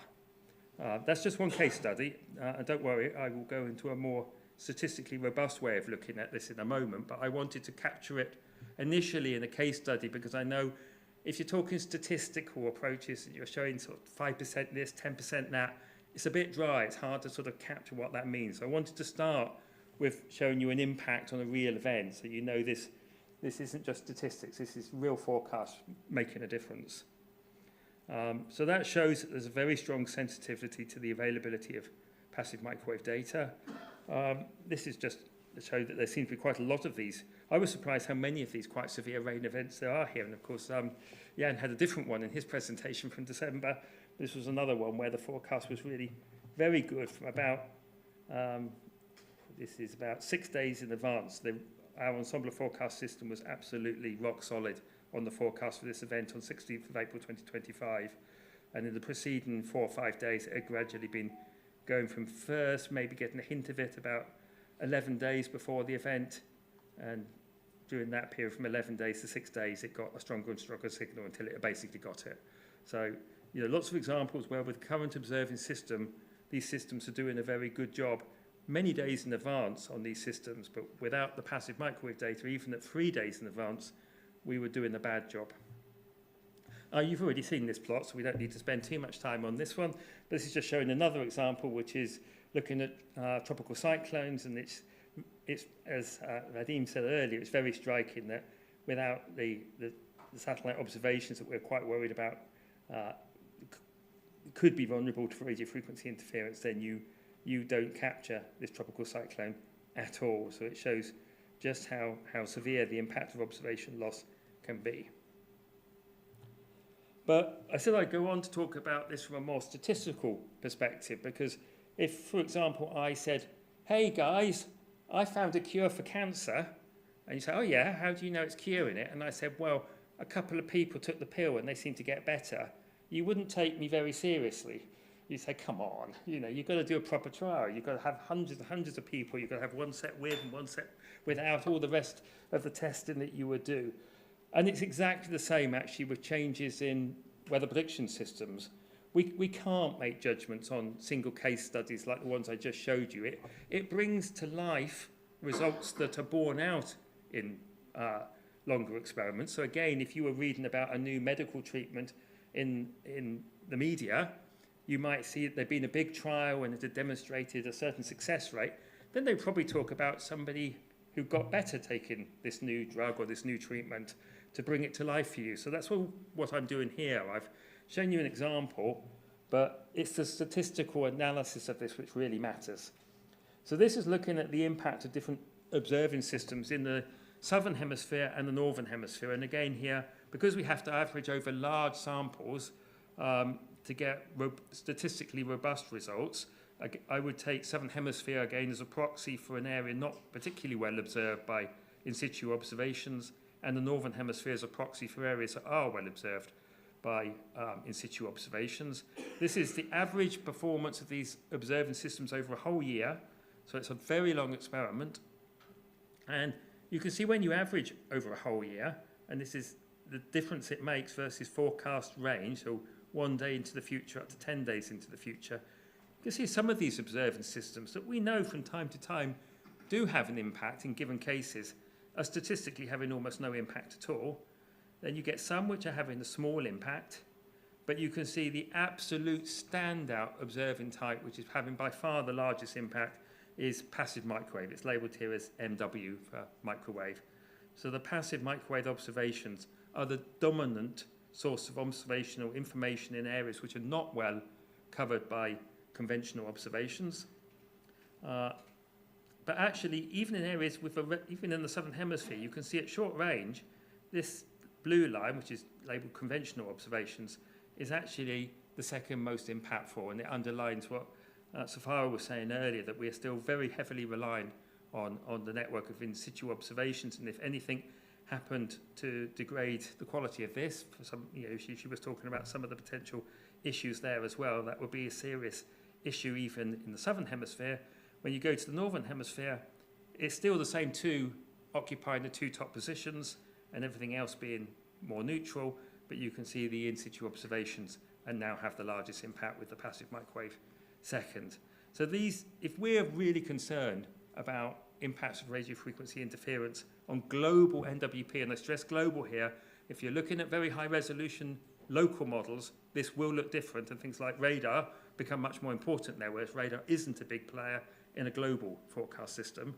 But in a global forecast system, these are the two dominant players. And unfortunately, they're the two where we've got most concerns about radio frequency interference. We can look at the sort of gains in forecast predictability that you get in a plot like that, and we can start using models that are out there which talk about social economic benefit, and there's more than one different curve like this which show the potential reduction in social economic loss versus better warning time. But most of them look something like this, which is there'll be some point at which it doesn't matter how much warning time you have. If a hurricane is coming, it will cause a certain level of destruction, for example. So it will eventually asymptote out at some level, which is what you can't improve upon. But then as you get less and less warning, and you can do less and less preparation, actually the amount of damage this can do will increase and increase faster and faster. So there's a point at which it's really quite steep, where it's really important to be just a few hours difference in the amount of warning you can give is potentially really important. So it's interesting to look at models like that, which can tell you something about social and economic impact. The other thing, of course, we've always asked is, okay, you're looking at all microwave data there. What about 24 gigahertz, or what about 183 gigahertz? What about individual frequencies?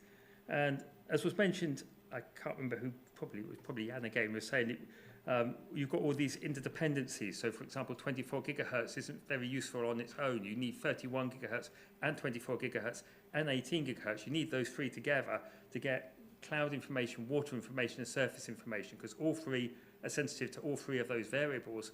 And if you've got three things you're trying to analyze and three observations, you can do it. But if you've only got two, you can't. So a lot of the time you have to think of these, you can't think of individual channels very much. But what we can see is that the two dominant parts of the spectrum in terms of forecast impact in global NWP are between 50 and 60 gigahertz and 176 and 190 gigahertz. That's temperature sounding, 3D temperature information, and 3D water vapor information. This little pie chart just shows you, it's a little bit similar to the time series plot that was shown earlier, that the two largest by far is microwave water vapor information and microwave temperature information. And then you have all the other observations. But it's a little bit misleading, because actually you can't use these bands effectively unless you've got these other channels which are telling you what the amount of liquid water impact on these vertical sounding bands is, what the contribution of changes in the Earth's surface is on these bands. So you will need all this as well. For example, you need, if you're over the poles, you need to know what the sea ice open water fraction is. You don't get that from 50 to 60 and 176. You have to have these other channels. So this is why we don't particularly like being asked about individual bands. This is a set of bands which are really, really effective when you've got all of them. So it's a system which is all interconnected, and if you damage one of the bands, then you damage the use of everything, not just that band. So it gets very difficult to think about bands in isolation, but that's, of course, that's easy for me to say. It's more difficult if you're at some spectrum management meeting and the discussion is about a band, but I would say it's very good to reference that this will have a negative impact on this larger system. It will impact the use of all the other bands as well if you lose it. And everything is interconnected, because that's the reality. Okay, I've called this mid-talk summary. Don't worry, it's not halfway, in case you're worried about time. It's quite near the end. But I just wanted to just pause at that point and say, just to remind the main message here, which is that weather forecasts, accurate weather forecasts, save lives, property, and livelihoods. So it would be irresponsible, in fact, I would say it would be immoral to do anything which jeopardized that. Weather forecasts rely on numerical weather prediction. That's been the case for a long time. But of course, as the NWP has got better and better, that reliance has got stronger and stronger. And NWP relies on satellite data, I should have said actually, and the in situ data. As I say, those are the two big two. So there is an absolute imperative here that we maintain clean radio frequency spectrum, or what we have got used to and the level of quality we've got used to in these predictions will be significantly degraded and in some cases even lost. You saw the examples there on that storm in UAE where the precipitation over the Persian Gulf completely disappeared. I mean, it's, the impacts can be quite astonishing, and the tropical cyclone that completely disappeared. So these are real, behind these sort of rather dry statistics, these are really large and meaningful impacts. Okay, this is sort of saying the obvious, we need regulatory protection. This slide you saw before with all the channels, it's really just to impress upon you just how much data, just how many instruments internationally across multiple agencies are using these bands. The amount of investment across the world using these bands is absolutely massive. The expertise that's been built up to use these bands is absolutely massive, and the impact on our everyday lives and on our social and economic well-being of these bands is absolutely massive. I've got about 8 minutes left, I think. So I did put in some slides, just some of the issues we've been worrying about a little bit. I mean, this is from the perspective of my centre. It may be, what worries us is different to what worries spectrum managers. I don't know. But these are the things that sort of keep us awake at night and we worry about. So starting off at 1.4 gigahertz, this is mostly a band used for soil moisture over land, but increasingly it is being used over the ocean as well, where it has great potential to give information when the wind speed is at its strongest. And if you look at the difference between the observations and what our NWP system says expected the observation to be, most of the time that's really, really close because you've got an accurate physical system predicting what the value should be. So in most places you can see over the ocean, it's down in this dark blue colour. It's just a few Kelvin, it's really small, but you can see around most of the ocean areas around Europe and also in Asia, and to some extent, systematically in the Northern Hemisphere, we're not fitting as well as we are in the Southern Hemisphere, where it's completely clean. So real evidence of very widespread interference at 1.4 gigahertz over the ocean, which was a bit distressing. I knew there were issues over the land. I think we were a bit shocked how much we saw over the ocean. Then 6.9 gigahertz, well, this was mentioned a little bit by Anne earlier, that this is a band which is used for sea surface temperature analysis. Sea surface temperature is absolutely critical in the rapid intensification of tropical cyclones into large hurricanes. And when you've got a large hurricane developing, of course, you don't get any information from other satellite data because it's only the microwave at these very long wavelengths that's penetrating through the cloud. So you're totally reliant on these C-band passive measurements to give you the SST just where you most need it, where these storms are developing rapidly. It's been used since the 1970s, but it's not actually got anything more than a footnote in the radio regulations. Of course, everybody's aware this is a big problem, and it's exciting to see these potential efforts to try and get, additional allocations so that we at least have something should the C-band be affected. But it's something we worry about quite a lot. Well, we were worrying about 24 gigahertz quite a lot because there was a big fight, as sure many of you know, around 2019 between the adjacent band allocated for 5G and the passive band used for water vapor in NWP, which, as Jan, I think it was you, Jan, said, ended up with what appeared not a very good result at the WRC 2019. But of course, what we've heard since is there's almost no interest from the sector that seem to be pushing for it. So this is all very confusing to us in the NWP world. We seem to be fighting for our lives on this issue, and it seemed that actually nobody else wanted to use it. So this is pretty confusing for us. Probably is for everyone, but it definitely is for us. Then 10 gigahertz. 10 gigahertz is a really important frequency actually for satellite observing of precipitation, especially precipitation over the ocean, which is really important to NWP as well. Especially as these models are going to higher resolution and the ability to ingest cloud and precipitation information is getting more sophisticated. But we see a lot of interference at 10 gigahertz. This is an example from our Japanese friends. This was actually an analysis which was done at Eastern WF showing these bands of interference at 10 gigahertz on AMSA2. And we were able to look at this and say, well, if we think this is coming from broadcast from geostationary satellites, we can calculate the transmission glint angle off the ocean surface that would generate the patterns we're seeing, and we could predict where the geostationary satellites would be. So Tracy at Eastern WF actually did this analysis, and she came up with these 3 locations, and then we looked up and we could identify exactly which satellites they were. So we could basically reverse engineer where the signals were coming from, and then it was very clear then where they were coming from. The problem is, though, that we see this in AMSA2, and the AMSA2 bandwidth extends wider than the protected band. So actually, this isn't something we can complain about because we can't prove that this is in-band emission. But it shows the sort of technology that we're building to be able to see interference and reverse engineer within the data assimilation, the NWP system, exactly where it's coming from. So on this particular occasion, it was a useful test bed of that technology, but not something that could actually prompt any real action. So, and then we were also very concerned a few years ago because 183 gigahertz, which again, if you went back to that plot of the impact of different bands, the most impactful band now is the water vapor sounding band at 183 gigahertz. It overtook the temperature sounding band at 50 gigahertz a few years ago. It has the largest single impact. So we got very concerned when we heard that they were going to be licensing applications in the UK and there'd be reduced protection in the USA. But as far as we can tell, it's a bit of a similar story to 24 gigahertz. There's actually no uptake of this. So again, this slightly confuses us in our minds as to what's a real problem and what isn't a real problem. We hear about bands being allocated. Does that mean something will happen or won't happen? We don't know, but all we can do is communicate the importance of these bands and how catastrophic it potentially could be if there was interference in these bands.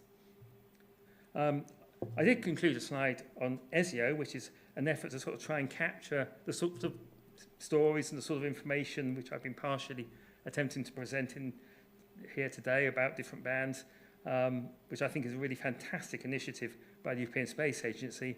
But of course, I don't need to say anything because Jan is going to be telling you all about it in a couple of minutes. But I'm just there as a little sort of pointer and a whet your appetite for Jan's presentation. So, in summary, just repeating again that there's a direct causal flow between the regulatory protection we have in these bands and the impact on real business, real lives, saving lives. And we are seeing some bands where we have concerns, but we're also not seeing concerns in bands where we thought there might be concerns. So it's kind of a mixed picture for us. And then again, I added it a little bit late, so it's not on this slide, but we are going to see a transformation to primarily machine learning based weather forecasting within the next few years. At Canada, for example, they're already using a technique called spectral nudging, so their operational system is totally dependent on the existence of the machine learning model now. I think most leading NWP centres will be in that situation within 2 or 3 years. So machine learning is coming in. It's not completely taking over, but it is becoming a very, very important part of the whole system, and it will increase, not decrease, our sensitivity to these issues. So I think that's an important thing to be aware of. If anybody suggests you don't have to worry about this because everything's changing to machine learning, the answer is that actually makes us more sensitive, not less sensitive. Thank you.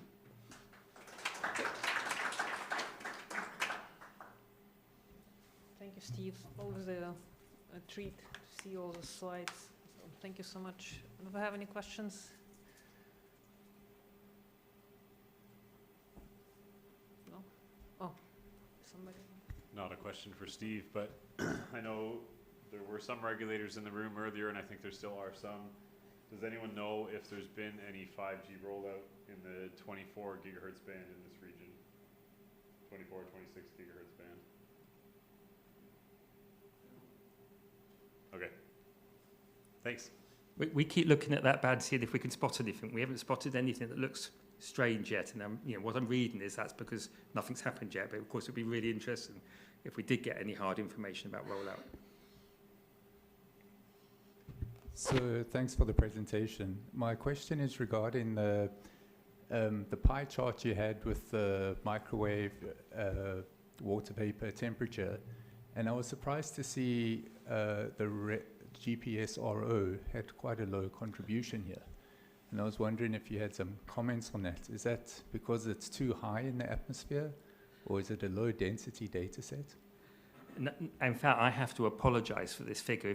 I don't know if you can actually read it in the room, but if you look at the top, it says it's 2018, so it's already 8 years old. There's been a transformation in the amount of radio occultation data available since 2018. So I should have replaced this with a more up-to-date version of this pie, but I didn't. So apologies for that. If I had done, you would have seen a much larger chunk. The chunk for passive microwave would have been very similar, but the chunk for radio occultation would have been a lot bigger. It's actually very close now in impact to the 2 passive microwave. But of course, radio occultation also, as we were hearing earlier with some of the issues with GPS interference, there's a big chunk over Eastern Europe where there's no radio occultation observations at all entering our system now because of that. I can show you a nice plot. It's like a sort of hole in the data coverage. But thanks for the question, because yeah, this is a little bit out of date. Okay, thank you, Steve. Yeah, okay. Thank you. All right, our last presentation for the day is from Jan again. He works at the European Space Agency, and he will talk about his ESIO report.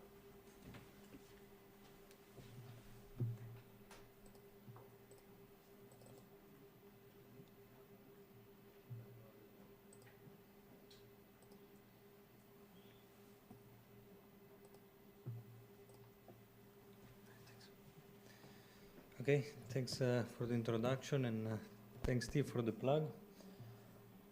Okay, what's working? Yes, so this presentation is aimed to cover the links between some frequency management aspect and the SDGs, UN SDGs. So we went over already that satellite sensors have a lot of applications, and some of these applications can also be used in support of the SDG. So in addition to everything that's been said already today, there is also this other layer in case you want to use the argument of SDG within your circles. So this is the outline of the presentation. I will explain what is SEO and why SEO was created in the first slide, who is SEO, the work done so far, and finally the future work. Okay, so this is at the top is the situation as we see it. There are two different groups of people. One is the science community that are very knowledgeable about the various applications enabled by science satellite, but they are not so much aware of the various aspects being discussed in frequency regulatory meetings. And on the other side, you have regulators which are very knowledgeable about what's being discussed, or potentially also in the application on the science services of ITU, but they're not so much aware of all the important things that can be done with science satellites. So this is where the group comes in. ISEO stands for European Scientists on Spectrum for Earth Observation. So really the idea is that from the science community, because the group is composed by senior scientists, from the science community we break down the importance of the science services in a way to then provide inputs and useful information to regulators. So it's really going from the science into the regulator. This was the goal of the group. So developing more on this topic. Well, first of all, we want to narrow the gap between these two groups of people that are very separate, will still be, but hopefully they will be a little bit less separate. And then the group provides informed position for the ESA and EUMETSAT work in ITU and other venues, because we use their work then to develop our work in the frequency regulatory meetings. And by doing so, they provide indirectly contribution to those activities. The group also provides an informed view of the impact of RFI, which is connected with the other bullet, which is assessment of values in operational research. So if you have RFI, what is the impact in the value of the bands and so on. And then finally, we looked at the wider context of the UN SDGs, which is also a way to speak a language that allows us to go from the science community into the regulators, because often we have two different languages. But then SDGs, it's a high level enough, it's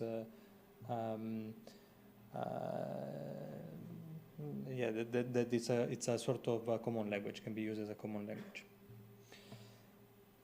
So this is a chart that describes more or less the WRC preparatory process, and with the outputs, the final acts and the update of the regulations. And here I wanted to just show where SEO can be impactful. Well, first of all, we used the group of the work of the group to provide documents to the CPT as well as to the ITU.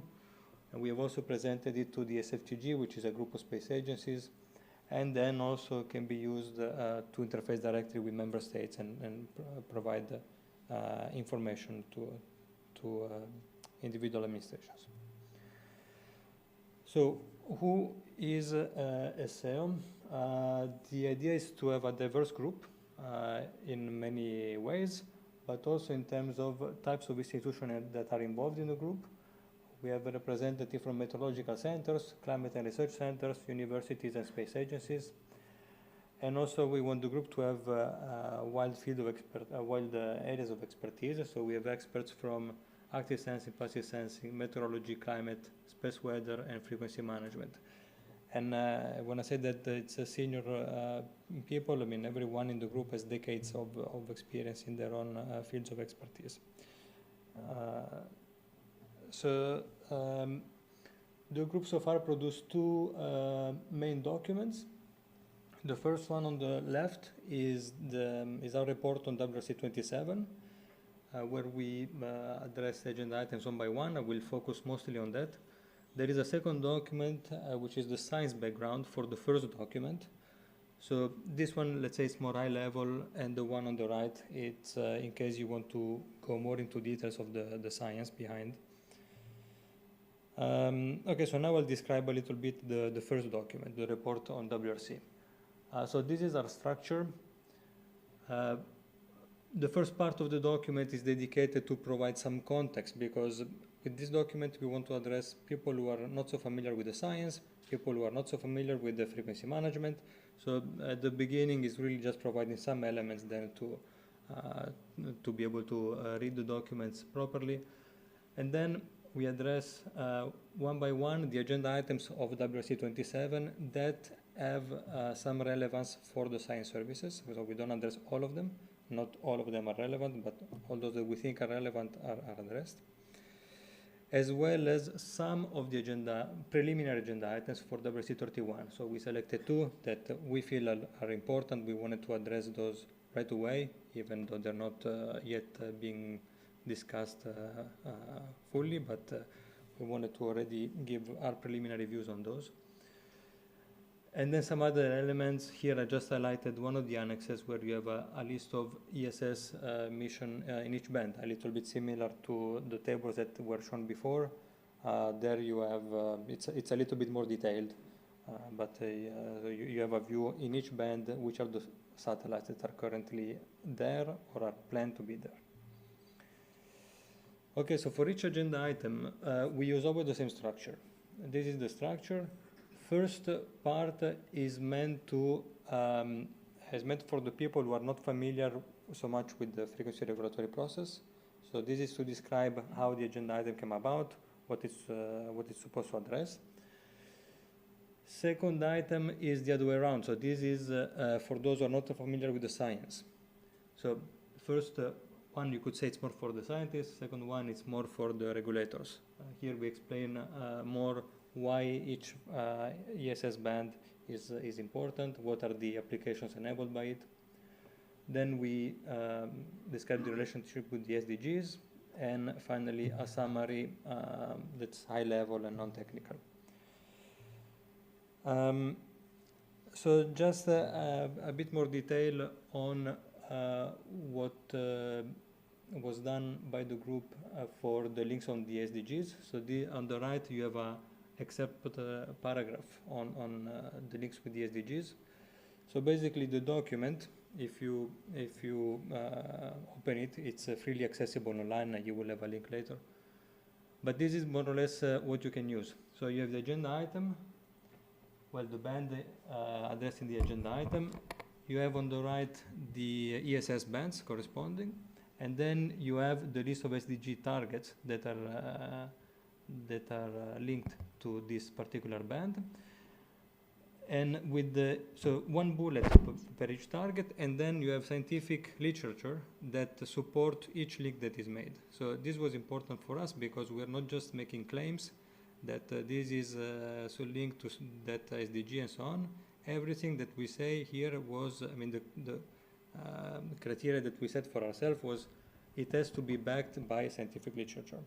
So you have citations after each link. So in particular, the report has some elements that are useful for regulators, I think.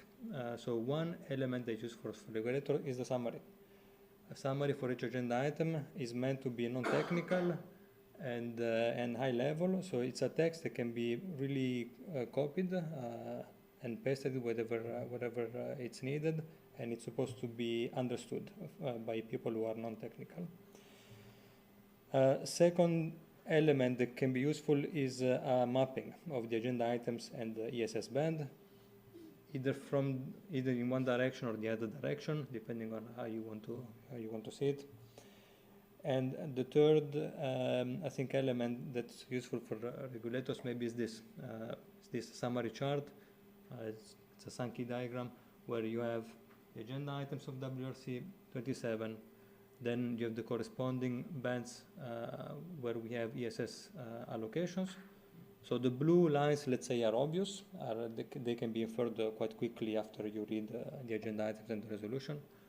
Then the work order group was more on the purple lines, where every band has been linked to SDG targets. And so then you have the full mapping between agenda items and ESS bands and SDGs. And again, every purple line is supported by science literature. Then there was a second document.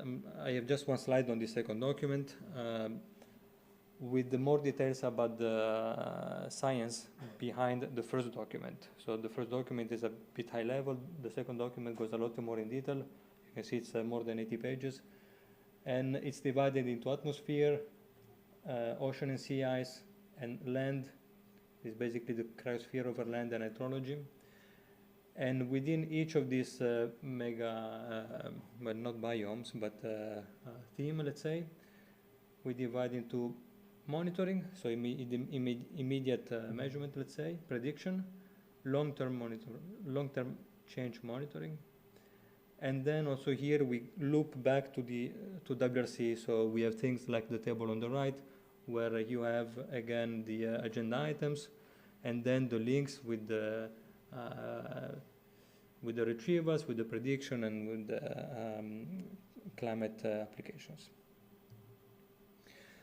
So then I wanted to give you just one example of this link that I said we could make with this report. I will show one example. I cannot do all of them, of course, but this is to show you that the link can be made with this report. So in this example, I took again the 1.4 gigahertz band that I mentioned earlier for soil moisture. So as I explained earlier, we can use this band to retrieve surface soil moisture. This is what can be retrieved from satellites. From the surface soil moisture, you can go to the root zone soil moisture. That's about the first meter or so in the soil. That's done with the measurements from the satellites, combining them also with a land model that describes how much of the precipitation, for example, is runoff, how much is infiltrating the soil, and so on. So you go to the root zone soil moisture. Then from that, you can estimate the drought. So this is an example of an analysis that was done in one region of Brazil, where they compared drought as estimated from satellites with what they were measuring with in situ measurements. So the red is a satellite, the black is in situ measurement. There is quite a good correlation. And then on the right is over the whole network in Brazil, the correlation between the black and the red lines. I don't know if you can see the numbers, but all the correlations there were above 80%, I think. No, 60%, above 60% in every point that was that's shown there. And so, yeah, quite good correlation overall. And then if you have information about the drought from your satellite, then you can put in place some early action for addressing droughts in your administration. There's this paper which lists a certain number of actions that can be taken in response to drought that is becoming more severe. And by doing that, then you address SDG target 2.4, because this is about resilient agricultural systems. And if you put in place this mitigation action meant to mitigate the impact of drought, then you are also becoming more resilient. Okay, so this example, we went from frequency to SDG target. Okay, so just a few words about what's next for the group. ESA has recently published its science strategy, which is a document that we use as a guide for ourselves to set our priority for the next 10 years or so, where there are some science questions, they're called, so main questions that the scientist thinks are relevant today. And as part of this work, these science questions were also linked to some international agreements on the left and some national priorities on the right. What the group may do in the future is to link then the science question to frequency bands, because then you have the full mapping between frequency, possibly agenda items if you want, and then all these international agreements and frameworks as well as national priorities. And that's it from my side. Here, if you scan this, you will land on the page of SEO, where you can also then downlink the two documents that I mentioned, as well as with the description of the group. Thanks for your attention. Thank you so much, Jan. Do you have any questions?